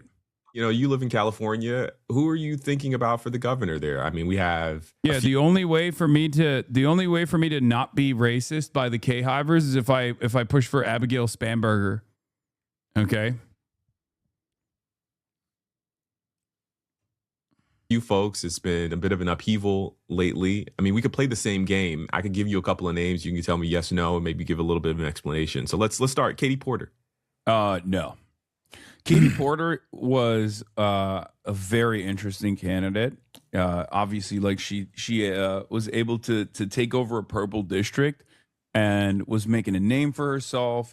She had the whiteboard. She would cook all of these like executives, and then even before we found out about like her anger issues, the thing that I care about the most on top of that, because that tells me what your character is. But what I also care about on top of that is like what your attitude is about, like what forces you're going to represent, who you're going to back. And her rapid change from being someone who was like somewhat pro-worker, pro responsive politics, potentially a Bernie-crat, right?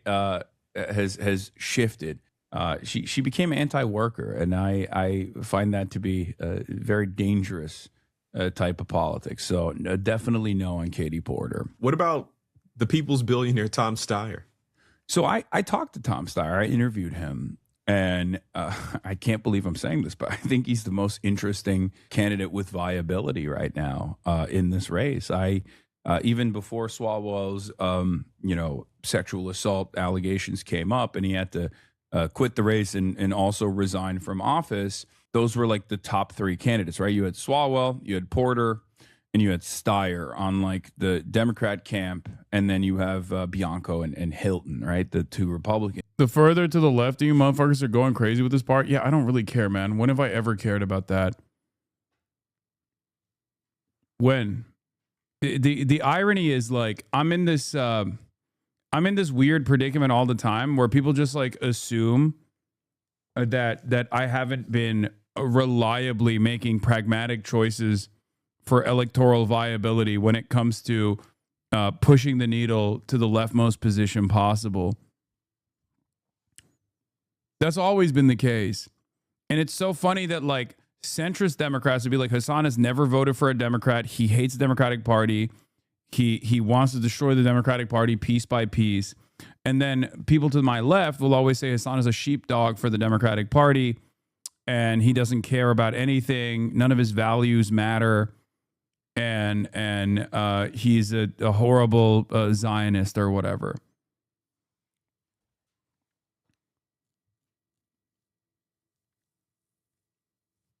I've always been fairly pragmatic. I mean, there are red lines for me, right? But I still care about, I obviously care about getting the most leftmost position, like the leftmost candidate possible elected.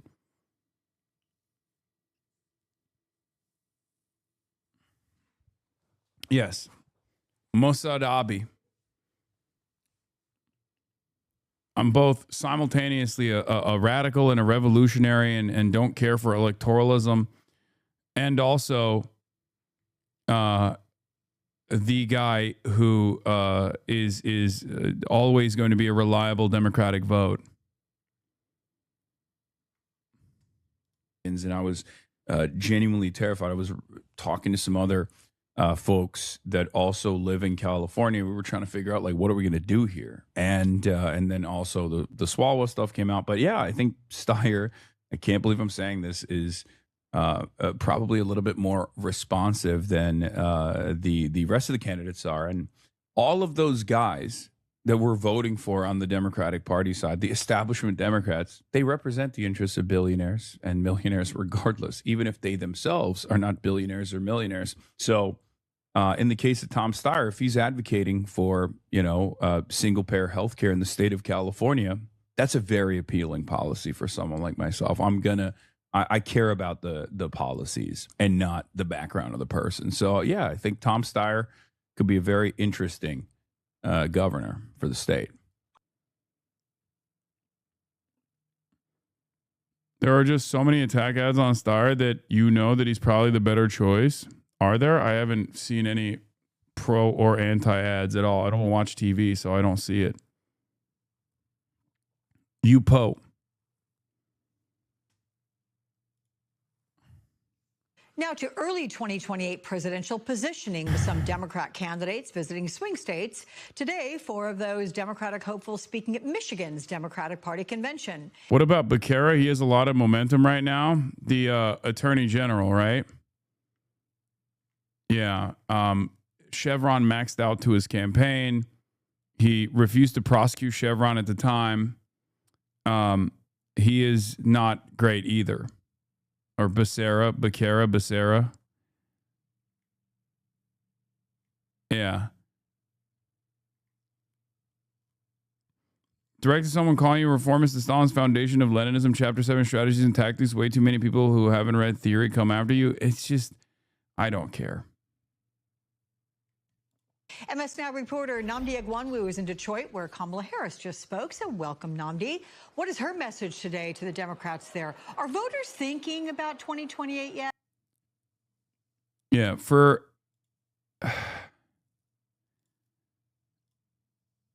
Obama 2028 against Trump declaring state of national emergency. What?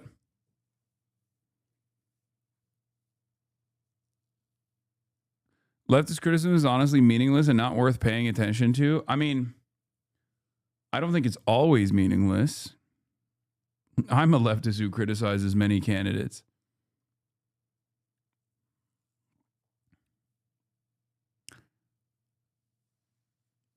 How is Kamala even showing her face after all that's happened? No shame at all. Like my assessment is oftentimes race by race, depends on the position that we're talking about, and beyond that, my assessment revolves around viability. And the reason why I say that is because, like, there are candidates who have closer worldviews to someone like myself on a lot of these issues, even in the governor's race, even in the gubernatorial race in California. But if they're trailing at 1% to 5%, at some point you have to. At some point, you have to make these tough choices. As far as like the candidates that have viability goes, I look at who they are, like what forces they represent.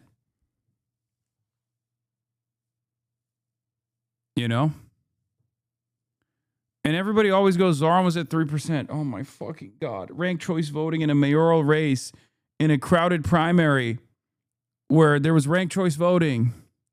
And it was far before the election actually took place.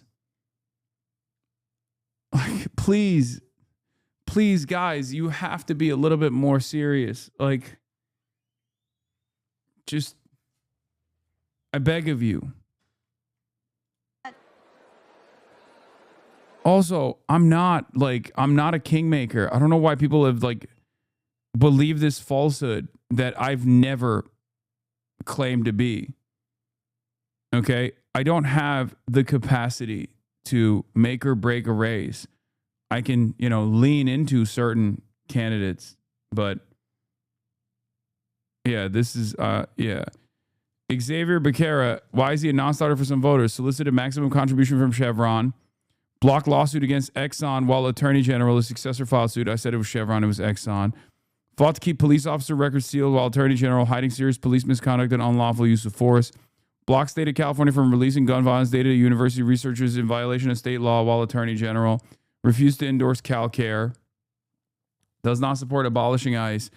Opposes billionaire tax initiative. Will not speak out against genocide in Palestine, Israeli war crimes, or AIPAC.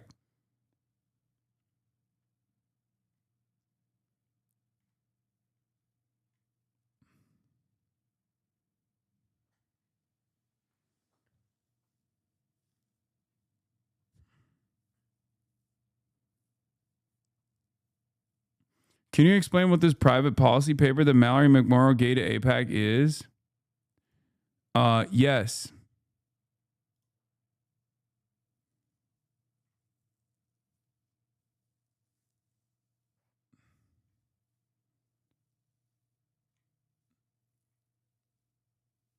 Candidates will go to special interest groups and will show them what their policies are going to be that are important to those special interest groups. Mallory McMorrow's team went to AIPAC. Mallory McMorrow's team showed Mallory McMorrow's policy positions on Israel, what she will do if elected on the issue of Israel. This call was leaked. Dropsite News reported on it back in the day. Here's a Mallory McMorrow donor talking to AIPAC. On a private donor call in August, a backer of Michigan Senate candidate Mallory McMorrow said that he had read her private AIPAC position paper and that it is outstanding. Okay? Which means she went to AIPAC ahead of time and was like, please don't spend money against me. I will be a loyal servant of Israel. Okay? You will like what I do about Israel. If you're wondering why that seems undemocratic, it's because it is undemocratic. That's just the way that politics is played in this country, where candidates, by way of their donors, will take their positions and how they will operate once they're in office to the different lobbying arms. Why didn't you bring this up in front of Abdul? Wait, what? You think Abdul doesn't know this? What are you, crazy?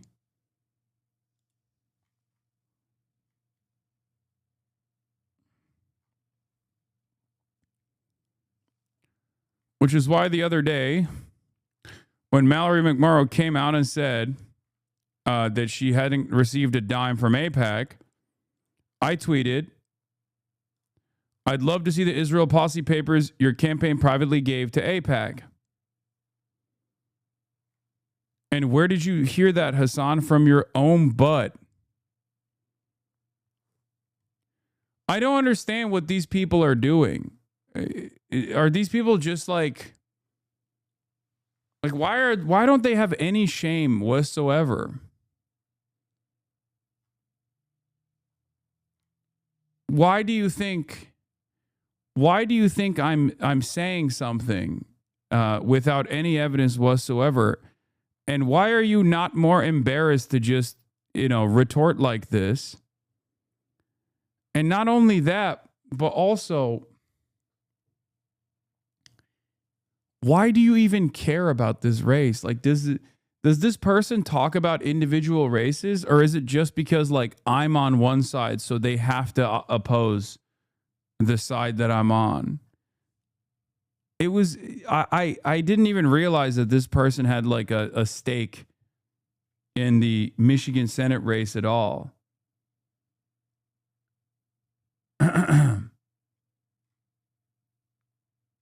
I want to test this on one of these occasions where I just advocate for a candidate that I normally never would, to see if they would end up promoting the most progressive one, only to turn around and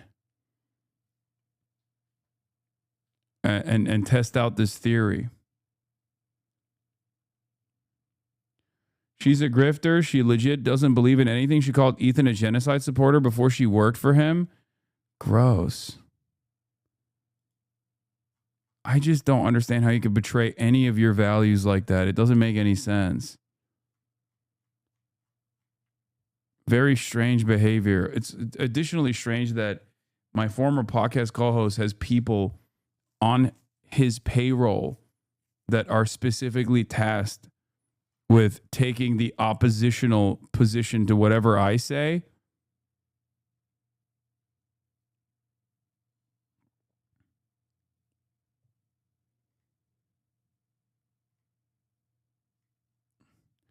But yeah, Stop Anti-Semitism came out against Mallory McMorrow. Said Mallory McMorrow states she isn't taking PAC money, even making a video denouncing AIPAC. Yet her husband just alerted us that J Street PAC is collecting funds for her. Hell yeah.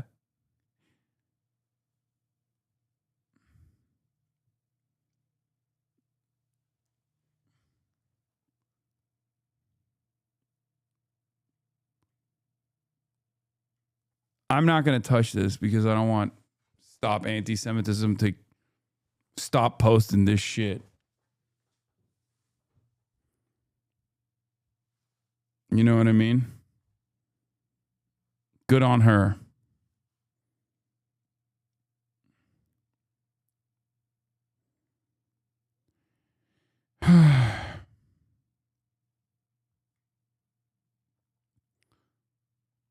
That person got the slightest internet fame for literally yelling out her window at Trump rallies. She has literally attacked you for lack of activism, and this fool doesn't even get out of the car. Oh.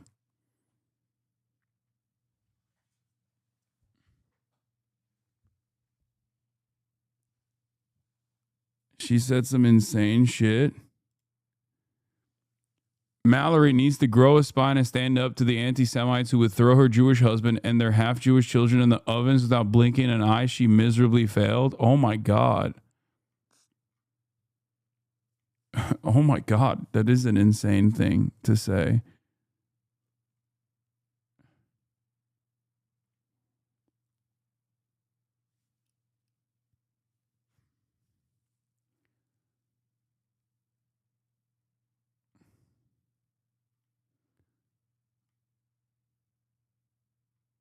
Wow. What can you say?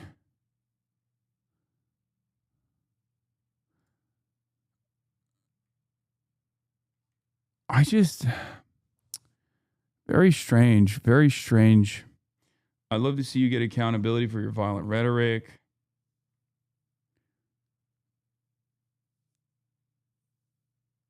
Yeah. Have you heard of the Zionist movement? Yes. The only reason why I know about the Zionist movement is because what's his face? Van Jones went to their DNC event.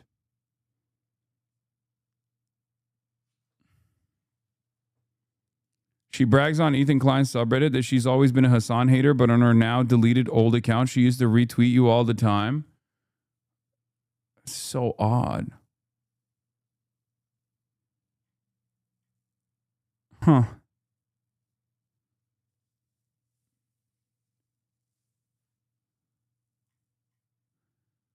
That's like that really is a weird way to operate.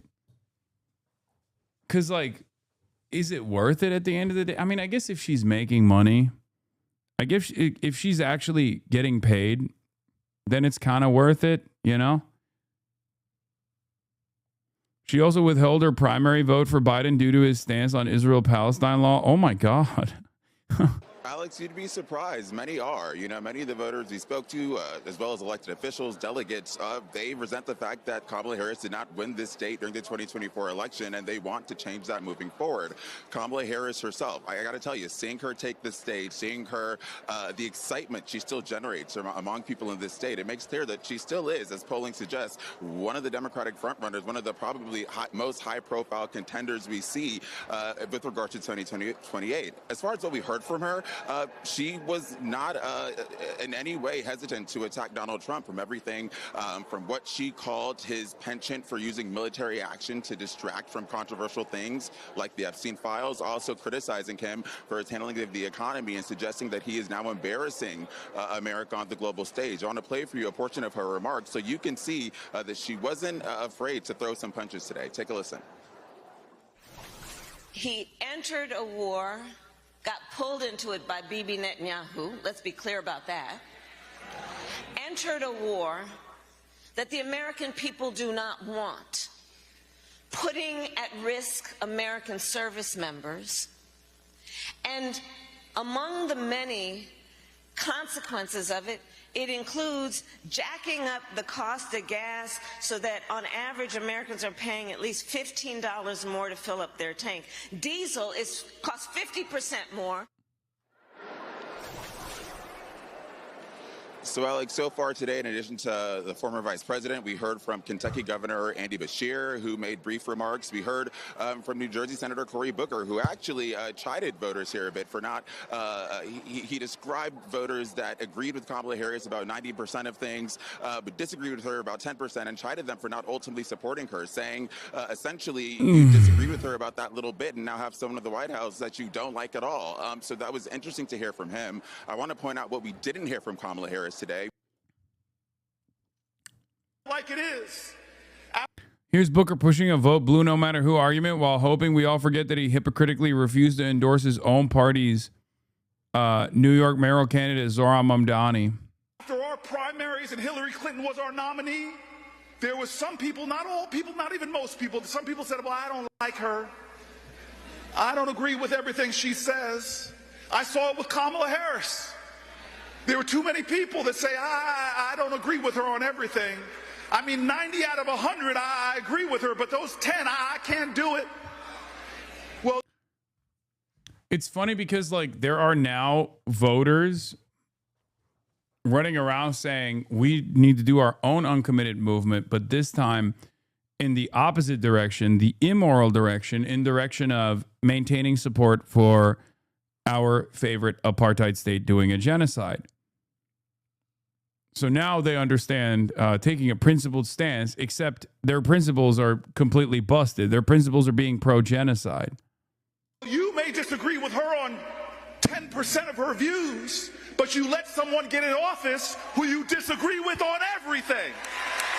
You let somebody get in office who is locking up our children. You let somebody in office who... Bro, boomers are going to be the end of us. I swear to God. Boomers are going to be the end of us. The lead poison generation is going to barrel us down the direction of do nothing Democrats. They're going to keep pumping out vote blue no matter who narratives, harm reduction narratives, hoping that that will carry them across the finish line, hoping that that will allow them to eke out a marginal victory. Who's taking away our health care? You let somebody in office who's taking away workers' rights. You let somebody in office who got rid of... Oh, God. This kind of stuff only works to an audience that is already primed to vote blue no matter who. Okay? You have to win votes. What are we doing? It is the fundamental principle of theoretical democracy. You have to win the votes. You can't expect people in the margins to make up their own damn minds about the cruelty of the Republican Party. Even if that allows you to win after 4 years of Republican cruelty, if you're winning a marginal victory with another establishment Democrat, Republicans are going to come back even stronger than before.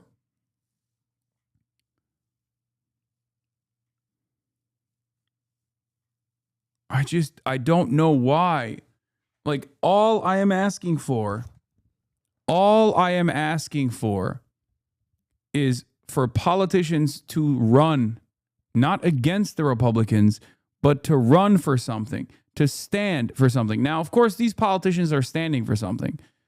They're standing to be controlled opposition to the Republicans.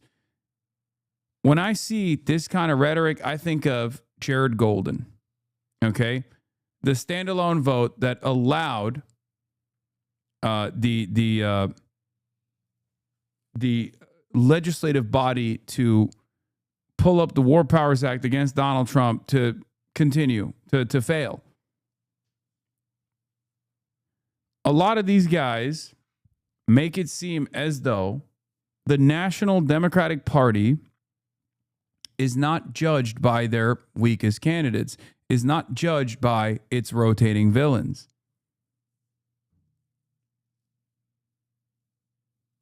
They lie and say, oh, Jared Golden had to be that standalone vote. They lie and say, oh, Joe Manchin, we have to have him on our side because otherwise, you know, he's not going to be a reliable vote where it matters, where Joe Manchin is never that reliable vote where it does matter. Joe Manchin is there to undermine the Biden agenda.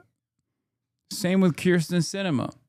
People talk about building coalitions with right flank Democrats and act as though their position in the party isn't to just destroy the party's agenda. That's their role. That's their fucking role. That's their goal. That's the whole point we need to have, or from the Democratic Party's perspective. There needs to always be at least like 5 to 10 votes that will always sully progress, that will always stand in the direction of progress, so that the Democrats can turn around and go, ugh, we can't do anything. See, our own guys are cucking us.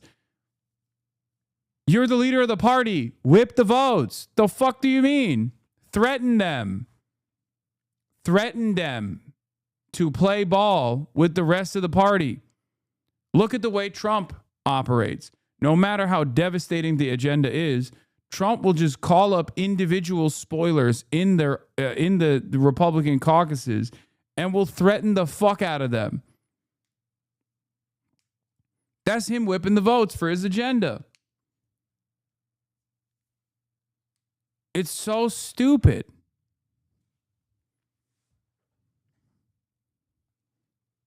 The Department of Education holding it like it is. I've never seen Booker so fired up. No, he's always this fired up when it comes to shit like this. Despite heavy strikes, Iran still retains substantial military capability. About 40% of his attack drones, roughly 60% of his missile launchers, and potentially up to 70% of his missile stockpile. Source, The New York Times. Yeah, they're all doing the campaign trail today, including John Ossoff, who is...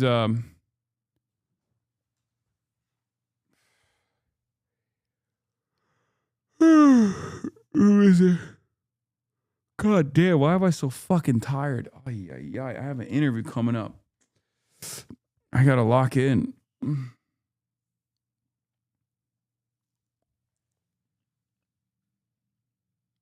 I went to bed early too.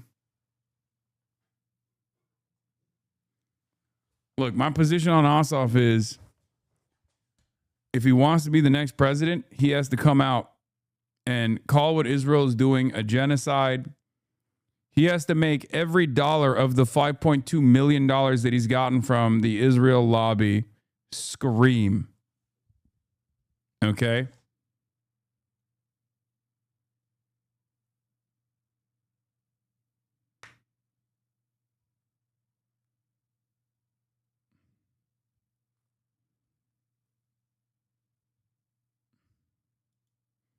What is this? Israel before the Haredi Revolution. The reports about soldiers who were sent to prison because of a barbecue on the Sabbath and about female soldiers who were fined for not dressing modestly enough are not curiosities. This is the story itself. We're in a struggle.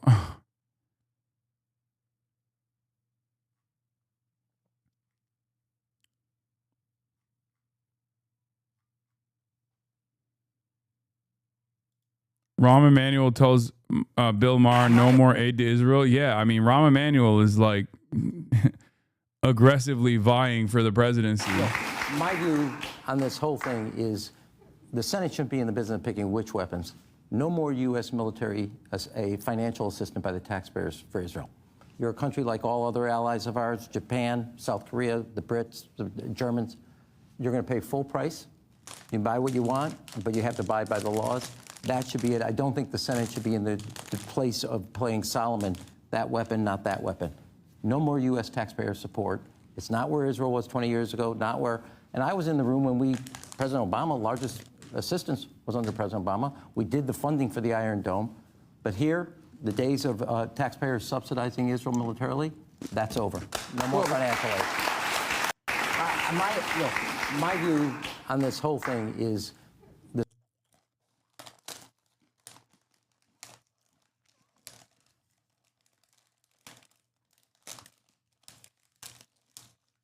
Yeah, they're moving into the J Street position, which is like, oh, Israel can buy the weapons. No, embargo. Embargo.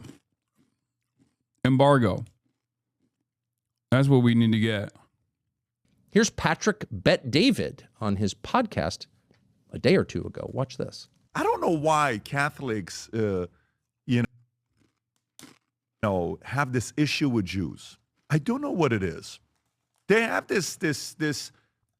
I don't listen. I get the Jews have issues with Christians, and they'll make fun, and they'll say stuff like, "Oh, your Jesus is gonna do." They'll say, "Well, he was a Jew anyways, right?" Yeah. But then Catholics have that issue with Jews. And they act like, they're all innocent and everything. And when you look at Catholics, the amount of centralized power they have. Centralized. If you know what the total Catholic population is worldwide? It's like 1.213 billion. Jews are 15 million. 15 million. But Jews are decentralized, meaning Jews don't have somebody they listen to that says, hey, you better do this. Catholics, God forbid you say something about the Pope. They're like, hey, man, listen, who is that Pope figure in the Christian community? We don't have one. No. If I ask you right now who's the Pope in the Christian community, you don't have somebody to look at. Who is it? Which pastor? Yeah, exactly. No, they don't. We don't have one. It's an independent network. It's just the Bible. So if you look at only Catholics and Muslims have somebody that they look at as their supreme. No, only Shias have that. And even Shias have disagreements on who it is. Sunni Muslims don't have a caliphate anymore, big dog. Leader, like, you got to go to somebody. But even more, it's Catholic. Well, there's only two theocracies in the world. Catholicism? Islam. I'm sorry, the Islam. I bet he's not going to say Israel, right? Islamic Republic of Iran. Yep. And the Vatican. Yeah. Those are the two major theocracies. So actually, the Vatican is very much like the Nazi Iranian government, the theocratic government, the mullahs. It's all basically the same. They've got the complicated dress. They hate the Jews, as Patrick Bet-David just said. Catholics have a problem with the Jews. A problem with the Jews. It's slander. It's an attack on the world's largest and oldest Christian denomination, and it's taking place openly. And it's all coming from the same source, which is Israel. The issue is Israel. Anyone who supports the Netanyahu government, not Israel as a concept, not all Jews, no, the Netanyahu government, anyone who ratifies every decision, no matter how violent or grotesque or genocidal of the Netanyahu government, those are the good people. And anyone who doesn't is a Nazi. And by the way, their religion itself is a Nazi religion. It's an inherently anti-Semitic religion. So Tucker, it's interesting. I watched this video a few times, and respectfully, I want to respond to you because you're a formidable voice. Whether I agree with you or not, you're somebody that's very good at getting your message out there. And I think at this point, if there's anybody that believes in your ability, it's a guy like this who, after I sold my company, offered you a $100 million contract. I even went on your friend Megyn Kelly's show when I announced it, and she was asking specific questions. I said, yep, we went to your house, we made the offer, then we spent some time together. I came to Maine, and we did your show, and we've had a couple good conversations together. So I believe in you. I think you're funny, quirky, very good communication, and you have your way of doing things. It's almost like you do twist words a lot, and I noticed you did. Bro. Why is there a smoke detector in this dark room that Patrick Bet-David is talking in? A smoke machine, not a detector.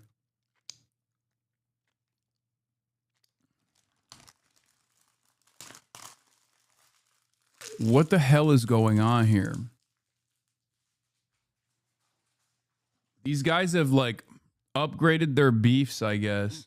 That with me, he hates Catholics. You know, he hates this. Catholics hate the Jews and all this stuff that you did. It's a little bit of a you know, your shtick, which I get. But let me kind of get into a few things I want to address with you in this video. And maybe you're not aware of it. A few things you need to know about me. My number one priority is to make sure America stays as the greatest country in the world. Period. Full stop. I'm America first. I'm a Christian, non-denominational Christian that you need to know about me. And by the way, I'm Armenian, which, by the way, the first nation that accepted Christianity as their religion was Armenians. And the only ones that debate Armenians on them being first is Assyrians, and my dad is Assyrian. Maybe that's the reason why my parents divorced each other twice, married each other, and divorced each other. So Armenian, Assyrian, Christian, America first. I want this thing to be the greatest country in the world. I want capitalism to be common sense for everybody, to realize that if a new person wants to come up and have their dreams become a reality, I want that to be out there. But I wonder if that's where you are today. You were always there for many years until what's happened with you the last couple of years. So let me kind of address a few things. So you said something a couple weeks ago. You said Sharia law has made Islamic societies more advanced than the West. Huh. It's interesting. Sharia law has made Islamic societies more advanced than the West. It's a pretty bold statement. I mean, it's like you're selling Sharia law more than you're selling America. You had a guest on a couple weeks ago. Your guest said, you know, that capitalism should not be anywhere near Christianity. Christianity is socialism at its core. You almost agreed with them. And you're like, yes. And you almost agreed with them. So socialism, Christianity at its core, you almost sound like you're supporting maybe a Mamdani in New York or maybe an Ilhan Omar. Maybe those two will be in your podcast. Yeah, famous supporters of Sharia law. Yes, in the next few months, I don't know. I'm trying to see what you're solving for. See, this is kind of where I'm at with my life that most people don't know about, but let me kind of share it with you. For 7.5 years, I worked with Mormons. Guess what? I read everything I could on Mormons, and I realized it's not a denomination for me. I'm not interested. I watch all the videos you're not supposed to watch. Ask me how many bad experiences I had with Mormons. Zero. They're phenomenal people. I work with Seventh-day Adventists, and I learned that on Saturdays, you know, there's Saturday, Sunday, all these different things. Very interesting. Guy named Juan Rivas, big community. Not for me, but guess what? I got along with them. Jews. I notice Jews, when I do business with them, it's very interesting if you negotiate with them. They're going to be very, very making sure they get all the benefits on their side. But ask me how many times I've had issues with Jews. Never. Okay, if you ask me about Catholics, I built an insurance company with 60,000 insurance agents, 54% Hispanic. And what do you think most Hispanics are? Catholics. Never had one issue with a single Catholic in my life. And last but not least, Islam, Muslim. I lived with them for 11 years. When you say Sharia law has made Islamic societies more advanced than the West, I lived with the IRGC and the Hezbollahs in Iran, where my mother and my sister were frightened to walk outside. That's this guy.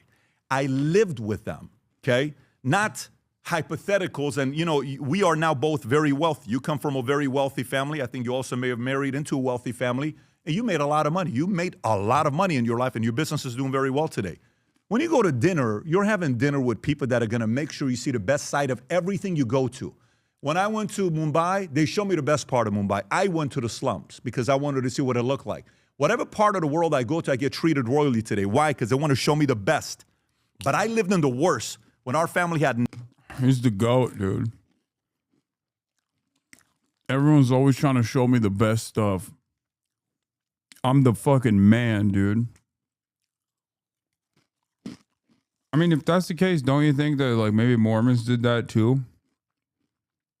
And all the people that you work with did that too, not just people in Mumbai? Nothing. Literally nothing is what we had when we lived in Iran. Regular places, we lived in the city of Tehran.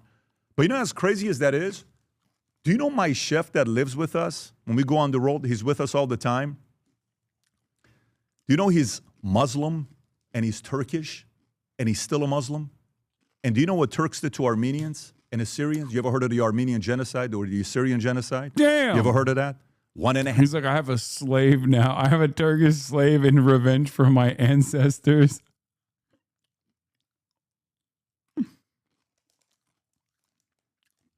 I bring him everywhere with me. I show him the world. I say, this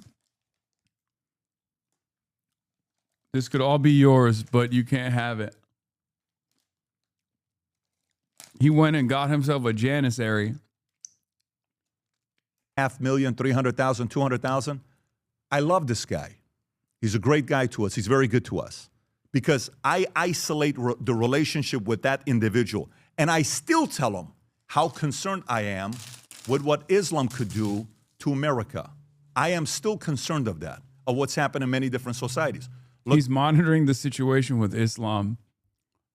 He's keeping a close watch on this Islam situation, you know? Because he's worried. He's concerned that it's going to take over America. Look at, you know, what they're doing in Minnesota, many markets that we read about. Look at what's going on in New York right now. Look at what's going on in a couple places in Plano. Wait, what? What's going on in New York? When these guys talk about New York, they make it seem like New York is now under the Islamic Caliphate or something. Like, what the fuck? On how they're growing. And so Charlie Kirk, whom you and I think both admire, Charlie Kirk once said, I think it was 2 days before he was killed. I think it was 1 day before he was killed. He said, Islam is the sword the left is using to slit the throat of America. Let me read it to you one more time. Islam is the sword. Bro, they are unironically reading hadiths. He said, Charlie Kirk, peace be upon him, the great prophet, had a take on Islam. The prophet Charlie Kirk said, Islam is the sword the left is using to slit the throat of America.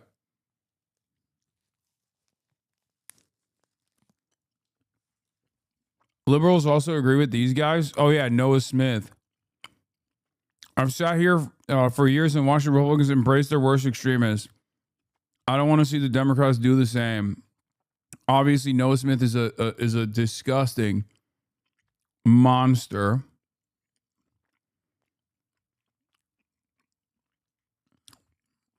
Another major Islamophobe.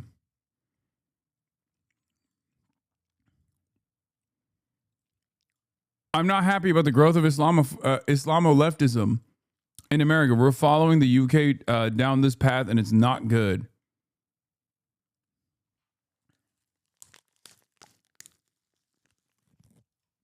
Left is using to slit the throat of America. Do you agree with Charlie? Because I do. I do. Because it's all like, hey, let's make it not a big deal. Let's be tolerant. Let's be tolerant Christians. Sharia law has made Islamic societies more advanced than the West. Let's just be tolerant. It's okay. Let's be tolerant. Let's accept all this stuff. Let's allow all this immigration that's going on in UK. It's not a big deal. They're not that bad. It's fine. They don't live the way you do. They just don't. They don't live by the values you and I live in America. I love that he's not out-woking Tucker, but instead out-racisting Tucker. Like, this is right-wing infighting. They don't. Now, if you I have a lot of friends that, you know, like Andrew Tate chose to become a Muslim. If you've already converted, but you've not made the announcement publicly, listen, to each his own. You're making that decision as an adult. I support it. More power to you. But my priority is America first. My priority is to make sure we advance America in a way that young men are able to make enough money to get married and have 3+ kids, preferably 4, and be able to have their kids' dream become a reality where if they want to go build a business and make billions, do it. If you want to make millions, do it. If you want to go in a Am I value tained? Always. Absolutely. Are you kidding me? Wait, what do you mean? You want the kids? You want... Guess who's having a shit ton of kids, man? Muslims. You know? Listen, I don't want kids to be I don't want people to come to America and Muslimically have 3+ kids. I want them to have kids Christian style. Military do it. If you want to go out there and, have a regular. The best thing about Patrick Bet David is that he's a brown man, Muslim. Wait, is he Muslim? No, he's not Muslim. Has an insanely Jewish last name and is Iranian Armenian Christian Shah enjoyer.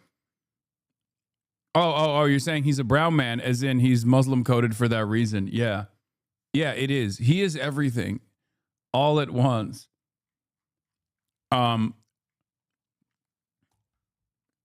He's just the perfect guy to come out of South Beach, okay?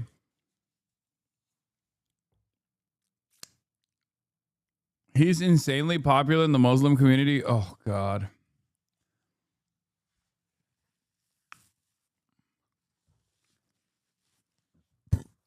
Yeah, I like that a guy that looks like this is talking to Tucker Carlson and saying Tucker Carlson is a secret Muslim. Job, making $58,000 a year at whatever company, but you're happy about your job because you're a school teacher, go do it. That's what I want. And as a Christian man, non-denominational, Christ is king, I say that comfortably. My life changed the day I accepted Jesus Christ as my Savior, January 21st of 2004. I will say that to a Jew, to a Muslim, to a Catholic, to anybody, that's my faith. And every day I fall short. When we first moved to Florida for the first 30 days, every single night, I would walk and I would listen to this version of Amazing Grace because that's the only thing I relate to. Those words, you know the words. Amazing Grace, how sweet the sound. That, I want to read this.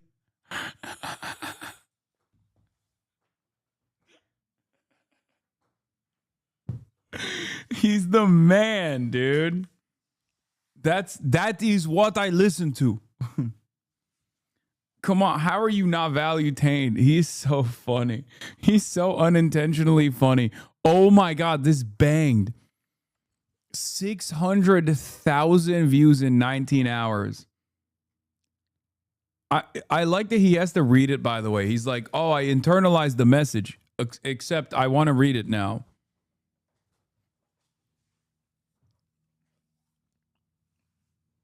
This impacted my hugely. I do not know the words by heart.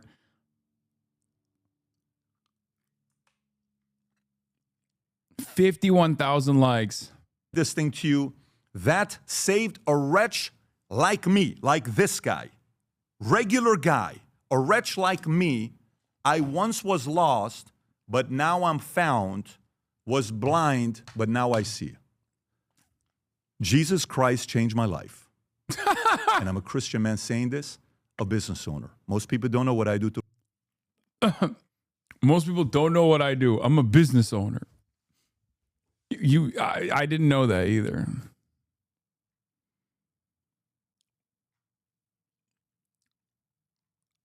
Throughout the day, I run companies for a living. I'm not a media guy. We've grown this business from 9 employees to 165 employees. I'm in meetings from morning till night, and I love what I do because I live in the greatest country in the world. So, message back to you.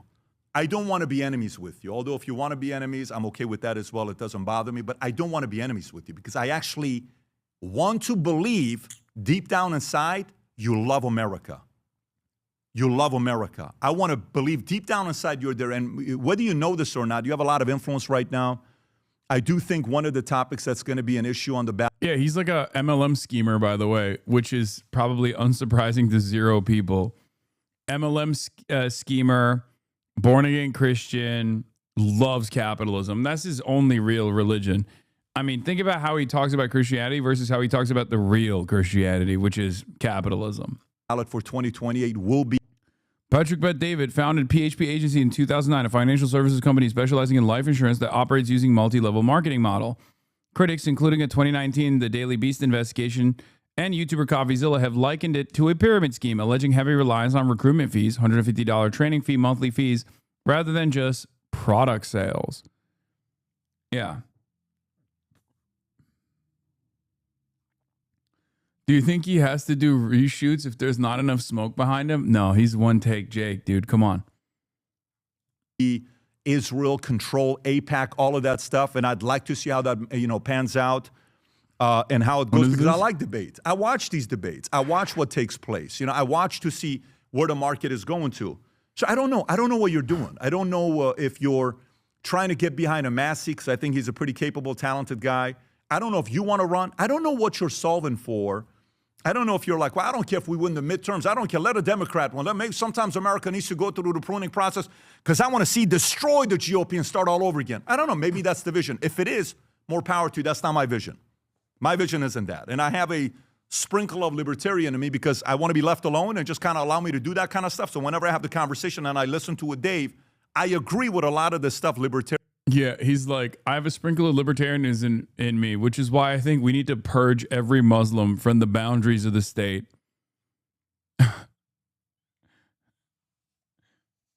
Famously, a libertarian policy is too many Muslims in the country. Libertarians also believe in, but I think there's an end to it because we've already started a country the way that we are. And so you and I both get accused of something. I want you to process this, and I want you to know I'm open to it. You get accused of, this guy, Tucker's taking money. Oh, Pat's a Zionist. He's taking money from Israel. Never been to Israel. AIPAC messaged me and told me, you want to come to Israel? I said, I have no interest in going to Israel for you to pay for me. I'm going to go one day with my pastor. We've never taken money from anybody. And I'm so confident with myself on what I've done because there's only one thing I fear in my life, and that's God. I don't fear anything more than I fear God. And trust me, I fear God a lot, because this thing's like this.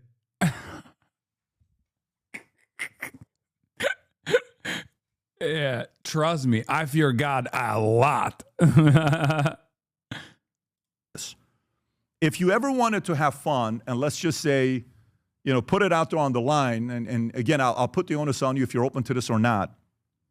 Let's go hire 3 accounting firms. You pick one, I pick one, and let's get a third party that we both agree on, maybe like a KPMG, PwC, and BKD, hypothetically. Some of the biggest firms you probably recognize. You have money. You've done well for yourself.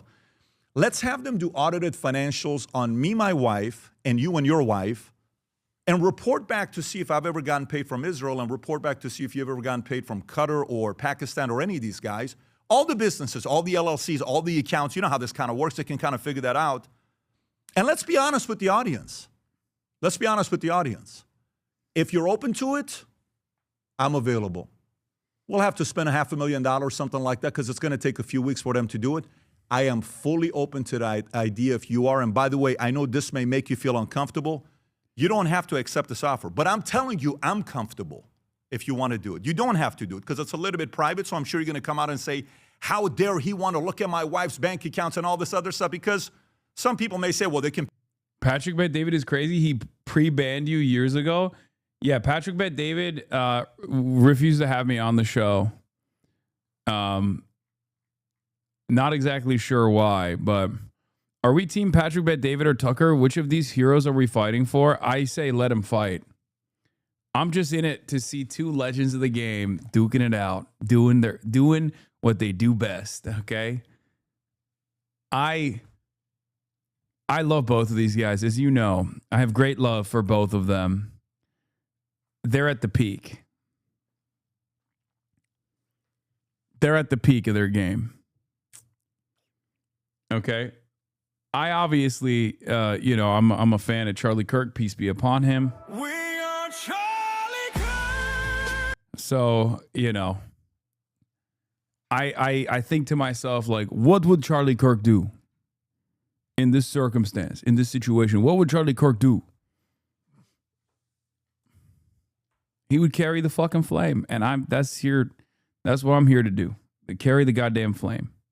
Pay your wife and not through you, and I get that as well, and that's why I want to be a little bit transparent with you. I've tried many times to build a relationship with you. It's been challenging, but I do want you to know that as a Christian man myself, no matter how much you go to a place to not want to believe in somebody, I've been instructed by God to try to do my best to have some grace. And I believe in you. I believe in your abilities. But I believe in God and America more than I believe in any man in America, because I've seen many great empires fall. And for as long as I'm alive and I'm kicking, and if God wants to use me as a voice to elevate how amazing of a country we live in, how lucky we are to be here. Both of these individuals, Tucker Carlson and Patrick Bet-David, have refused to have me on their shows. So I'm an outsider. What prompted this video? Apparently Tucker Carlson said something about Patrick Bet-David. Like, and that's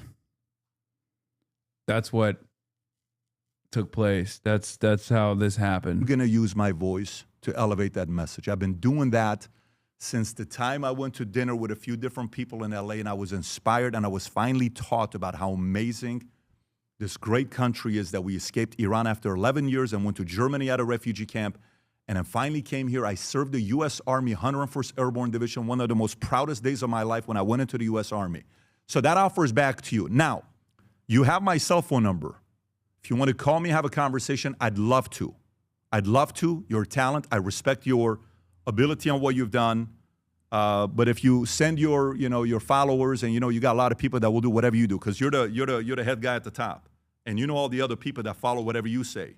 So I trust all of them are going to probably attack me.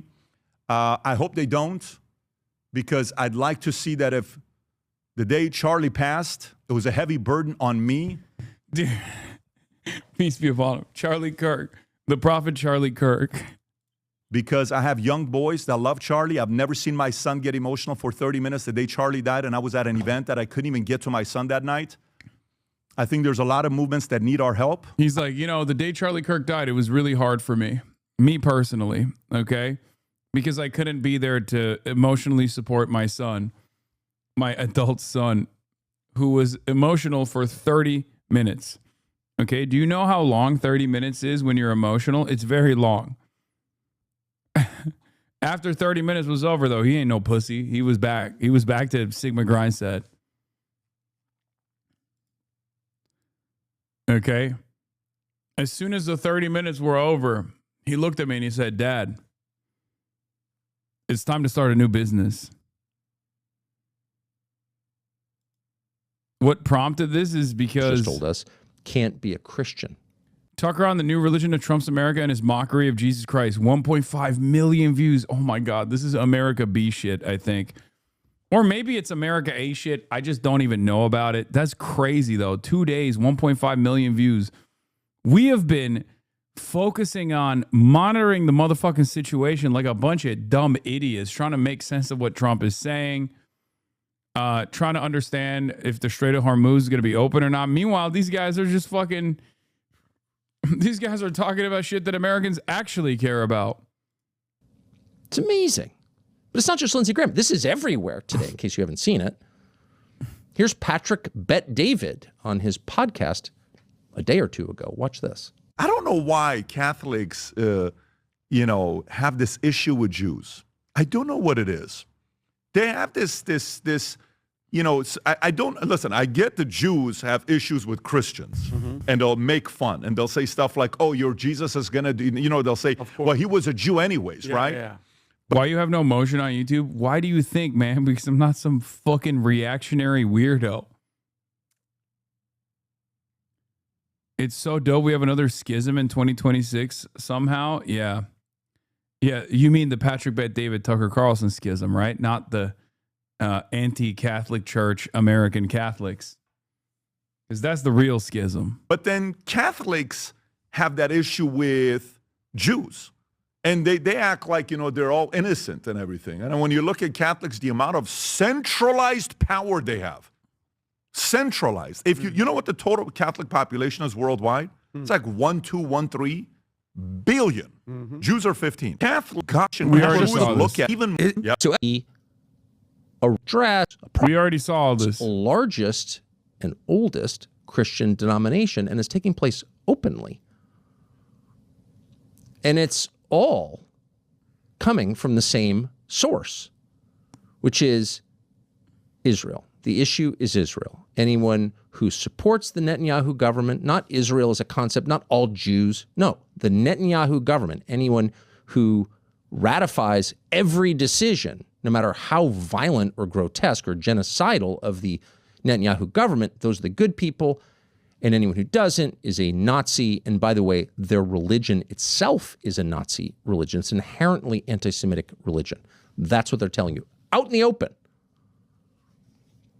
And the kind of casual dismissal, the mockery, the loathing of the oldest and largest Christian church, it's just remarkable. Now, again, Trump is someone who, you know, has a lot of problems showing respect to other powerful figures. And it's not just Trump. Most men like Trump are that way. They get along well with women because they're not threatened by women. Woman's probably not trying to, like, kill you and become king. They're kind of loyal. But other men, every other man to a certain male personality type is a potential threat. That's why kings kill their sons. Every man is a potential threat. And so Trump is not, on a gut level, instinctively respectful of anything or anybody. And that's one of the reasons he was a much-needed transformative political figure for so long in the United States, because he was willing to ask questions that most people in Washington had never even thought of out of deference to the existing system. Like, why do we have NATO? Is it really a good idea to offshore manufacturing? Is our immigration actually, our system helping the United States or hurting, et cetera, et cetera, et cetera? All famously the questions that Trump asked about the way we were doing things were made possible. He was able to ask those things because he doesn't have reflective respect for anybody. Got it. And so when Trump mocks Jesus and the Pope and Christians and tweets out the F word on Easter morning, you're kind of like, well, this is awful, but it's also kind of consistent with the Trump we know. This is just Trump turned up to 11. But what's interesting is there are certain circumstances where Trump shows sincere reverence. There are the outlines of an actual religious faith here. And they're not what you would expect. So here, for example, is Donald Trump, the month before the last election, this is October 2024, visiting the grave of a man called Rebbe Schneerson, Rabbi Menachem Schneerson, who he's since passed away, the leader of a large Orthodox sect. He's Eastern European by birth, came with many of his followers to New York, to Brooklyn, and built a very successful, though relatively speaking, very small center of religious thought and political power, actually. He died some years ago. There's the now president standing there. It looks like maybe Ben Shapiro there, Howard Lutnick, wearing a kippah on his head. As you look at that, ask, is it possible? Lamau, is this Trump is secretly Chabad? Yes. Trump is a Chabadnik. So is Zoran. And of course, how can I forget Vladimir Putin? I like that all of the leaders, all the centers of power are secretly Chabadnik.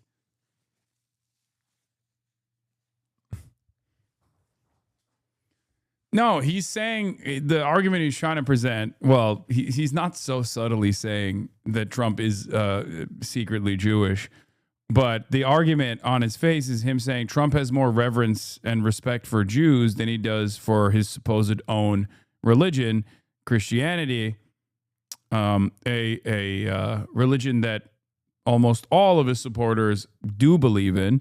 He's trying to basically sever by force Trump's ties with his own base of support. Able to imagine Donald Trump ever mocking Rebbe Schneerson, who, by the way, and this is kind of the point, is considered by some of his followers to be the Messiah. And to be completely clear, every American is allowed to decide for himself who the Messiah is, so that is not mockery of that belief. I don't personally believe it, but one of the reasons we've been able to live with people of different faiths in this country for 250 years is we don't mock other people's religious faith unless you're absolutely forced to, unless you're trying to make me attend your religious rituals or bow down before a God I don't consider God. Unless it comes to that, we kind of let each other have our own religious views. And that has worked. That's changing very, very fast, however. But ask yourself, can you imagine Donald Trump sending out a meme mocking Rebbe Schneerson? And of course, under no circumstances could you imagine that, because under no circumstances would that ever happen. Trump would not be allowed to do that, and Trump would never even consider doing it. But sending out multiple images mocking Jesus? No problem at all. So that gives you a more precise sense of what our civic religion actually is. I just don't think that Tucker Carlson has motion amongst the people that he is seemingly trying to communicate to. Like, I don't think that there are, Trump supporters that are watching him and going like, oh my God, Tucker's right. Trump might be a sacred Jew. You know? I don't. He absolutely does. Liberals love his takes. No, liberals like his takes. I think now Tucker Carlson is established an audience. He can still win back all the fucking Republicans like that, because it doesn't take much for Republicans to lend their support to someone. But I do think that he has a larger audience of like Bangladeshi unks than he does like American evangelicals at this point, at least on his YouTube page, and maybe liberals and independents as well. A civic religion, by the way, is not a conventional religion. Civic religion is a series of customs, some enshrined in law, not all, that a society, civilization, and its government observe. And it doesn't necessarily mean there's a God at the center of it. That's why it's a civic religion rather than a conventional religion. But our civic religion is, if you, again, takes 3 steps back and is to assess the country with the eyes of a visitor, a modern Tocqueville, you can see it really clearly. What are the events? Who are the people who we treat with reverence? What are you actually not allowed to make fun of? What is blasphemy in modern America? Those are the questions you ask if you are trying to understand what our operative religion is. What's the religion of our leaders? Again, it's not a conventional religion necessarily. It's not Torah Judaism or Rabbinic Judaism or evangelical Christianity or Catholic Christianity. It's the actual religion, the real religion, the set of beliefs that we treat with reverence. Well, it just so happens there was a religious ceremony ongoing today in the United States Capitol, complete with very recognizable religious iconography, symbolism. You may not even have known this was happening, but it was happening today as part of an 8-day celebration of remembrance of the Holocaust, the period in the 1930s and 40s where the German government, the Nazi government, murdered, in addition to a lot of other people, a whole bunch of Jews. And that ended in part because the United States sent troops to Europe, millions of troops to Europe, to defeat the German government. And with the help of the Soviets, our allies at the time, we did that. And in the process of doing that, over 250,000 Americans, American men, were killed trying to stop the Nazi government from doing the evil things that it was doing. 250,000 more than American men died fighting the Nazis. But in today's ceremony in the Congress, there was no mention of them. There was instead this. Watch. Ladies and gentlemen, a museum leadership. Yeah, you say a whole bunch of Jews when you don't want to say 6. Okay? I think that's, maybe I'm reading too much into it, but he has had like the Holocaust revisionists and stuff on his broadcast before. So it's not. I noticed that too. I did perk up a little bit. Program has included more than 72,000 U.S. military members. Through examination of the Holocaust, they gain insight into their own professional and individual responsibilities. The candlelighters are members of the United States Army 3rd Infantry Regiment, the Old Guard.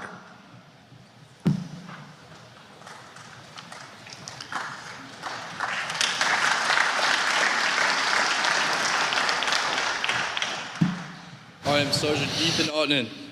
I remember.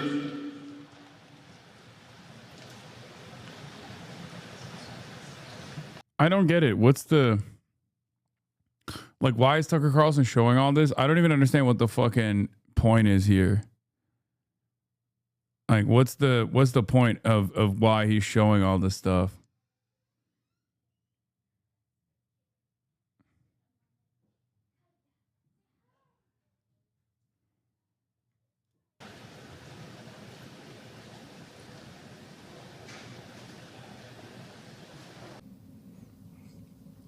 That is a current uniformed U.S. military member from the Old Guard, the 3rd Infantry Regiment, which is, ever present at our public events in Washington, lighting a candle at the menorah and saying, I remember. No explanation of, I remember. Remember what? What are we remembering here? And we do have a sense that we're not remembering the American soldiers who liberated Dachau, for example. We're not remembering the 250,000 American men who joined a war they had nothing to do with inherently. It wasn't taking place in North America, it was taking place in Europe. And the dispute was over Poland and Czechoslovakia. What the fuck?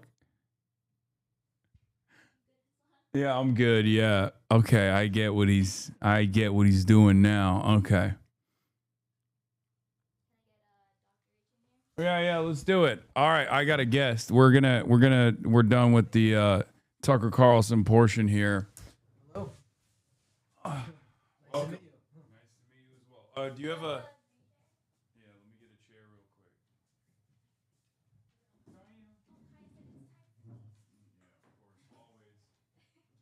You never issue with dogs, right? No issue. All right, perfect. This out of the way. Get this in front of you. There we go. Okay, you can come a little bit closer. I think this should be. All right, hold on. Let me move a little bit that way, and then you move a little bit that. All right, perfect. All right, now we're centered. Dr. Adam Hamawi, everybody, ladies and gentlemen. He is a surgeon running for New Jersey 12. It's a D+13 district. He's an Army veteran. He served as a doctor in Gaza, spent 3 weeks in Khan Yunis. Very honored to have you here today. Very excited to talk to you. You have a very interesting and storied career, and we're gonna get into all of that. But once again, thank you so much for coming. I see that you have a One Piece pin. That is crazy. What's that about? Well, I'm a new fan. Basically, I've been traveling with my daughter. She went to the West Bank with me last year. We go to protests, and every time we go somewhere, she's like, "There's Luffy and there's One Piece." That's crazy. And finally, like a few weeks ago, I was at a ICE detention center at Delaney Hall in New Jersey, and flying outside of the center, this huge One Piece flag. And that was like the straw. I just went home that night and started watching and, trying to catch up. Got a few hundred episodes to go. Well, wait, it's 1,000 episodes. You're in? I'm only about 20 in, so I got. Yeah, you got a few thousand episodes to go. Here's the other thing. Oh yeah, we have some special treats for you.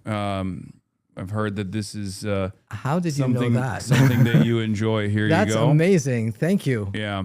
And we got the Entenmann's too. Like, how did you find that out? Yeah, I heard that you're a fan of the bad chocolate covered Entenmann's cake donuts. It's like rocket fuel. When you're up late at night and you just need something to keep you going, it's sugar and caffeine. And an orange Celsius. But before we get into that, before we get into One Piece and stuff, let me do an intro real quick. Adam Hamawi is a surgeon, like I said, running for U.S. House in New Jersey 12th District. Dr. Hamawi volunteered on a medical mission in Gaza, where he worked at European Hospital in Khan Yunis, where he was stranded after Israel closed the Rafah crossing, and later said the experience fundamentally changed how he thinks about U.S. foreign policy, humanitarian aid, and public health. Back here at home, Dr. Hamawi is campaigning on the idea, healthcare, not bombs. He supports Medicare for all, abolishing ICE, unrigging the U.S. economy, and ending America's aid to Israel. The New Jersey 12th seat will be opening as Bonnie Watson Coleman is set to retire after her term ends. Back to One Piece. Yes. There's an entire arc that's dedicated to socialized medicine. So I think you'll appreciate that. I haven't gotten there yet, but my daughter Amina is telling me what it symbolizes, and it's fighting against oppression and tyranny. And I've seen that everywhere, and I'm a big fan of fighting oppression and tyranny because I've seen that firsthand, and disrupting the system, which is what we need here in the United States. So hell yeah. Well, all right, let's get started. People might not know this about you, but when you were back in Iraq, you were credited with saving Senator Tammy Duckworth's life. And in 2024, she had to step in to call upon Israel to allow you to evacuate Khan Yunis. You were among 3 of the 20 doctors who refused to evacuate until Israel agreed to allow a new set of doctors to come in to replace you. Can you walk us through what happened in that process? My relationship with Senator Duckworth goes back a long time. And I was there in Iraq. It was November 2004 when her Black Hawk was shot down. And it was a mass casualty event. We had the entire crew come in. She was the most seriously injured. And what really stands out that day is that she came in and all she kept asking was, "How's my crew? How's my crew?" Which, that kind of burned her name into my brain. I took care of hundreds of troops when I was there. But I was always able to remember her, and I was able to remember, she symbolized everyone else I took care of. And we operated for a few hours. Really, she was in serious condition. And once we had her stabilized, she was flown out and evacuated. And it was a few years before we reconnected again. And then she got the chance to return the favor when I was stuck and my team was needed help. She was instrumental in, calling on the U.S. State Department and the Israeli government to get us out. Yeah. So let's talk about that experience. I've interviewed a bunch of doctors that have done medical missions in Gaza, for Sidwa, the Beast from the Middle East, to name a few. And that experience is usually harrowing. I hope you don't mind me asking about what took place there, but. One thing that I wanted to ask you in particular is, as an American doctor, did you feel a sense of protection, given that you were an American versus local doctors like Hasan Hamdan, who, along with his family, was killed by an Israeli airstrike inside of a safe zone, or what they call a safe zone? So there's no safe area in Gaza. Everywhere has been targeted. We had bombs falling really close to the hospital that shook us. We couldn't stand straight at some points. However, we did feel safer than other areas. And that was one of the main reasons that I didn't want to leave. And the 2 that went with us is because having foreign doctors in that space gave a sense of security also to the Palestinians that were there, because all the hospitals had been raided and targeted. And, having international attention on us made it less likely that the Israelis would hit it. They've hit other people in the past and called it accidents, so that could still always happen, the quote accident that continue to go on. But yes, we were safer, but not safe. Yeah. You've mentioned in other interviews that you saw zero evidence to back up Israel's claims that Hamas was using hospitals as a command center, yet Israeli bombs never really stopped dropping on every single one of Gaza's hospitals. What did you see personally inside of these hospitals in Gaza when you were working? So I saw broken hospitals. These are hospitals that are overwhelmed. They have little resources, little personnel. I had more access than most Palestinians. As a surgeon, I could walk into I could walk into any room in the hospital without restriction. There was nowhere that was said this is not allowed. And this was not available to everybody else. And I was in that hospital. I was in, EGH, which is the European hospital. I was in Nasser.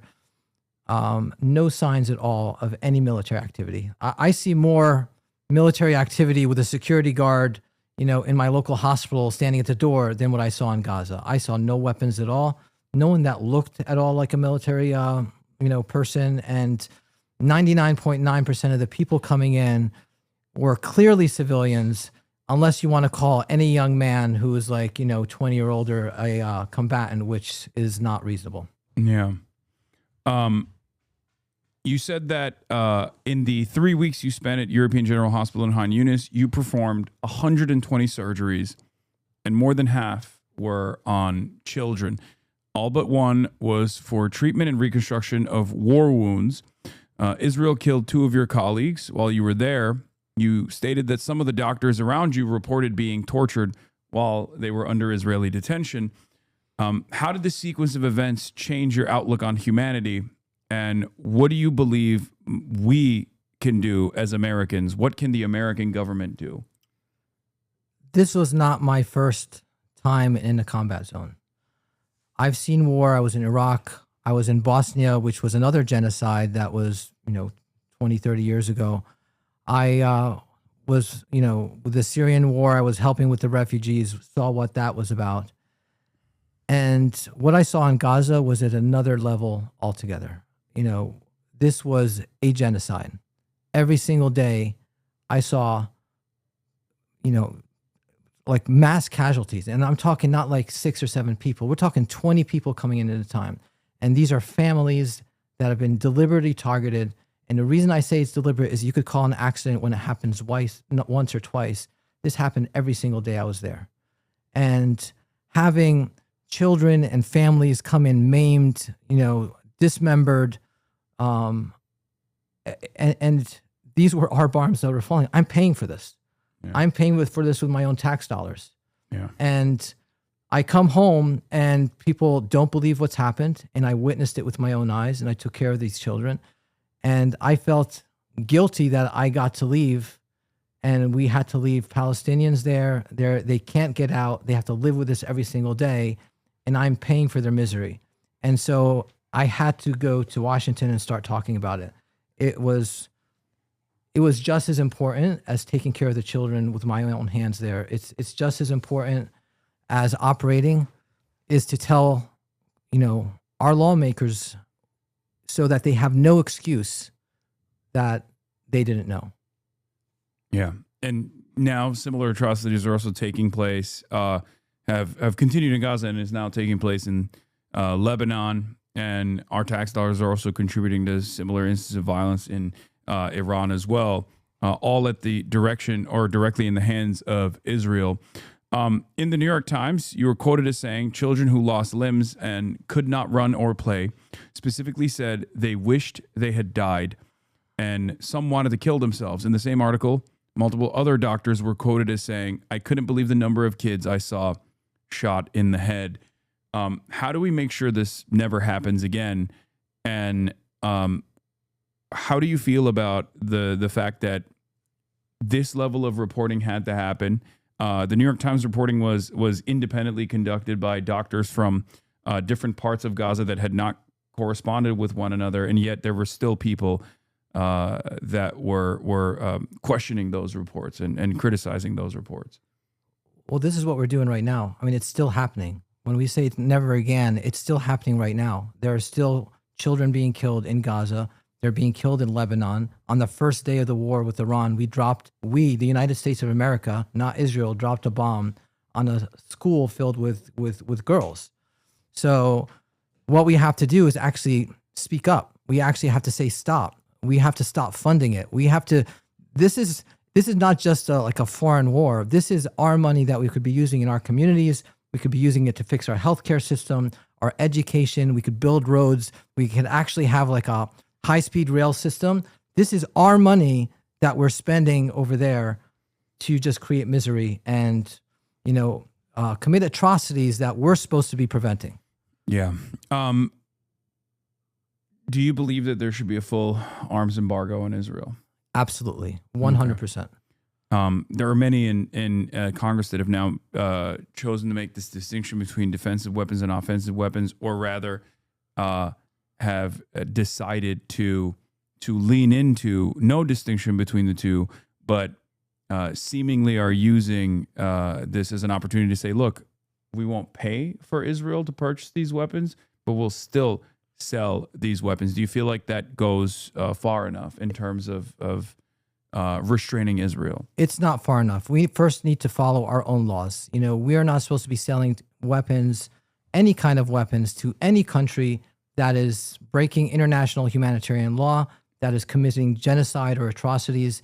And when we talk about the Iron Dome or any kind of defensive weapons, what it's doing, it's insulating Israel from having to make decisions to make peace, and it really isolates them from like having to deal with the consequences. Yeah. It's like giving a bully like body armor to go bully people some more. We need to be able to have them feel the effects of war, and then they'll stop and they'll actually have a conversation. Beyond that, do you support sanctioning the state of Israel?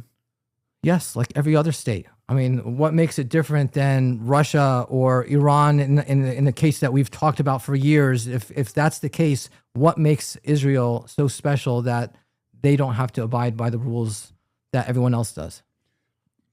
So you've worked in other war and disaster settings.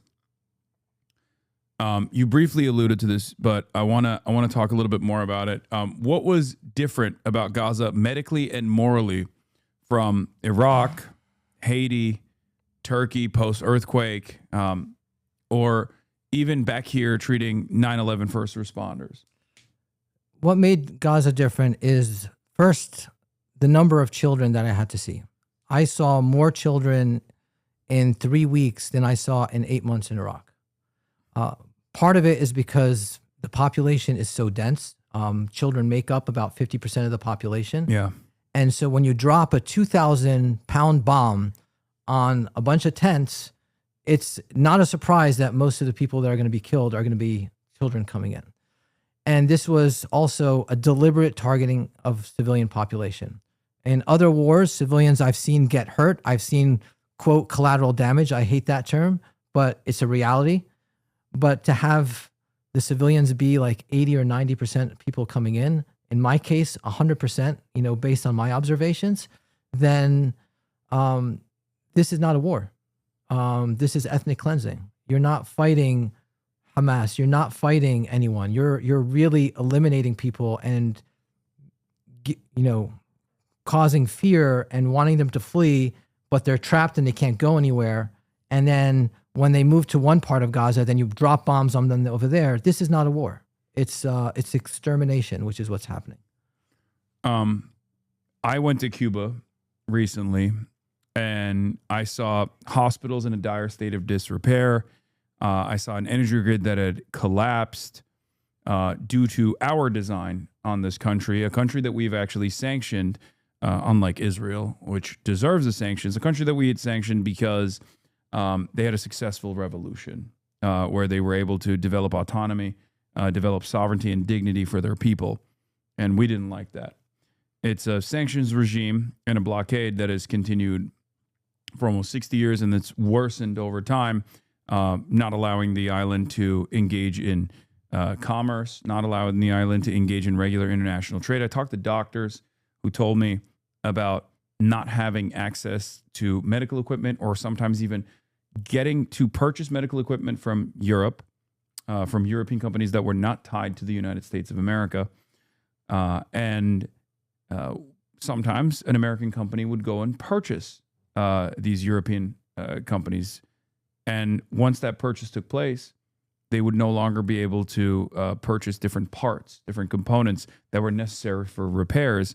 And that would cause them to basically throw out this medical equipment. How do you see these conditions connecting to what you saw in Gaza versus back here in the United States? And do you have a solution for that as well?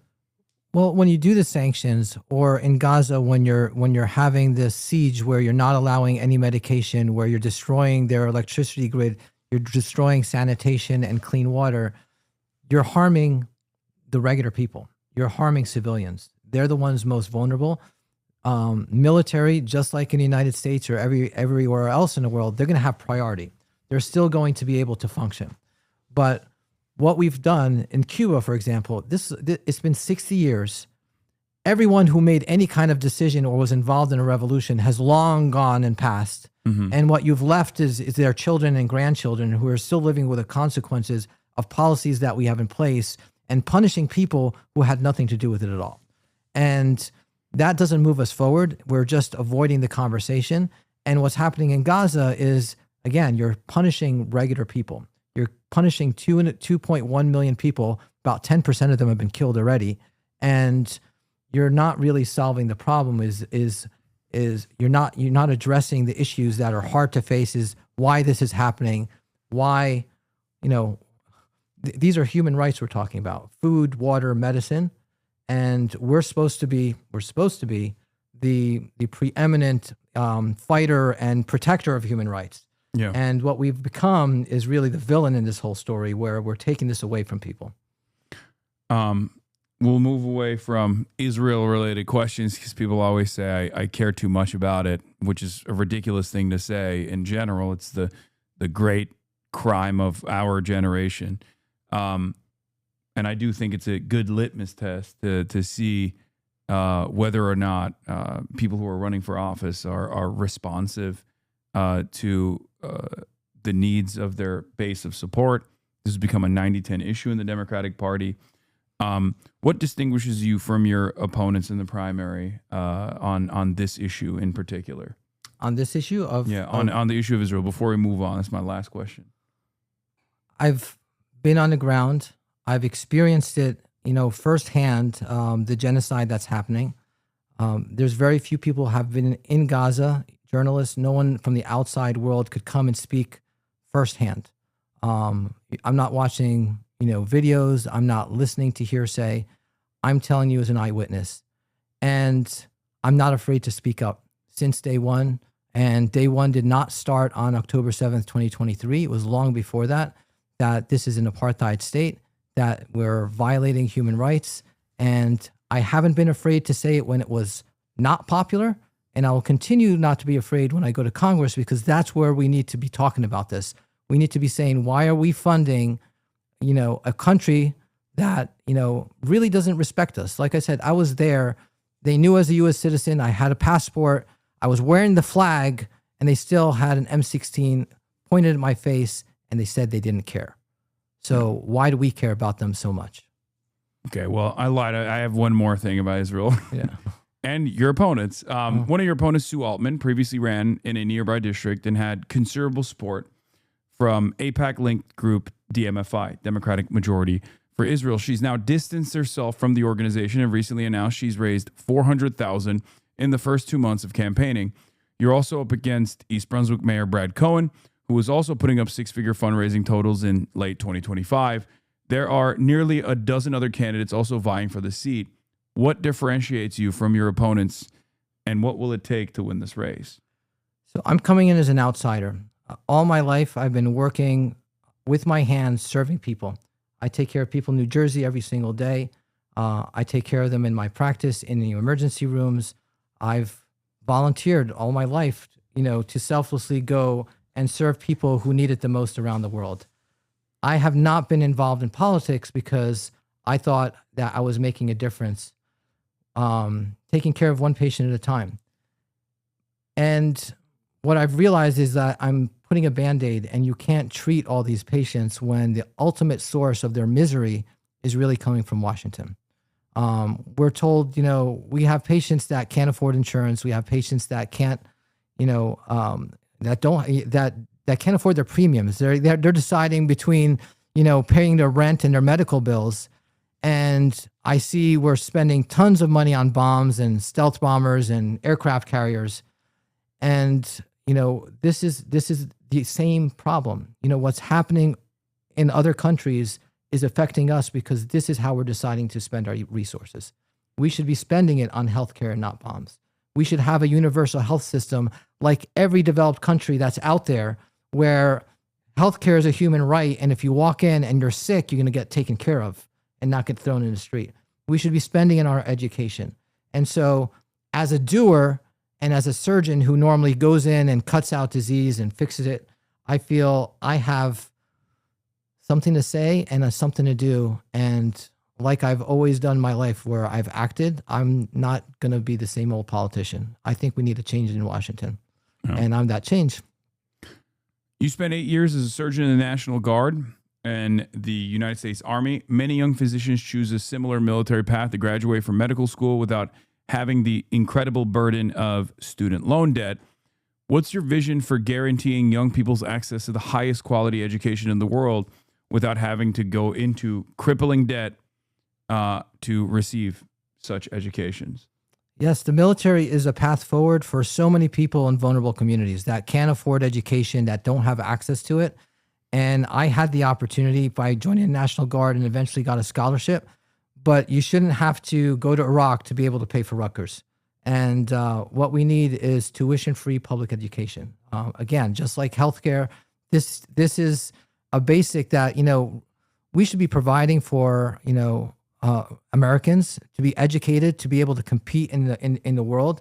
When we talk about national security and safety, education helps with that. We don't want to be the dumbest country in the world over time. So what we need to do is invest in our education and be spending there. And that starts with providing it for everyone so that they have the opportunities and we could thrive.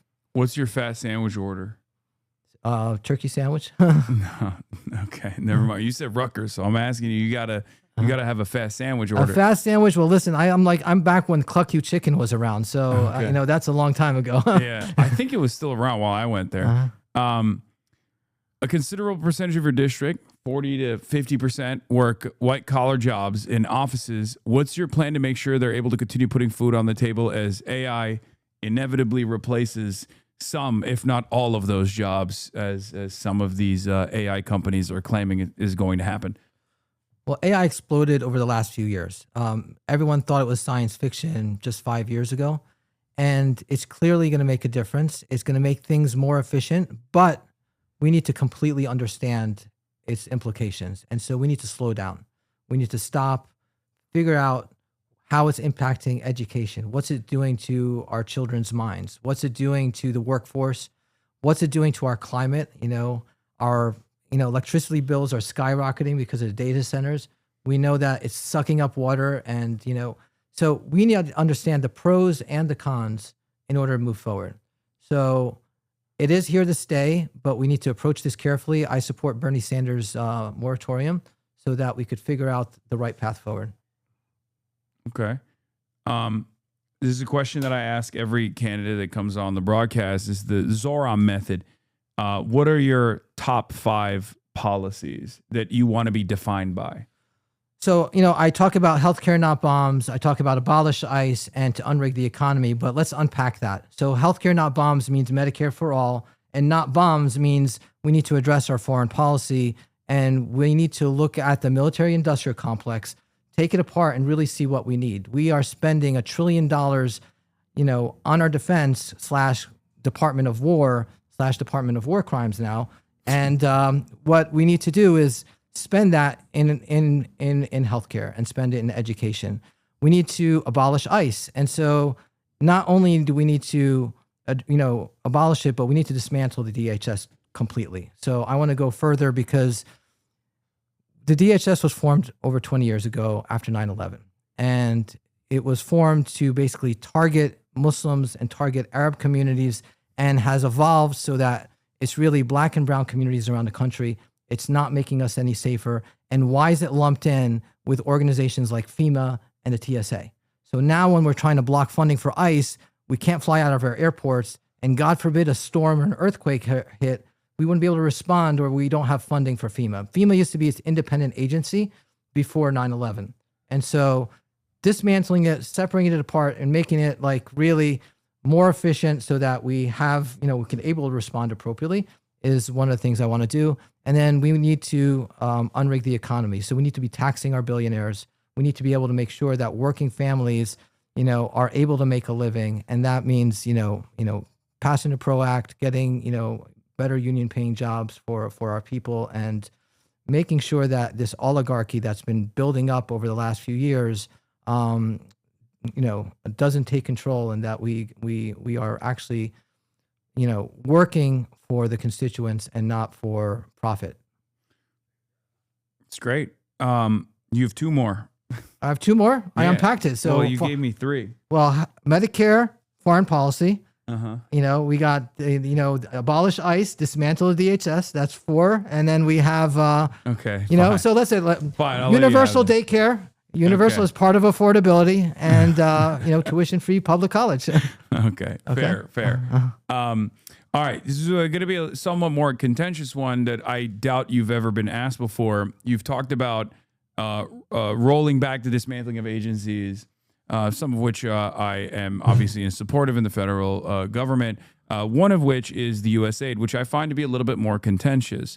I think it does a lot of good, but also USAID functions in certain instances as a way to destabilize countries. Sometimes it's for soft power initiatives, which is largely good. Sometimes it's for undermining the domestic economy of the country that that we have some sort of foreign policy interest in. How do you plan on ensuring that the organization, USAID, will be rebuilt in a manner that does not push for regime change around the world like it has in the past in places like Afghanistan, Cuba, Venezuela, and Nicaragua? Well, I was actually in Gaza last year, and in February when USAID was stopped and dismantled, and I saw the impacts of it in 24 hours. We had field hospitals that were being funded that had to discharge patients and let the physicians that they were hiring go, and so it had a real impact on people's lives. Yeah. Now, whether we should be using it as a tool to destabilize countries really goes against the spirit of the organization altogether.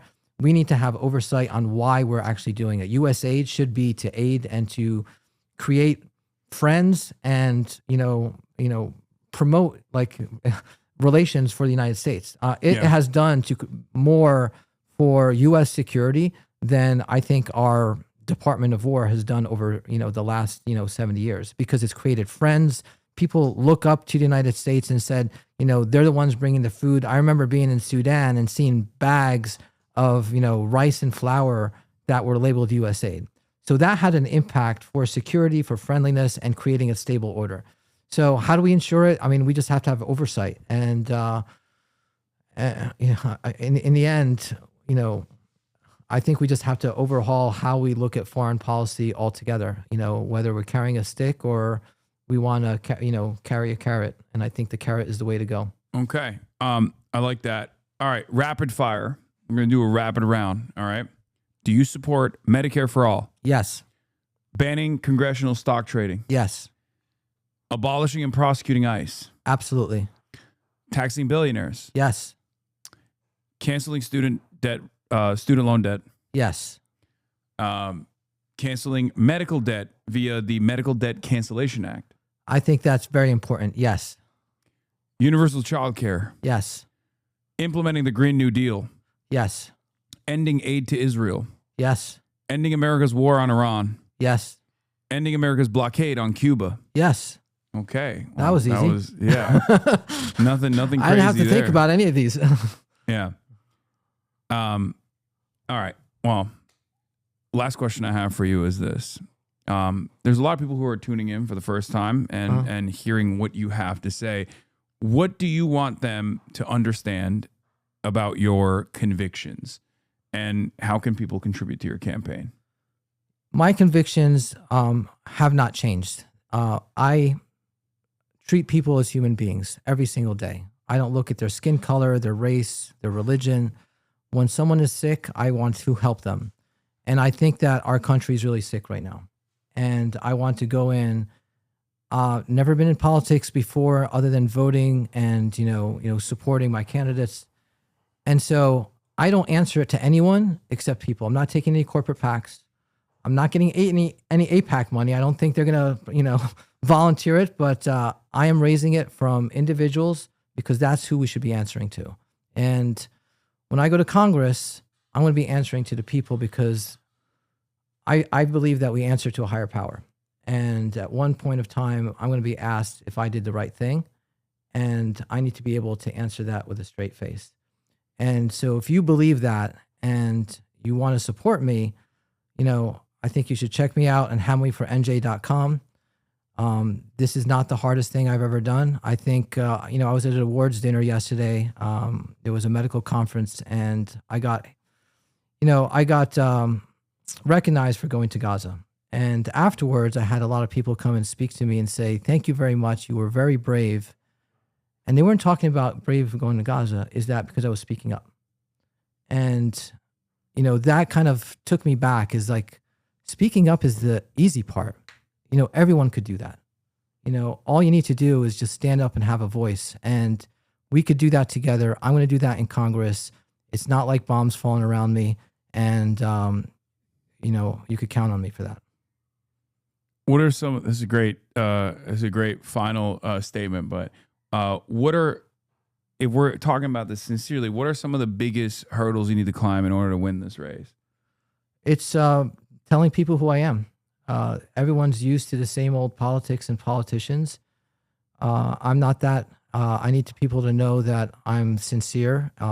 What I've done in the past, and understanding my convictions, that I'm not answering to party lines. I'm not answering to, any interests other than I really want to make this world better. And I believe in this country, and I want to make this country better. What do you need? Like door knockers, phone bankers? What are some areas of need for your campaign right now? So we have a good grassroots campaigns, but we need more people to knock on doors. If you're in New Jersey or close by, we have canvassing like every weekend, and now doing some weeknights. Phone bankers all over the country, and donations. So, $5, $10 or more if you could donate. Again, go to HAMAWYforNJ.com. This is how we get our message out. We have a donation link in the chat that people have been spamming and a volunteer link as well. So if you guys want to get active, if you don't need to be in Dr. Hamawi's district to participate, you can volunteer for the campaign and phone bank from anywhere, and you can donate from anywhere, unless you're outside of the United States of America, in which case you can't donate. That's not legal. But yeah. Well, Dr. Hamawi, thank you so much for coming on. This was a wonderful conversation. Thank you very much. For all of the work that you've done all around the world, and hopefully we'll see you in Congress. I hope so too. June 2nd, if you're in the district, please vote. And I'll talk to you after that, hopefully, and we'll talk about the next steps. Perfect. Thank you. All right. Dr. Adam Hamawi, everybody. Take care. Okay. Yeah, well, let's do it. Hold on. Here, I'll go back to this video for you guys while I take a photo with Dr. Hamawi. Okay. Well, French MPs had been preparing to debate this bill against new forms of anti-Semitism in France, but proponents of the bill decided to withdraw it, take it off the agenda. It will be tabled again in June. Now, the reason they did that is because they were worried about opposition filibustering. The opposition had been very much against this bill. They said it was undemocratic. They said it was a threat to freedom of speech. Here, people had gathered near the parliament to protest against it as well. Some 700,000 people had signed a petition saying this bill was unnecessary. It's a law that would prevent criticism of Israel or being able to take a stand against Netanyahu's government. But it's not helping fight anti-Semitism because it actually conflates our Jewish citizens with the Israeli state. But our Jewish citizens, they are not responsible for the crimes of the Israeli government.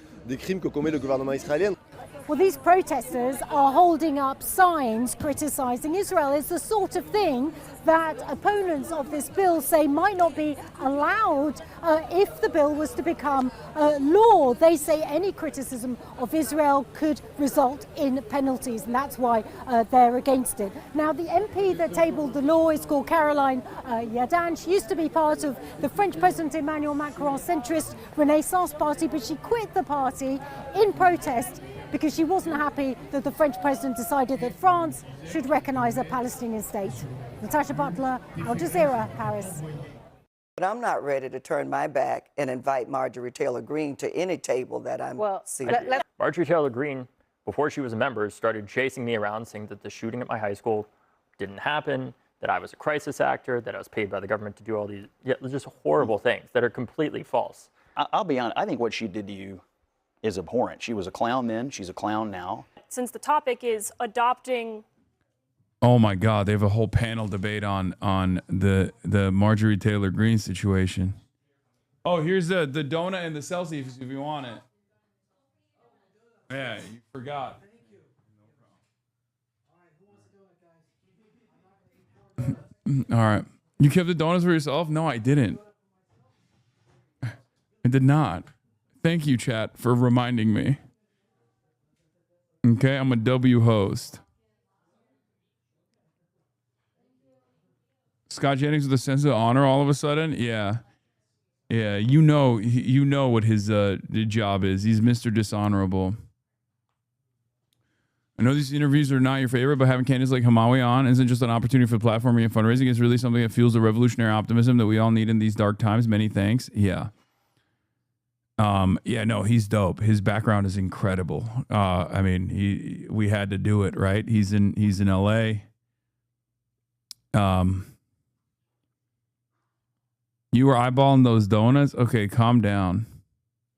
You wish he forgot so you could snack? Okay, bro, I don't like this, okay? You can donate out of state, of course. Yeah.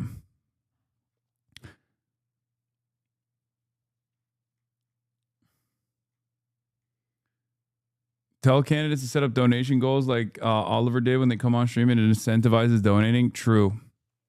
We should tell them that ahead of time. Adam is going to mock you by getting the doctor on after you. Nah, he's not like that. He doesn't live that lifestyle, okay?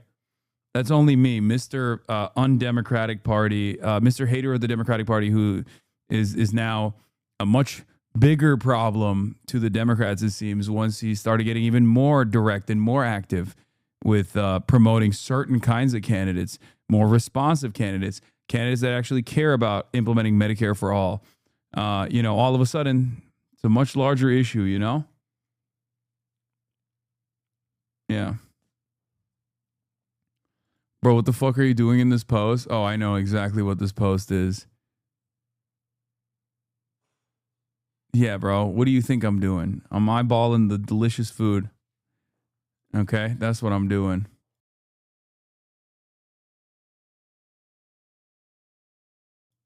The kooks that defected from MAGA and now are considering the Democratic Party. I just would warn the Democratic Party because, to Scott's point, I mean, these are conspiracy theorists who believe that there's a Jewish cabal controlling. I can't believe you didn't inform Dr. Hamawi you were a doctor too. Oh, Dr. Jihad. Yeah, I don't want to cook him, okay? The country, pulling the puppet strings, and that are going to destroy America. Tonight, Ilhan Omar is applauding MAGA stars Candace Owens and Marjorie Taylor Greene for breaking with Donald Trump and expressing their buyer's remorse. The thing that has been very fascinating, especially about Marjorie and Candace, is that they are not just coming out like the other ones that you'd mentioned, where they're saying this action is wrong, right? They're saying, I am done with you. We should give them credit for that. So if somebody is ready to take that step and at least talk to us and maybe do something differently, the message cannot be, I told you so. The message has to be, welcome aboard. What else can we do together? Ilhan Omar is saying, give them credit. Pete Buttigieg is saying, let's hold hands and say, what can we do together? Do you think that's the right move? So look, I have to address something first, which is that when I was, I've had a personal interaction with Marjorie Taylor Greene when I was 18 after the shooting at my high school, when I was lobbying members of Congress. True. Oh my God. She fucking chased him. Oh my God. God, Marjorie Taylor Greene is such a psycho, dude. She is such a psycho. And like, the thing that annoys me is that she hasn't really come on board with anything other than, like, she has been able to communicate more effectively as both a member of Congress and now outside of Congress on the issue of Israel, which is, I think, disastrous for the Democrats. Okay? It's a disaster that the Democrats are not able to speak with conviction on the issue of Israel as well as like Marjorie Taylor Greene has. But like the thing that really frustrates me about this shit is that, like, not frustrates me necessarily. And yeah, she used to call Ilhan anti-Semitic. Everyone hates Ilhan Omar, both sides of the aisle. She is an anti-Semitic, hate America, ungrateful refugee who married his brother and broke the law to get him into the country. Pelosi's protection of Omar is making her look bad, and America should send Omar back. Like, this is the type of shit where I'm like, I mean, I'm not Mr., rehabilitate people's image, but I'm also not Mr., your past positions are the only thing I care about, right? And she used to love Israel too, yeah. Which is really funny because, you know what's really funny about this? When she used to love Israel, she was anti-Semitic. Now, she don't love Israel no more. But now it's a big problem. You know what I mean? Well, I guess she did hit like the maximum anti-Semitism position, even when she did love Israel, that like they had to make her do a book report on the Holocaust. A fascinating predicament.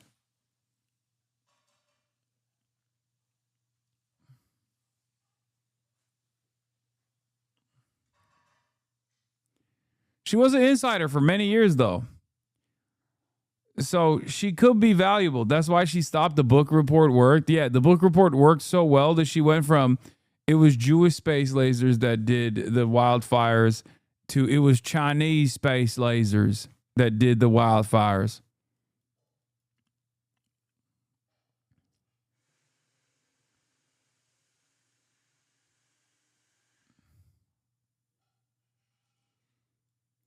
Okay, you have to admit that it's a bit hypocritical of Dems to suddenly be like, now we want Republicans in the tent. Like, what the fuck is the difference between Marjorie Taylor Greene and Liz Cheney?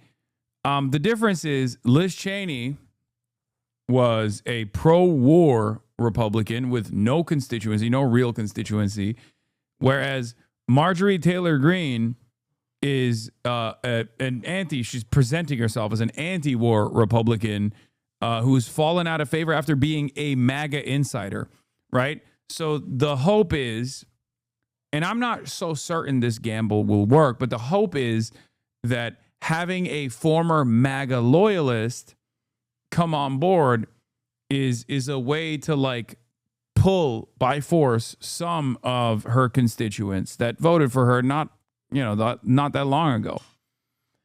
Now, knowing what I know about MAGA, I just don't think that's going to happen, but who knows, Does that make sense?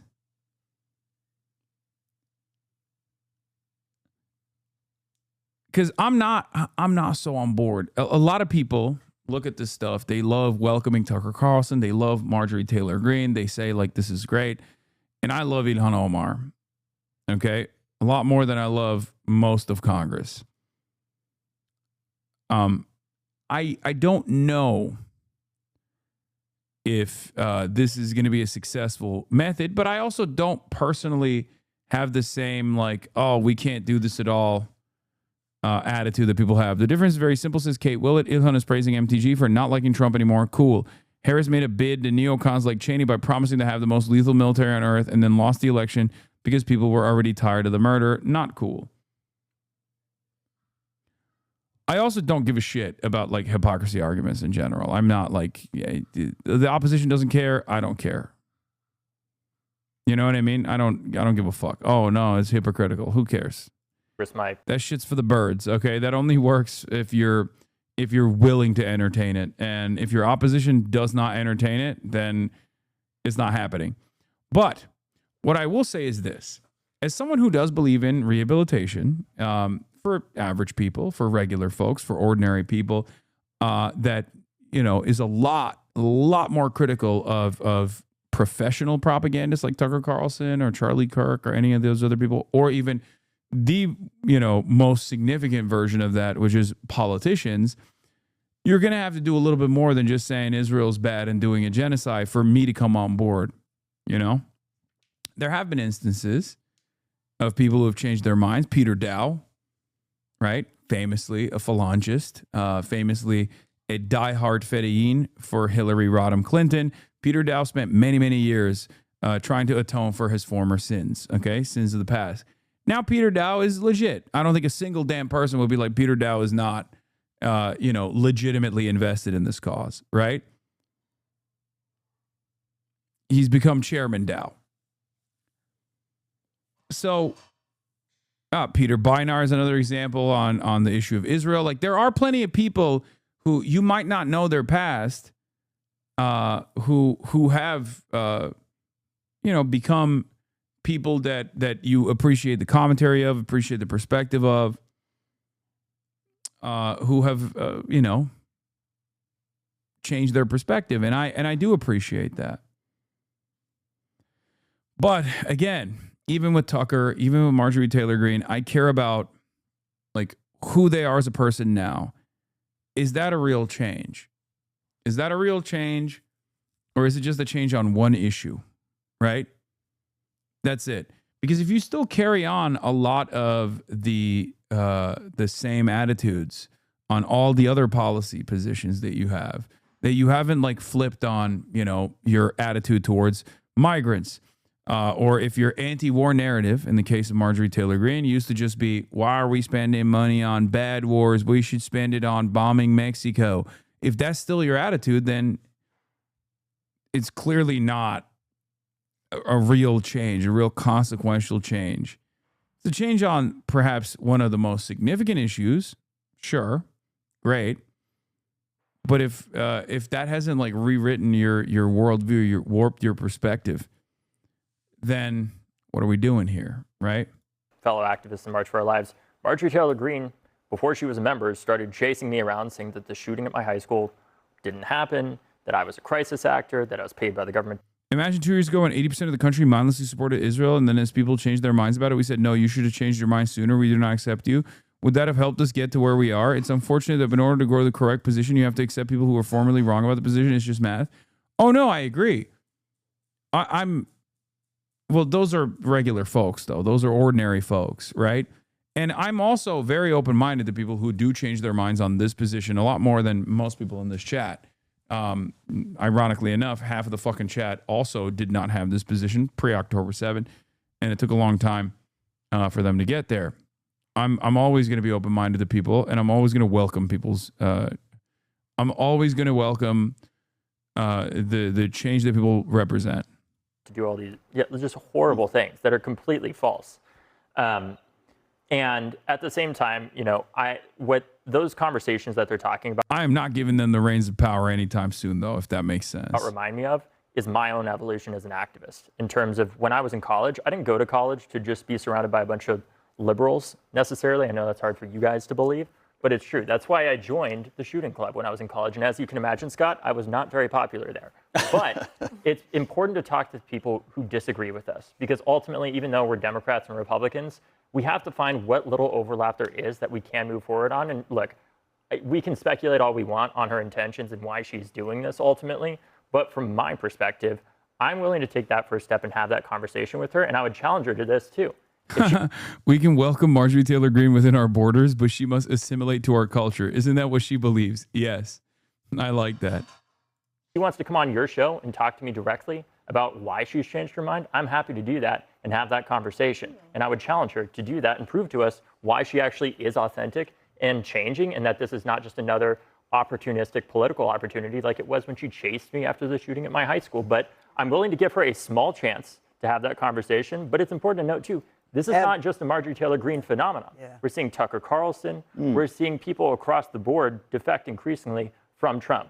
Okay. What do all those people have in? What do all those people have in common, by the way?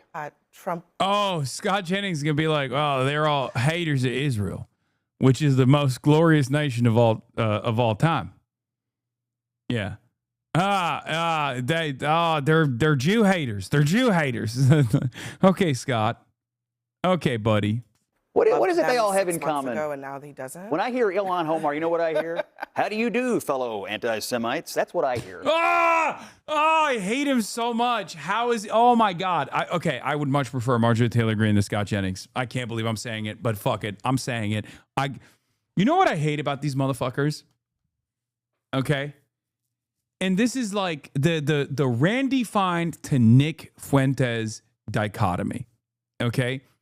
Randy Fine and Nick Fuentes agree on every issue, okay? Every single issue except for Israel, where Nick Fuentes is somehow, for anti-Semitic reasons, on the correct side of the Israel issue as opposed to Randy Fine, who was on the wrong side of that issue. So, like, these people are so unbelievably evil on a regular basis with every single thing that they believe and every single thing that they say, that like some of these other psychos are able to somehow squeeze out like a marginal W there. It's unfucking believable.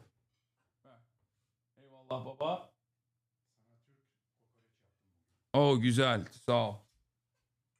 Sağ ol. Bana sosları da verir misin? Like, it's crazy. It's crazy. Because, like, if Randy Fine had, like, one normal bone in his body, right? If he had, like, one redeemable quality to him, I would say, okay, at least he has something against Nick Fuentes. But they agree on everything. They agree on migrants. They agree on capitalism. They agree on private health care. They agree on letting the poor die. The only thing that they don't agree on is Israel. And it's like, Randy Fine is a Nazi in every fucking way, shape, and form. Hayır baba, bu üstteki ne ya? O değil, üsttekini at çöpe. Evet, istemiyorum. Evet. Hayır. Sağ ol. Like, Scott Jennings is over here talking shit about Marjorie Taylor Greene, right? What is he talking shit about Marjorie Taylor Greene on? He was pro Marjorie Taylor Greene every step of the fucking way. And the only reason why he's no longer pro Marjorie Taylor Greene is because she's anti-Israel and anti-Trump. Okay. Well, those are good positions for her to have. Those are morally correct positions for her to have. So that's like the type of shit that that blows my mind a little bit. Chewing so loud. Buddy, I haven't even started eating yet. What the fuck are you talking about, chewing so loud? Are you preemptively talking shit? Are you preemptively complaining? Motherfucker pre-typed this complaint. Unbelievable. Yeah, This is about Israel. This is about, there is a thread here, and it's so transparently obvious. And I'll be honest, I think what she did to you is abhorrent. She was a clown then, she's a clown now. This entire thing for her is political. Trump didn't want to back her in a statewide race in Georgia, and she's a conspiracy theorist then, and she's a conspiracy theorist now. And I would caution you. I would caution you. I don't think Joe Rogan's an anti-Semite. I don't think Andrew Schultz is an anti-Semite. I don't think Eric Erickson is an anti-Semite. No. I think there's a lot of people around the country whose names we don't know. We're talking about Marjorie Taylor Greene, Tucker You're Carlson. bringing other people. But just one second. What do all of them have in common? Even if you say that the only thing that is important about those three individuals in particular is that they're anti-Semitic, what does it say about the president that he was totally fine with them 6 months ago? Well, and they were totally fine with him. What does it say? Look, he attracted a lot of people, and some of the people that he attracted, like, that have those views, I completely and totally disagree with. And he has been quite clear about his views on these issues, and he has led the party away from those views, and that's frankly one of the reasons they're not in it anymore. He spoke on the phone with Tucker Carlson about 6 weeks ago. What did he say? What did he say about him last week? But why? I mean, look, you're arguing to me that they are repulsive people who are anti-Semitic. The president of the United States is on the phone with them, and he disavowed them last week. I'm just saying. Because they spoke out against the Iran war, dummy. Because I think it's important. I mean, is there a way to work with a Marjorie Taylor Greene, or I mean, Candace Owens? Candace Owens, really? Is that really what Democrats are going to be doing? Marjorie Taylor Greene, Candace Owens, Tucker Carlson, and others are responsible for creating the personality that we are dealing with in the White House today and all of the issues that come along. I believe the best indicator of future performance is to look at past performance. Marjorie Taylor Greene hasn't had any great Jesus moment. We've been talking a lot about him. Let me bring him to the table. She hasn't had some great Jesus moment. This is all about her. What attention would Marjorie Taylor Greene be getting today if she had not turned so fully against the president? I'm not a believer. Now, for Ilhan Omar, thank you. I believe she has the best intentions, but I'm not ready to turn my back and invite Marjorie Taylor Greene to any table that I'm seated at. Let's remember what the issue was that drove a wedge between Donald Trump and some of his biggest supportive Republican women, like Nancy Mace, like Lauren Boebert, like Marjorie Taylor Greene, and it was the Epstein files. And as much as I disagree with them, some of them are still in Congress on so many things, I do give them credit for not having bent the knee when he brought Lauren Boebert into the Situation Room and tried to bully her into not voting for the release of the files.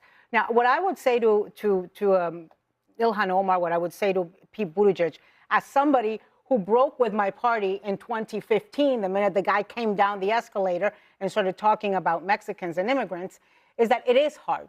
Pete Buttigieg is right. When you've been part of a party your entire life, when your circles, your social circles, your family circles, your professional circles are made up in that party, it is very hard to make that break. But I don't think Democrats have to say, come in, the water is warm, because it is a personal decision. It is not one that is led by people being your cheerleaders. You do it because you feel uncomfortable with the guy who's leading the party, not because you have a cheering section telling you to jump into the pool. And just quickly, I mean, the polling suggests that there is erosion, despite the, whatever the MAGA number that Trump likes to tout. White, non-college educated graduates, that's Trump's base. 63% supported him in 2025, February of last year. 49% support him now in April 2026. Yeah, and I mean, obviously, the way that this war has been conducted is not universally popular among every single MAGA voter, among every single Republican. But since the topic is adopting the kooks that defected from MAGA and now are considering the Democratic Party, I just would warn the Democratic Party because, to Scott's point, I mean, these are conspiracy theorists who believe that there's a Jewish cabal controlling the country, pulling the puppet strings, and that are going to destroy America. So if that's the unholy alliance that these a lot of were campaigning with Trump and for Trump all over the country. They have not. Yeah, notice how none of these columnists had a dang thing to say or a single dang issue with these people when they were dick riding Trump into oblivion. Oh, wow. How interesting. Yeah, you fucking loved them 2 minutes ago. What happened? What happened?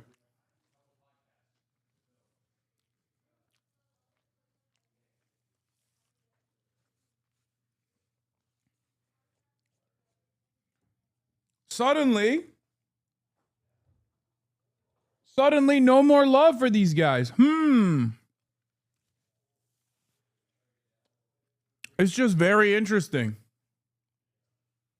I mean, if it's going to piss off the Republicans, then I'm all for it. I'll be honest. Like, I'm petty. I'm petty white. Okay? Call me petty white. The moment that I realize that this is pissing off the Republicans, I'm in. I'm like, fuck yeah. Okay, never mind. I take it back. It's great. I'm welcoming them with open fucking arms. Because you're still a Republican.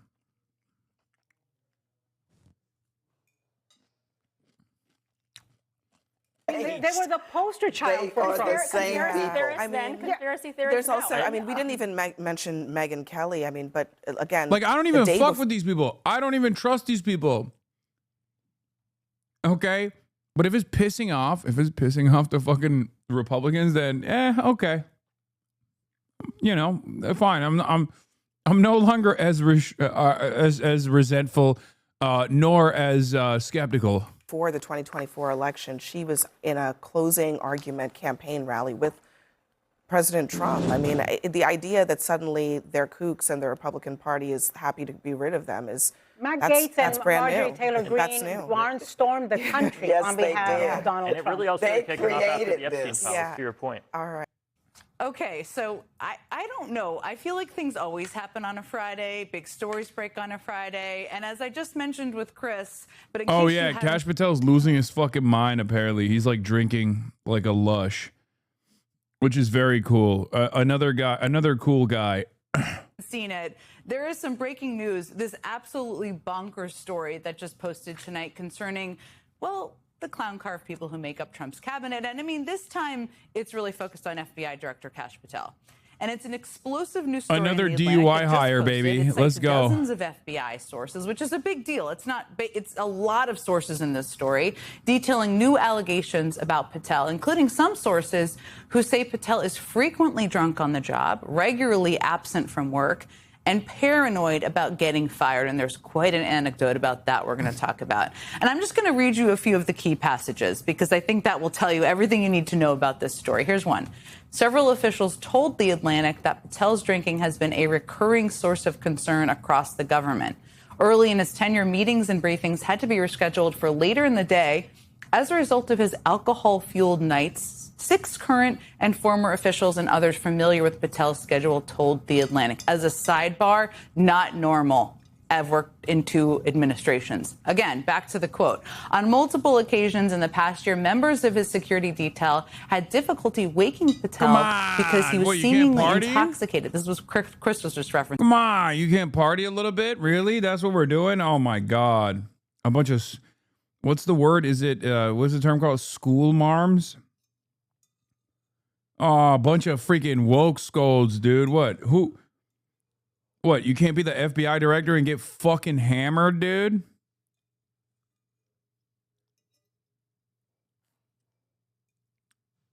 Bunch of goddamn snowflakes up in this bitch. Oh, hall monitors. Oh, I'm a freaking weenie.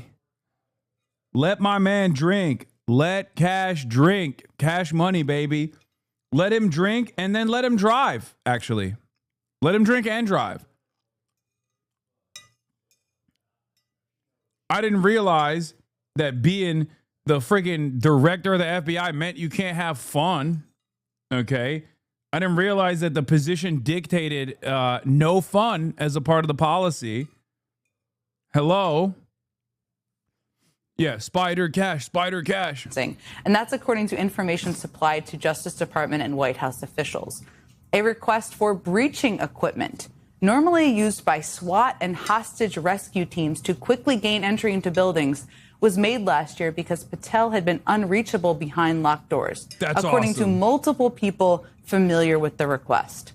Multiple officials also tell The Atlantic that Patel is deeply concerned that his job is in jeopardy. Well, that's understandable. In one incident earlier this month, Patel struggled to log into an internal computer system. He quickly became convinced that he had been locked out, and he panicked, frantically calling aides and allies to announce that he had been fired by the White House, according to 9 people familiar with his outreach. 9 people. That's amazing. Now, the access problem turned out to, quote, have been a technical error, and it was quickly resolved, and that's according to 2 people familiar with the matter. Now, I should note MS Now has not independently verified any of this reporting. We've reached out to the FBI for comment, and if we get a response over the next hour, I will surely let you know as soon as we get a response. But I should note the FBI responded to The Atlantic with a graceful and eloquent statement attributed to Patel, and here's what he said. Print it, all false. I'll see you in court. Bring your checkbook. Graceful, eloquent. Okay. Joining me now is the reporter who broke that story, staff writer for The Atlantic. Shit. You know it's real, bro. You know that shit is real as fuck. If that's what he responded with. Sarah Fitzpatrick. Because he didn't say, I'll see you in Valhalla. First of all, Sarah, I'm so grateful you could be here because we saw this story and we reached out and we were like, can you come talk to us about it? And here you are. I want to talk to you about all the details of this bombshell report. I just skimmed the story, the service there, I should say. But first, also, bro, she got 9 sources. What the fuck are you talking about? That's insane. It's not like one anonymous guy revealed this to the Atlantic. It's over at that point. What do you fucking mean? I just want to give you an opportunity to respond to this reaction to your piece, because Patel's advisor, Erica Knight, called your piece fabricated stories. She said that every serious DC reporter passed on. Sarah Fitzpatrick and Jeffrey Goldberg printed it anyway. Lawsuit is being filed. What do you say to that? I say that I am a very careful, very diligent, award-winning investigative. Dog, you don't even need to say that. You can just say, clearly, everyone around this person absolutely fucking hates, absolutely fucking despises Cash Patel, because how are you going to get 9 agents?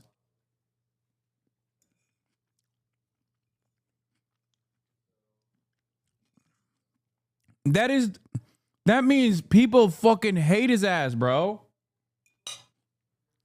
Reporter with a history of award-winning work across multiple organizations. You and I, in fact, have worked together previously. I stand by every word of this reporting. We have excellent attorneys, and it is a surprising statement, but a very telling statement, I believe. And I would also note, we reached out for comment to the White House and to the Justice Department, neither of which disputed anything. We gave multiple opportunities, including 19 detailed questions. So we stand by every word. And look, this is telling, because there are so many people. You alluded to it earlier. These are not the types of people who are willing to speak out outside of the FBI, especially right now, because Cash Patel is going after people with polygraphs in a way that has never happened at the Bureau. So for it to be this level of alarm, this is people genuinely concerned that America is in danger as a result of this conduct. And I feel, a real responsibility to take care of that reporting incredibly carefully. And The Atlantic is nothing but diligent, and we have amazing lawyers and amazing editors, and I stand by every word. I'm not surprised in any way by their response. I will say, and you, as you said, you note, and I noted, 9 sources for the opening anecdote of the story as well. Let's get into some of the details about this, because Dog, 9 sources is a mutiny. What are we talking about? 2 is enough for confirmation. 9 means everyone in the agency is like, bro, what the fuck is this guy doing? Okay. 1 source, I'd be like, okay, who knows, right? 2 means it's confirmation time. 3 is you're solid, you're reliable. 9 means they were running around telling the fucking janitor that we gotta get this guy out of here. That means literally people in the FBI were running around being like, please help us.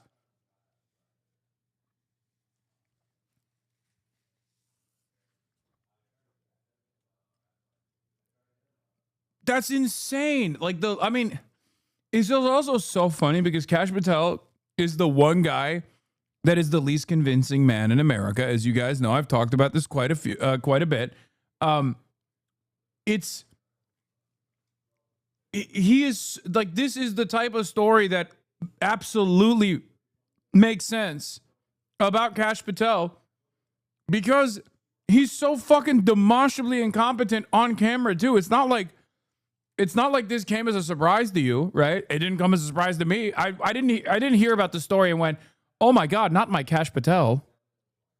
I didn't go, wow, that's really alarming. I mean, he is such a consummate professional otherwise. Very shocking new revelation about Cash Patel. I mean, who else in this administration is supposedly living a dual life, a real Dr. Jekyll and Mr. Hyde situation, right?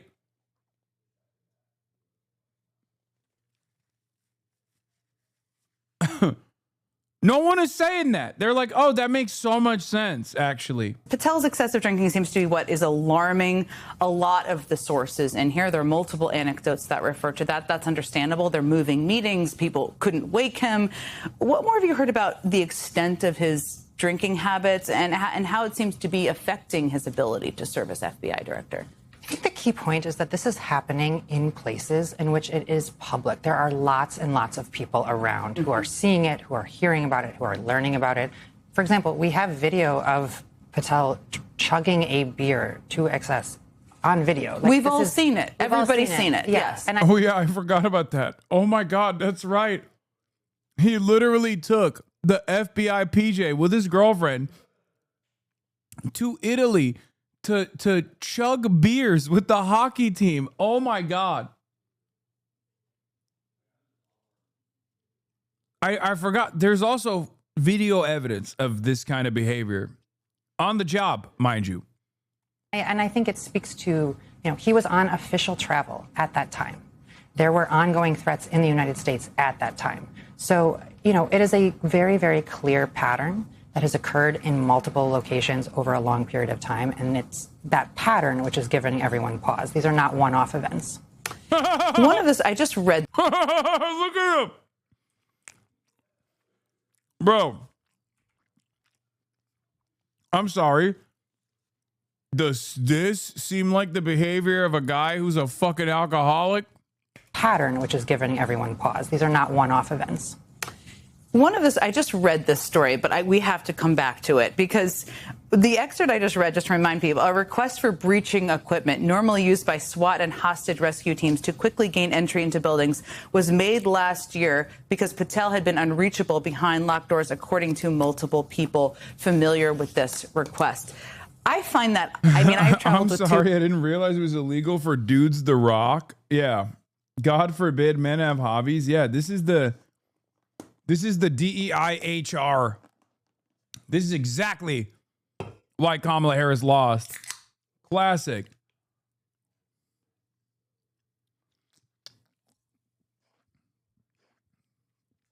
Yeah, I'm sorry. Legalize being cool, please. Presidents, I've worked in the government, I've worked in the State Department. Shocking, really. People should feel shocked by that. This is not a 22-year-old who's irresponsible, who's on a trip and should be behaving better. This is the FBI director. Can you tell us more just about that scene or paint it for people who have not yet read your story? I think the really most important thing here is that most national security officials at this caliber, or even several layers below, those types of people sleep with their phones on their chest. They are so concerned because they need to be reachable immediately because there are life or death decisions that have to be made quickly. They are made. Yeah, but they don't got shit to do. Okay. Yeah, the war on men is real. Crash out Patel should not ever have to apologize for party rocking. Don't ever say sorry for party rocking, Crash. Yeah, legalize men, legalize being brolic, legalize throwing it back in the locker room after the Olympic hockey team wins. That's what he was doing. He was throwing his booty cheeks back too. That was also awesome.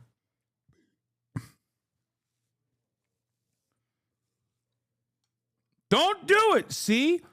Sorry for party rocking. Don't do it. They're doing it already. This is what the Democrats want you to do. Okay? They want you to never see Brawlhalla. They don't want you to see it. Stop apologizing. Threats in which they need to be moved quickly. And so this timing aspect, the ability to reach that person quickly and make sure that they are responsive. I think this is a request. Check the Coachella group text at Cash Patel. We can't get into the Airbnb without your phone, dude.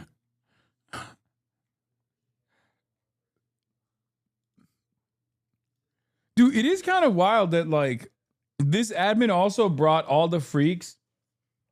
And one of the funniest things that this admin has done with all of his freaks is they're all alcoholics. They're like, half of them are like rapist alcoholics. The other half are, I don't know. I feel like back in the day when you were in a high position like this, like you would have to hide that shit. You know, you wouldn't be doing it so much that 9 independent sources would confirm it, right?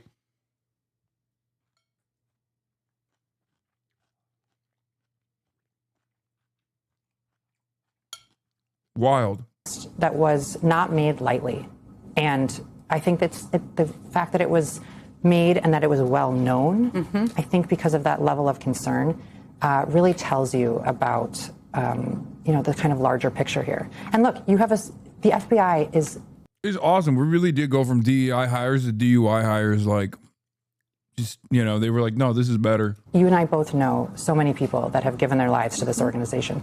This is a place protecting... Are still giving their lives, to be clear, still in there. Yes, and the threats have never been higher. The risks have never been higher. And so you have a group of people that have totally, the biggest fear would be that something could happen to this person.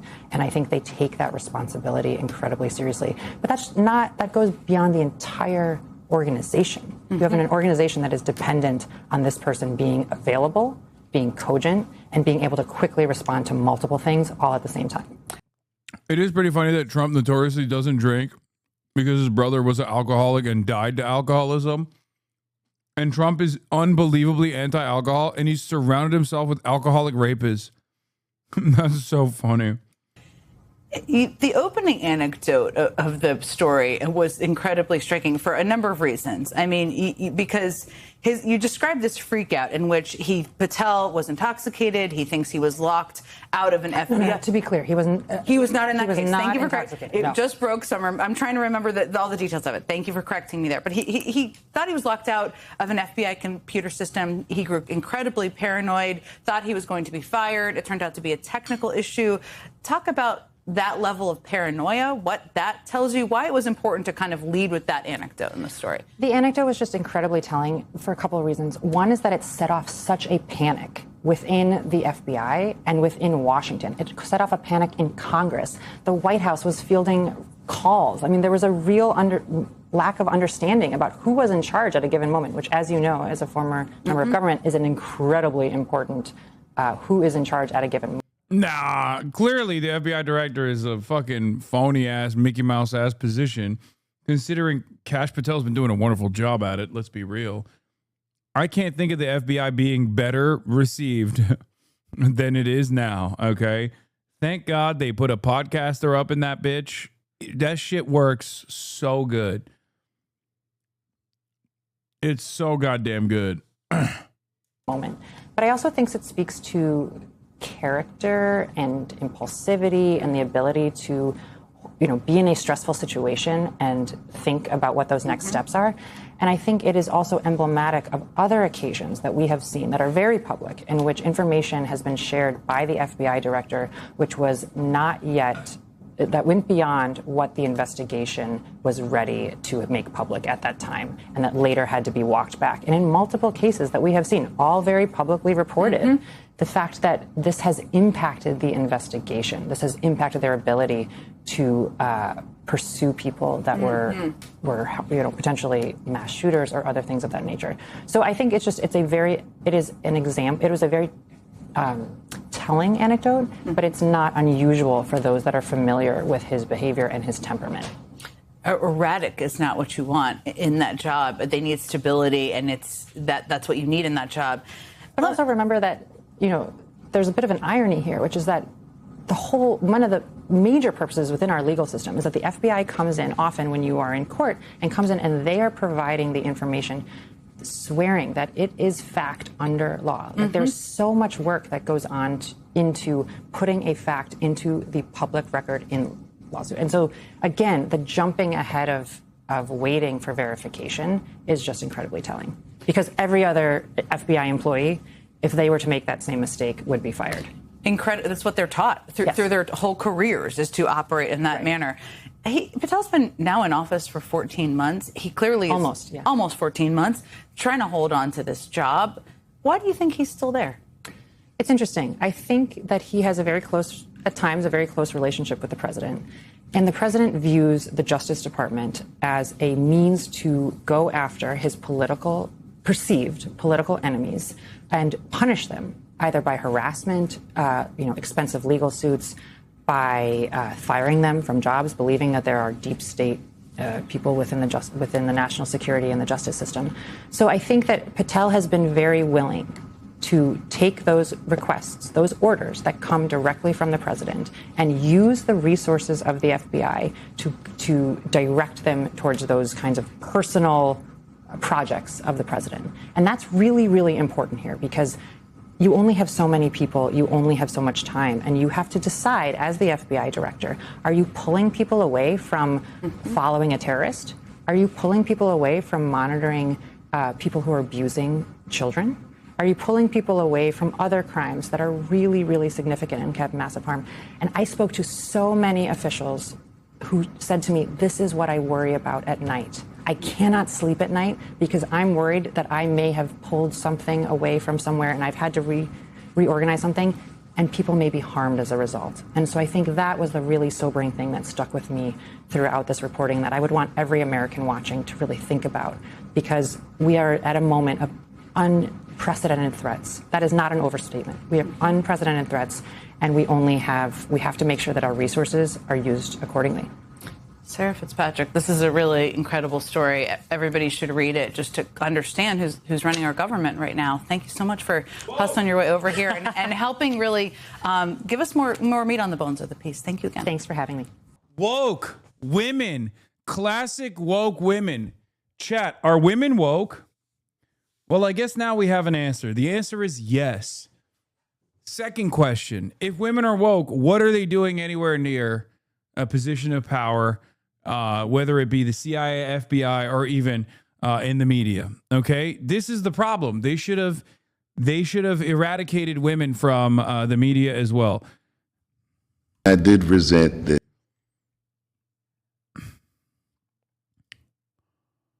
Sarah Fitzpatrick, I spoke to 24 people familiar with Patel's conduct for this story, many of whom described it as a national security vulnerability.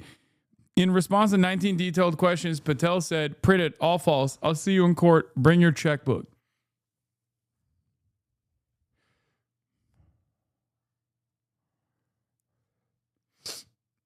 Wait, there's a Lego about Patel? Patel!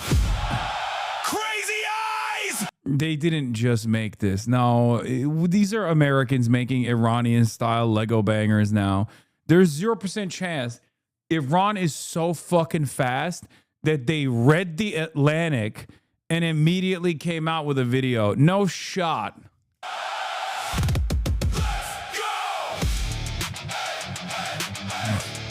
Cash Patel, crazy eyes, let's go. Cash Patel, crazy eyes, Epstein files, cover up lies, Trump name redacted, Congress stonewalled, swore you drop him, but you crawled. Charlie Kirk shot, wrong guy in cuffs, we got him, oops, total bust. Olympics hockey locker room champ, FBI jet to Milan, you absolute tramp. My side honeypot, girlfriend trap, Alexis Wilkins, Israel clap back, Iran hacks your Gmail, pics go viral, family shots and hockey spiral. Drinking blackouts, paranoid freakouts, am I fired? Meltdowns, what a leak out, purging the pros, installing the bros, private jets for the shows, everybody knows. We didn't start the fire, it was always burning, since the world's been turning. We didn't start the fire. You know what's really important about this? First of all, it's definitely noticeably lower quality, so it's not the Lego guy. However, the style of music that they're making might not be appealing to some of you, but this is exactly the kind of like coworker music. Like this is, they have somehow dialed in on exactly what American coworkers in the heartland enjoy sincerely. I don't know if they just like were spiritually the same and they thought it was awesome. I don't know if it's because it's just like Suno AI and that's like what it was trained on. But this is like Tom McDonald rap. And there's a market for it. It's not you. None of you elite bi-coastal libtards are ever going to understand the beauties of Tom McDonald. But like clearly in the countryside, this kind of normie-core slop has a lot of impact.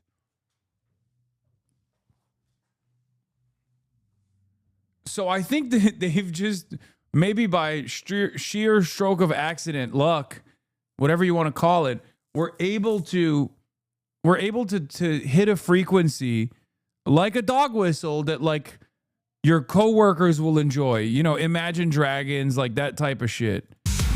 The whole bureau's burning. We didn't start the fire. It was always burning since the world's been turning. We didn't start the fire. No, we didn't start the fire, but Cash, you're the one who's torching the whole damn thing. Atlantic expose, drunken MIA, misbriefings. Oh my God, there's like Atlantic expose. No, this is not Iran. This is way too fast, bro. This is way too fast. How dare you, bro? Imagine Dragons is chill. Yeah, see, this is what I mean. This is what I mean. This is what I mean. This is what I mean. I'm taking fire from my music taste. I'm taking friendly fire from my music taste. This is what I mean. This is like a real American patriot in the chat, okay? Hangover day, paranoid rant, IT glitch freak. Wake me up, the bureau's weak. Five Eyes Summit, diva demands, jet skis and soccer, ally slam, taxpayer right for your Nashville gig, swat for the singer, what a rig! Fake gold medal beer with the team, see you in Valhalla dream. Selfie signing, small man flex, loyalty dance, competence wrecked, Epstein still sealed, names concealed, Iran got your ghost, your covers peeled. We didn't start the fire. It was always burning since the world's been turning. We didn't start the fire. But when you're done, Cash, the whole bureau's burning.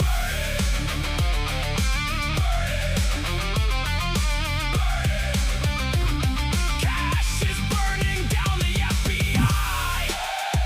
Crazy eyes, crazy lies.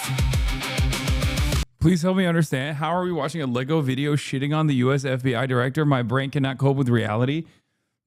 Okay.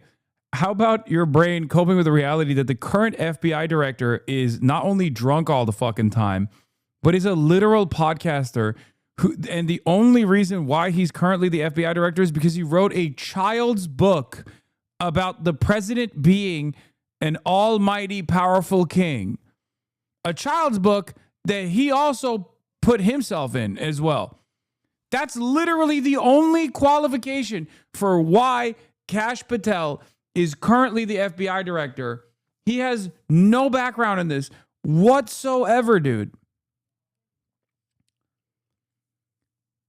This is the only reality that we exist in, unfortunately, where the actual events that have unfolded are infinitely more insane than like someone turning this into a piece of satire, a piece of biting critique.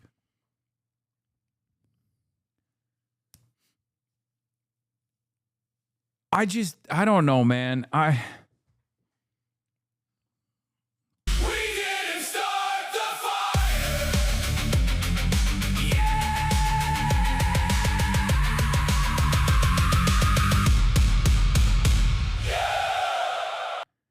MS Now. Or with these very clever, they're winning the propaganda war. They're admitting it. They're admitting it. They're waving the flag of defeat, dude, which is the Israeli flag. very clever, very compelling videos that go right to the heart of some of the weaknesses of the arguments being made by the Trump administration. They make fun of Donald Trump for the Jesus post, for some of the wild things that he said. They use British rap lyrics. It's in English. They're very clever. By one count, they've racked up more than 1 billion views on X alone. And look, a lot of the extreme things that Donald Trump... YouTube banned them. YouTube literally... No, it's true.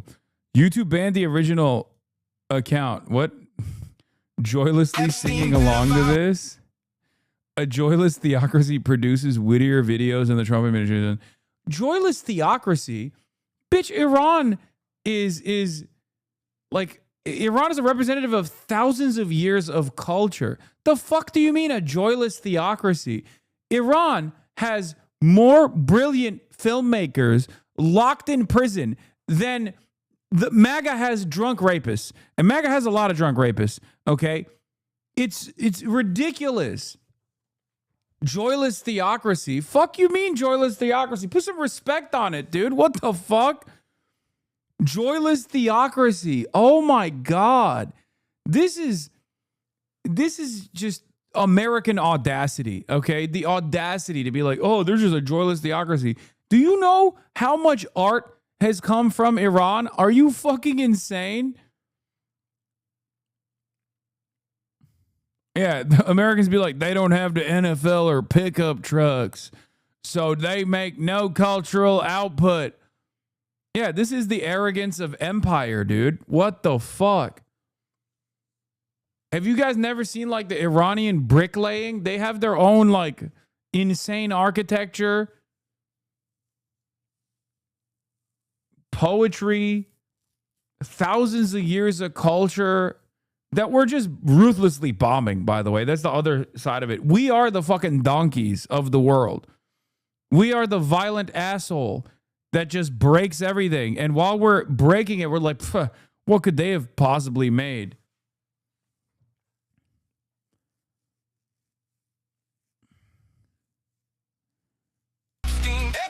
Epstein, pedophile ruler. Epstein, Joylessly singing along to this. Epstein, pedophile ruler. Oh my God.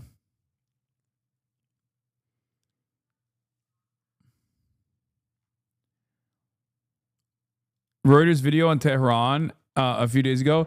Yeah, people were mad about this, bro. People were so mad because they were like, streets of northern Tehran were filled with affluent Iranians meeting in cafes, exercising and playing sports, a far cry from the other areas that saw heavy bombardment by the U.S. and Israel. Still, many are waiting for news of peace. And people were so mad. There's nothing that pisses off both diaspora Iranians and just like everyone in the Western world is like realizing that Iran isn't this like weird the caveman country that we've presented it as, where they're like, what do you mean they have modern cities where people are fucking, where women can show their hair? Like, what the fuck? That doesn't, fuck you, dude. Why are you showing me this propaganda? Residents exercised in the park as they tried to resume their daily lives. This affluent neighborhood has been spared the worst of the strikes from the United States and Israel's war on Iran. Still, residents here are holding their breath amid a fragile ceasefire between the U.S., Israel, and Iran. I don't want to say it's normal, but as an Iranian, we, with such a history, it's not very bad. We can live with this, but we prefer to live in peace. At a coffee shop in northern Tehran, this 28-year-old IT worker described what the past few weeks have been like for her. Yes, it sounds of war, it sounds of bombs. Of course we're afraid. But, you know, we try to be relaxed and hope to the peace days. The U.S. and Arkada Türkçe mi çalıyor lan? They're listening to Turkish music in the background. That was Sezen Aksu. Wow. Wow. Dude, masadayız. Masadayız amına koyayım. Masadayız abi. Masadayız. İran'dayız. İran'dayız. Masa biziz. As bayrakları. As. Iran have so far failed to reach an agreement to end their war despite marathon talks in Pakistan. Many citizens are... Iranians do love Turkey, straight up. Every time I've told, even like the diaspora Iranians, anytime I tell someone I'm from Turkey, they're like, oh my God, I love Turkey. Especially a lot of the reformists, like a lot of the people that fucking hate the IRGC have always looked at Turkey as like a positive, like a country that they would like to resemble to. That's probably what it is. Waiting to see whether U.S. President Also, because Turkey too has OKBUDDY. Trump will extend the ceasefire. Meanwhile, the Iranian government has banned the internet, allowing Iranians access only to local websites and apps within the country. That's actually kind of cool that they even admit that. Like, Iran has an internal internet, obviously, like throughout this process. They just don't have access to the outside internet, or they have unreliable and very limited access to the outside internet. For more than 2 months, the internet in Iran has been cut off. No one can work. Our connection with the whole world has been cut off. We don't have any way to communicate with our families who are outside Iran.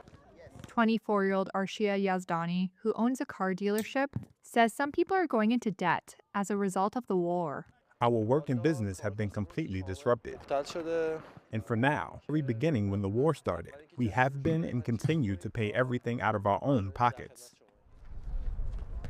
Wait, the president can speak Turkish? Oh. Özümüz oğruyuq. Olsun. Yani biz, Bakın, ben bir kelime söz deyirəm.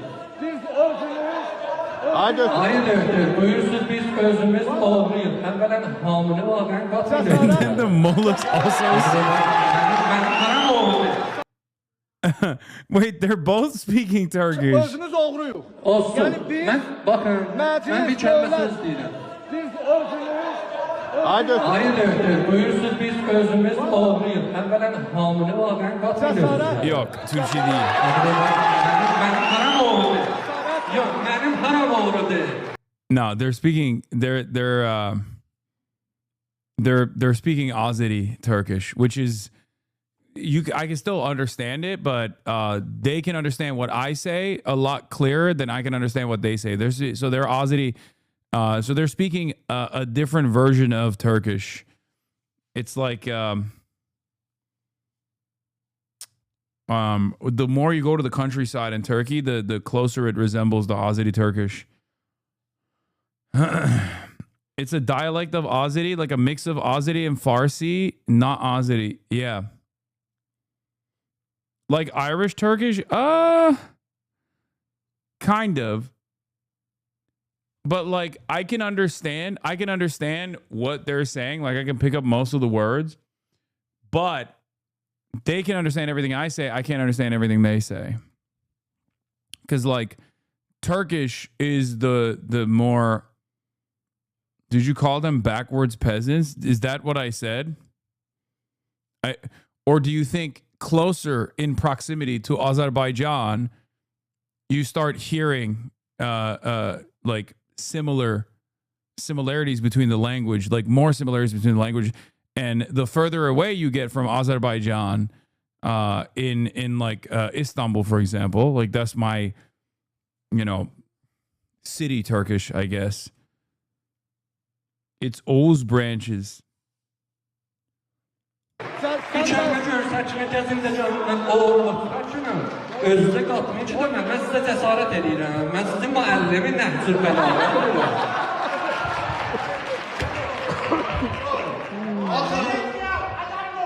İcazələ o tərəfə çıxırma. O tərəfə çıxırma. Mən sənə adamlar çıxırma. Baxı söz deyirsən, sözün özün o xilaf eləmə ki, məndən istəyirsən. Nəzm ecələsin. Limən təquluna mala təfəl. Yeah, Khamenei is Azeri too. He's Azeri Turk as well. Yeah, bro, we in this bitch. Okay, wouldn't it be closer to like Dutch and German? Irish is a whole ass different language from English. Oh no, they meant like Irish English. It's like Punjabi and Hindi. If you speak Hindi, you can kind of understand Punjabi, but people that speak Punjabi understand Hindi as well. Hasan, if we get Istanbul back, I promise you I will let you back into your old city. Thanks, man. Wait, what? No, this motherfucker's name is Spanakopita. No, you're Greek. Get out of here.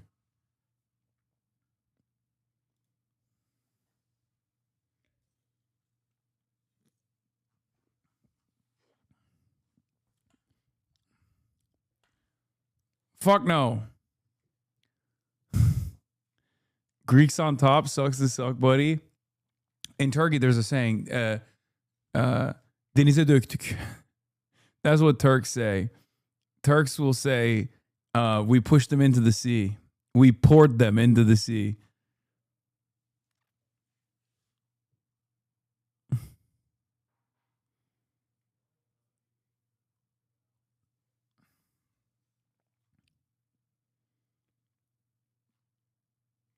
Yüzmeyi öğrettik. We taught them how to swim. We taught the Greeks how to swim. That's what Turks say. That's a microaggression? Yeah.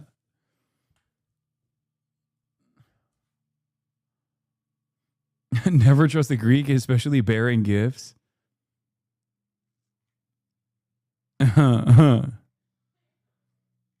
You're not Turkish? Greek Wookiee 69 says you're not Turkish. Of course, a Greek would say I'm not Turkish. Anyway, all right. Well, I gotta do the pod. chat, so I got to end it here, but I'll be live tomorrow as always. So that's what I got for today. Okay. Go watch WrestleMania. And yeah, wonderful day. Another banger of a day. And we'll do some Sunday Fun Day tomorrow, okay? Love you guys. Bye-bye.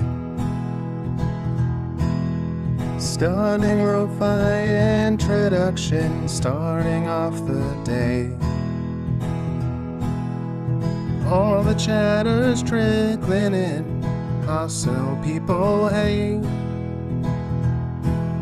Sunny in Los Angeles, California, says Hasan. Stun lock to the stun lock to the topics just begun. 'Cause there he is again, Hasan is streaming. Hasan is streaming. There is again, Hasan is streaming. Hasan is streaming. Reviewing a Chinese train, telling Kaya place. Sun and Asmin chatter loves, giving grinning's grace. Zoran winning NYC, woke two back with the force. The Rogan of the left, to me a dumb himbo still of course. The Charlie Kirk assassination, the Fear and Online show. 8 full fucking years of this, and plenty more to go. Doing fun stuff tomorrow, throw PBS up on the screen. A man-made horror reaction brought to you by this life's dream. 'Cause there he is again, Hasan is streaming. Hasan is streaming. There he is again, Hasan is streaming. Hasan is streaming. Kicked out of the DNC, IRL we march the goat.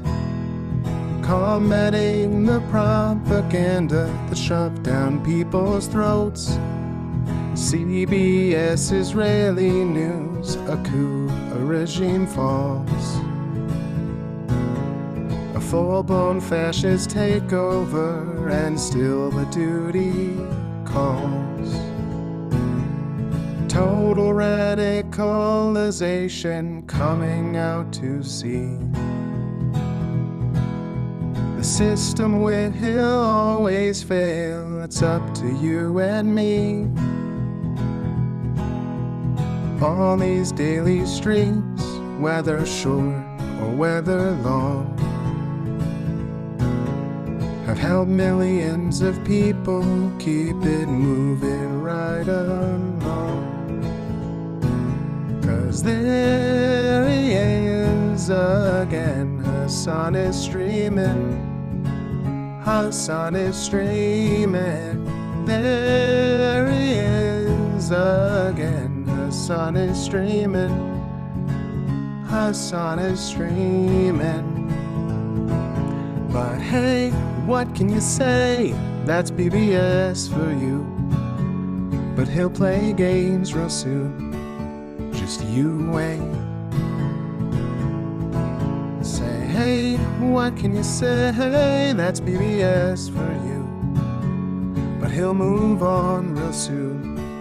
Just you wait. Ba-da-da, ba-da-da, ba-da-da-da-da-da. Hey, what can you say? That's PBS for you. But he'll pull your lungs real soon. Just you wait. Sha-da-da, sha-da-da, sha-da-da-da-da-da. Hey, what can you say? That's PBS for you. But he'll do jet advice real soon. Just you wait. But hey, what can you say? That's PBS for you. Brought on by viewers like you. Just you wait. Just you wait.